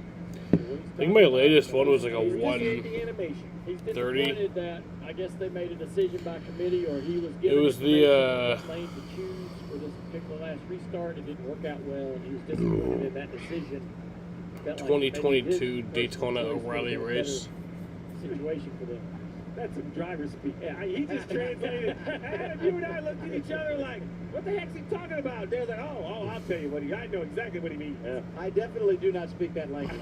Hey, I'd speak driver or crew chief eye roll, crew chief head shake. I understand that animation. The radio, sometimes I need a little translation. He's a Hall of Famer. He's a Daytona 500 champion. He is a NASCAR radio interpreter. Dale Earnhardt Jr. Get an update, driver 12, 165. Yeah, 1:28 a.m. It's time to try and finish it, Marty. So Ryan It was the Blaney latest / earliest cup race, or not cup race, but NASCAR race I've ever done. So that's gonna pass that. They're down the back. It get any better? No, it's terrible, but it's driving fine. You can probably just paint in the wheels. It's terrible is the quote, Dale Jr. So how are you going to manage that, number one? But number two, long debate on the radio about which lane to choose. We just heard Bubba Wallace's thoughts on lane choice. Jonathan Hassler weighing in on that. Tim Fido as well. Blaney said, Jr., my inclination is to go with the top, but the last 2 restarts have been one from the bottom. It's Blaney's choice. What would you choose? Yeah, I think the bottom is the one that I like the best. I have seen that happen over and over again where it looks like the outside gets the launch, but as we go down into turn 3, the inside side drafts and then wraps the shorter route on the bottom and can clear by the time they get to turn 2. So I kind of like that bottom groove, and he believes that some of the paint or something. I just think Blaney's the faster car anyway. In between the wheel and the tire when he went up there and brushed the ball, and that may have the wheel out of balance, and that's the vibration you feel. I just want to set the stage of what Blaney was saying there, because I think we all take for granted what these guys do. I wanted to be close to the wall in case whatever it was broke. So he doesn't slow down, he doesn't lift, he doesn't come to pit road. He literally just moves his car closer to the wall in case whatever breaks goes bad. It's gonna, I guess, hit. Yeah, it's a short route. Richard Petty used to run against the wall back in the 70s, and it was because he said if anything bad happens, I didn't have a long way to go before I hit the wall. Blaney goes low here. Hocevar, who pushed him last time from the inside lane, goes outside. He'll take the front row. So it's going to be Bell behind Blaney this time around.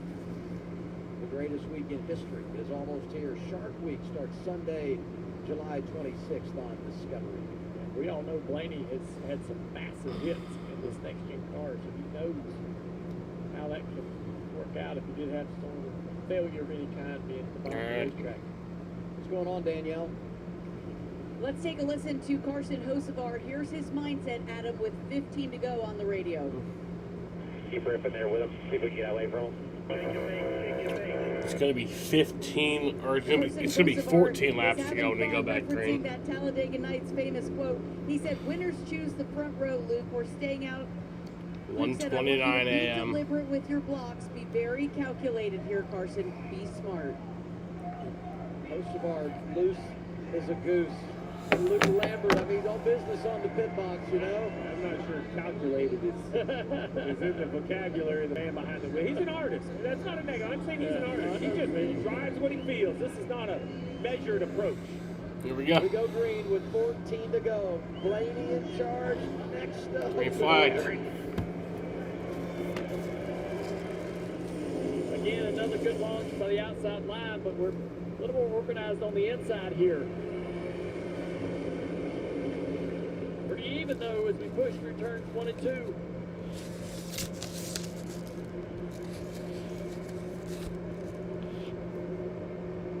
Big run coming from behind. 43. Chase Elliott back there making it happen in the 9. It's one of those on some fresher tires. Blaney and Hocevar stay side by side. Side by side here. Line's going to be organized. That's going to get. And Hocevar takes the lead. Into the lead.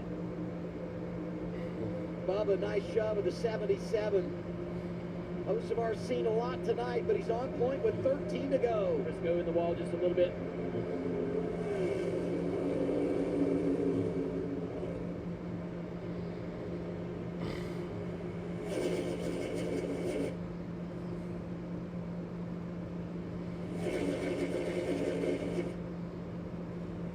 Remaining for Carson Hocevar. There's Dyson behind him.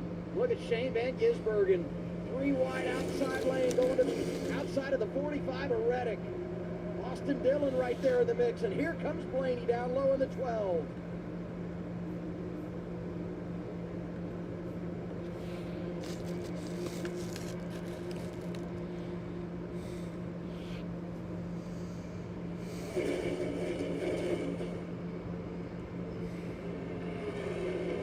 Just can't get any help down there on the bottom.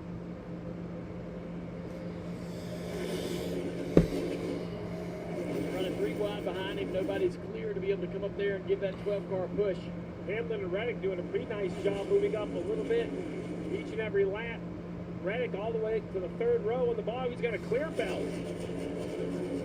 Oh, up the racetrack. He's going to go to the outside of the 12 here. Help his teammate, Bubba Wallace. 10 laps remain at Atlanta. Time to go.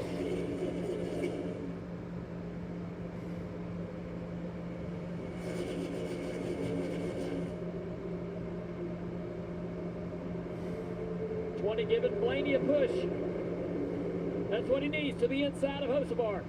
He's been the car all night long. Started on the pole, swept the stages, closing on 170 laps led. Here's Blaney with a lead. 9 remaining. Blaney with the lead. Example of this 12 car. Very few. He's been so dominant. They take it door to door, but the 12 clears the 77, goes back in control. Hocevar to the outside. This is the Ryan Blaney race. Trying to get there. Can't quite do it. It's just, is he going to win it? Of the 77. Chase Elliott continues to rally. Those pressure tires helping the 9 run the bottom with success. The 20 will go to the bottom. I bet the 9 follows right around the yellow line. There it is. The 23 blocks. Bell second. Here comes Bell. He's been a runner-up 4 times this year, including last weekend at Chicagoland. Bubba getting to the quarter panel to Bubba. Bell. Now on the outside of Bell for second. Hocevar's going to get a little help by the 45 here down the front straightaway. Hocevar, what's he going to do to the outside? 3 wide for second. 7 to go. Oh, 43. There he goes to the wall. He recovers. Reddick pushing Hocevar clear. Bell charging down low.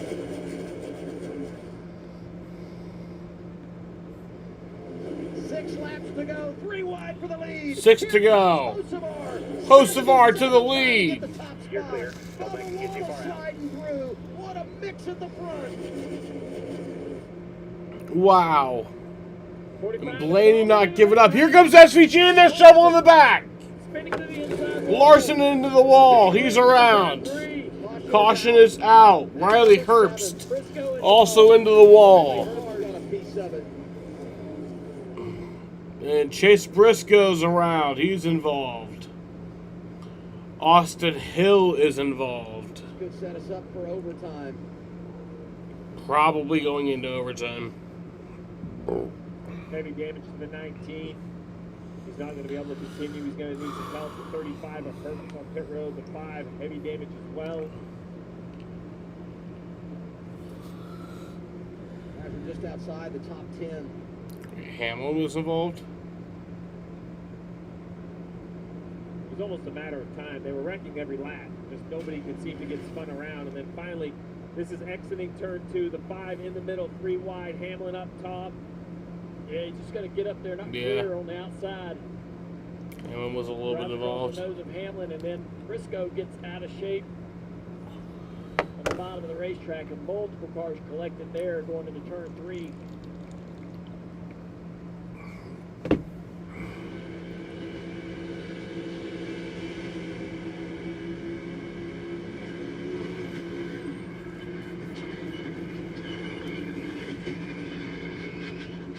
Miscommunication or a misunderstanding of where the 11 was. He was far enough off the corner. They were basically straight.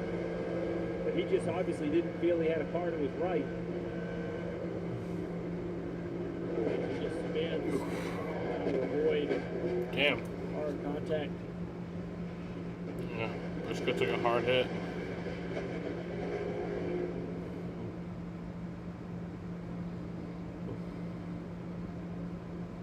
Gets into Austin Hill there. Joe Logano lucky to get by. Todd Dillon gets a little bit of contact there as well. 35. 48 goes spinning down the racetrack.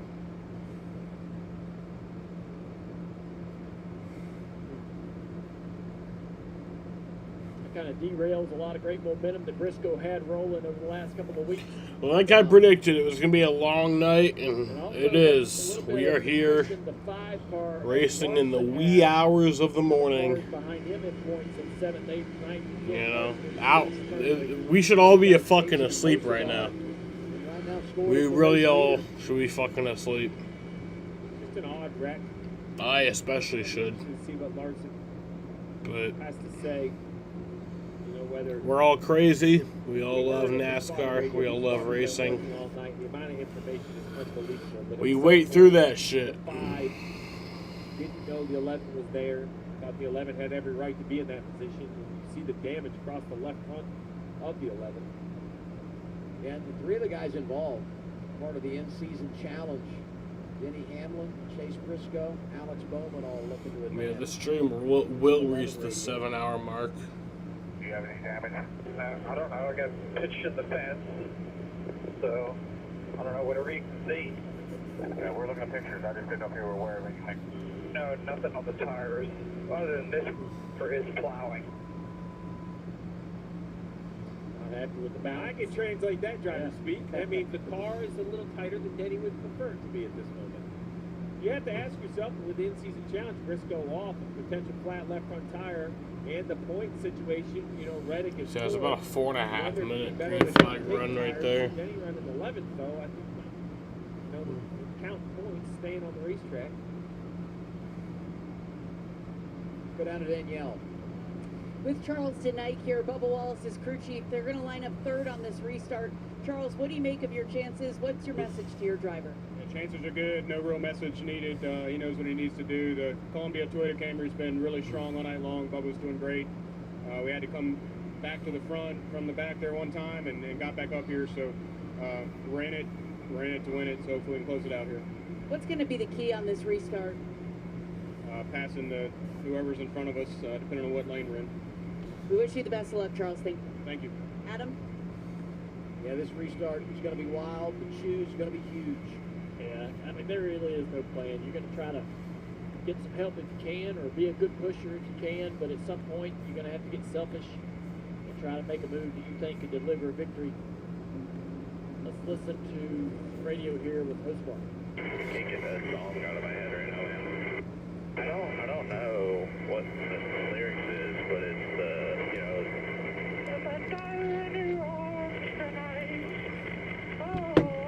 that one. Oh, I'm just dying in your arms tonight. Honestly, must have been something you said. Just dying in your arms tonight. And fucking, you're right, Carson. Tension and the anxiety or the pressure of the moment is to try to divert his attention or his mind elsewhere, or at least try to show his team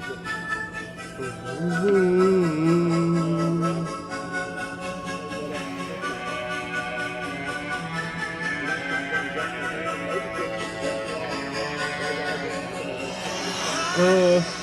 just died in your arms tonight. It must have been something you said. Just died in your arms tonight.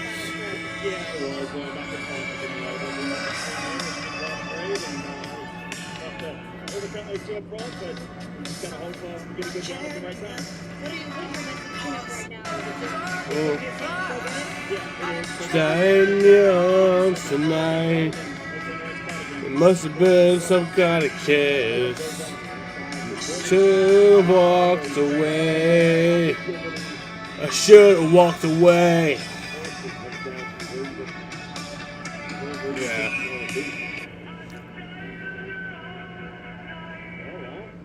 That sounded better than the Carson Hocevar version, you know what I mean? I wonder if that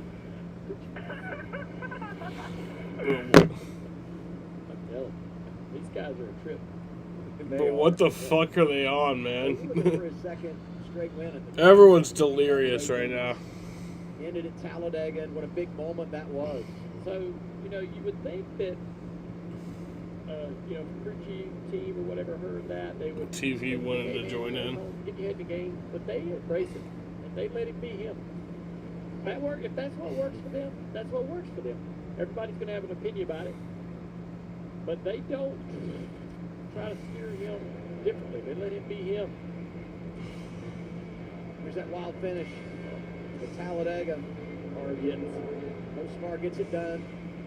And that epic celebration. I can only imagine what he'll do here tonight as we head toward 2 a.m. in the east. I bet you he already knows. I'm sure he does. It's been rehearsed. Yeah. We are going to go to overtime. Got a big plan for San Diego. He's going to jump in the ocean and have the... It is 1:42 a.m. He was going to do it, and I believe that he was definitely going to try. Overtime rules. Like I said, shootout. If the leader gets the white I have to be up in 5 hours. Before the leader gets the white, we reset and do it. It's pretty crazy. Unlimited attempts. For me, it all is going to come down to the white flag lap. I think first just choose, but what I've seen all night long are the front four cars get locked up 2 by 2. They push through 1 and 2. So I ain't getting much sleep tonight. In the 3 and 4, but when we see the white flag, the That's fine. 3 and 4 will be coming. What can these two do? After seeing the inside line win the restart, so the last 3 or 4, I'm surprised by the decision of Hocevar to take the top. We'll see if that was a choice that works out for them. If he has a plan to make that top work. Gonna have Reddick behind him. Blaney down low. Gonna have Bubba Wallace with an assist. Remember the little run-in they had just a handful of laps ago. You might imagine that Bubba's sitting back there thinking, man, I owe So him it is one, right? Blaney and Hocevar I would say on the front row. This is going to be quite the competitive race. Blaney, who's been so dominant tonight, and Hocevar, who is on fucking meth right now. Who in the third row starts going forward, and when they do, they pull out a line and go 3 wide. Where do they? It's going to be a wild battle. Restarts we've seen tonight. Hocevar is going to have a great launch, I think, to clear this 12, or it'll be difficult for him to have the lead going to turn 3. The other thing, make sure you get your move in at the right time, because once we get the white flag, it may be too late. If the caution comes out, the race at that point would be over. All right. It's overtime, presented by. It's going to be a 2-lap shootout. Had a red flag of over 3 hours because of rain. Closing on 2 a.m. in the east. Green flag is in the air. 2 to go.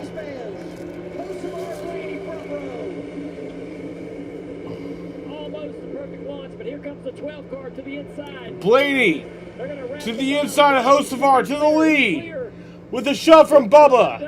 There's no connection between the 23 and the 12. Big run coming down on the outside line here. But this ain't over. Here comes Hocevar on the outside. Hocevar to the lead now. Blaney falls back to 3rd, falls back to 4th. 3 wide for 2nd. White flag is in the air one more time around at Atlanta. Hocevar with the lead. Here comes Blaney. Blaney on the outside. Leading 170 laps, trying to get around Hocevar. Side by side down the backstretch. Trouble the 38 into the wall. 3 wide for the lead. Bubba Hocevar Blaney! Who is it gonna be? Oh my God, a remake of the finish! Blaney wins it! Oh my, what a dominating win! Oh my God!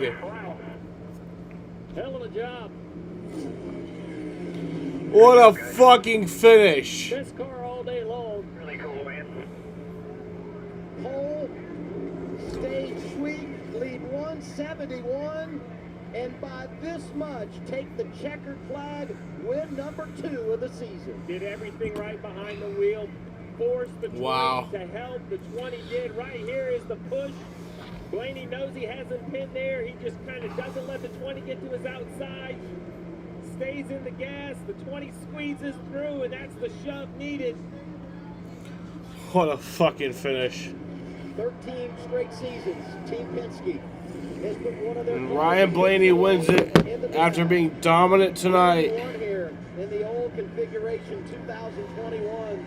He's been great here in the draft, but never been able to finish the deal. Tonight's the night, and he hit him right between the eyes. What an impressive performance for driver 12. You mentioned the choose. It surprised you. And Blaney took control. Gave it What a fucking finish. offense again. 19 career victories for this 32-year-old from High Point, North Carolina. This was the perfect combination of a driver making all the right decisions, but a race car that had... Ryan Blaney led 171 of the 263 laps. Once again, that shove from the 20, it was clear who had the fastest car tonight. Ryan Blaney. You should have walked away. The fastest car to victory lane. 2 wins this season for Ford, both courtesy of Ryan Blaney. And this is win number 750 for the Blue Oval. A milestone night for Ford. And the last 6 times they've seen their cars in victory lane at the cup level, it's been this guy that got it done.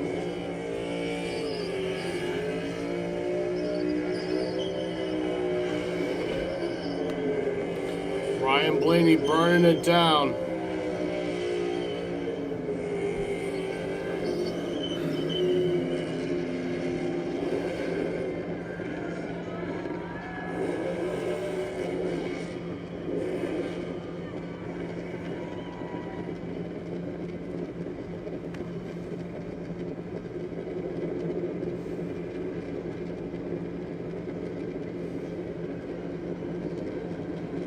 It is late, it is early, and we love NASCAR. Is big at Echo Park Speedway. That's why we waited through a 3-hour plus delay. Here's Marty Snyder. Adam, you never know what you'll see around 2 a.m. at a racetrack. And the fans who stuck around here in Atlanta got to see a special one, a 3-wide finish with one of the most popular drivers in NASCAR. Second one of the year. Blaney going to victory lane here in Atlanta again. One at Phoenix and now one in Atlanta.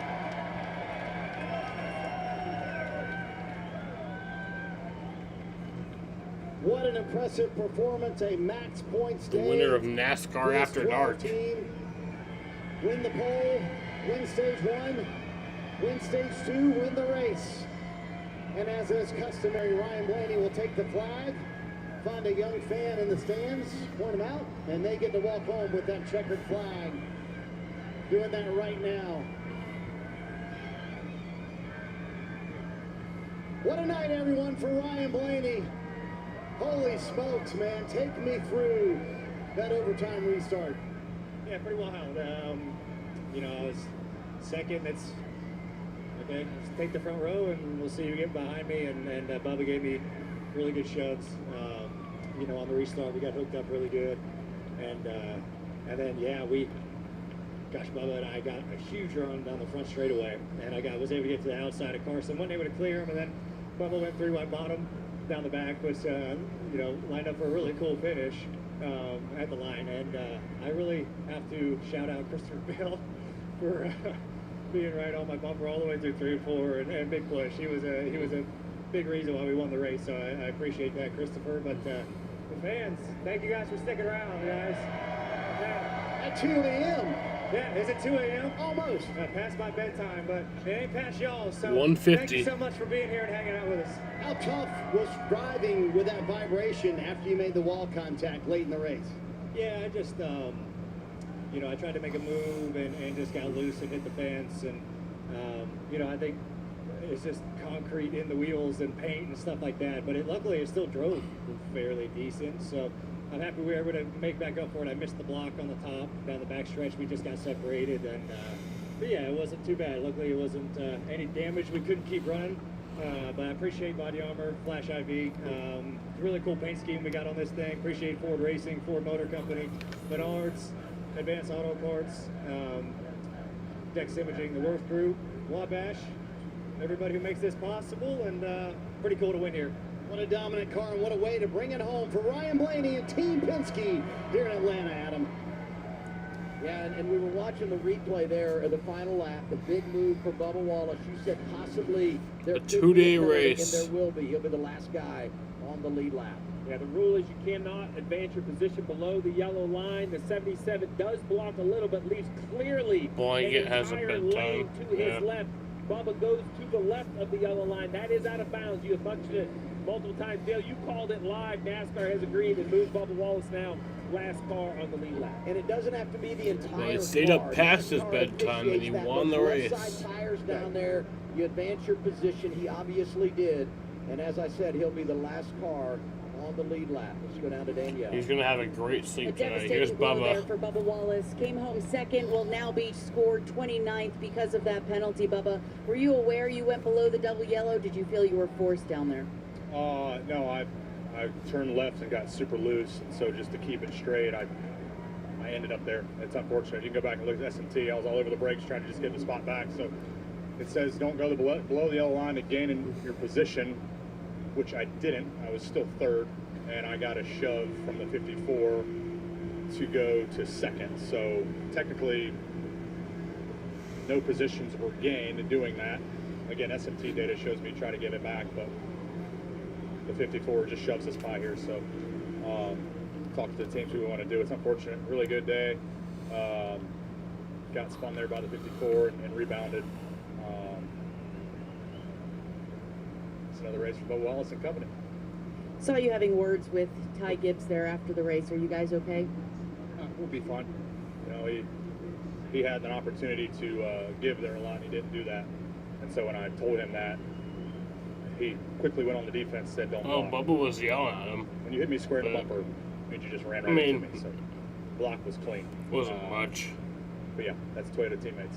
We don't race very well together. Bubba Wallace, guys. Yeah, a lot of frustration there for Bubba, and that's coming off of the news that you just got, you lost 20, 25 spots. That's right. Somebody just took that right from you. Super frustrated. And the rule is what the rule is, and it's unfortunate, but we're just going to have to figure out how to move on from that. Listen, I think they got the call right. I hate it for Bubba, but in my mind, you called it live. I agree.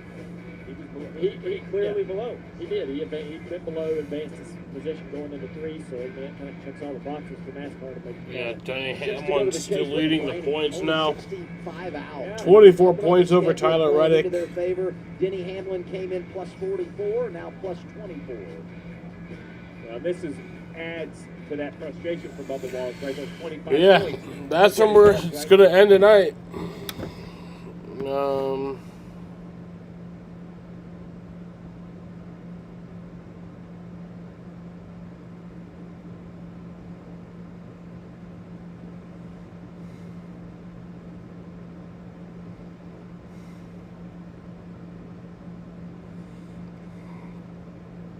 There's about a minute and 13-second green flag run to end the race. And yeah, Ryan Blaney wins it, gets his second win on the season. It almost looked for a second there like it was going to be another 3-wide photo finish, but I mean, it was still a hell of a finish. Hell of a race, hell of a finish. Well worth the waiting 3 hours and 8 minutes for, you know? Because that was the rain delay that we had. But anyway, I want to thank you guys for watching, and peace out.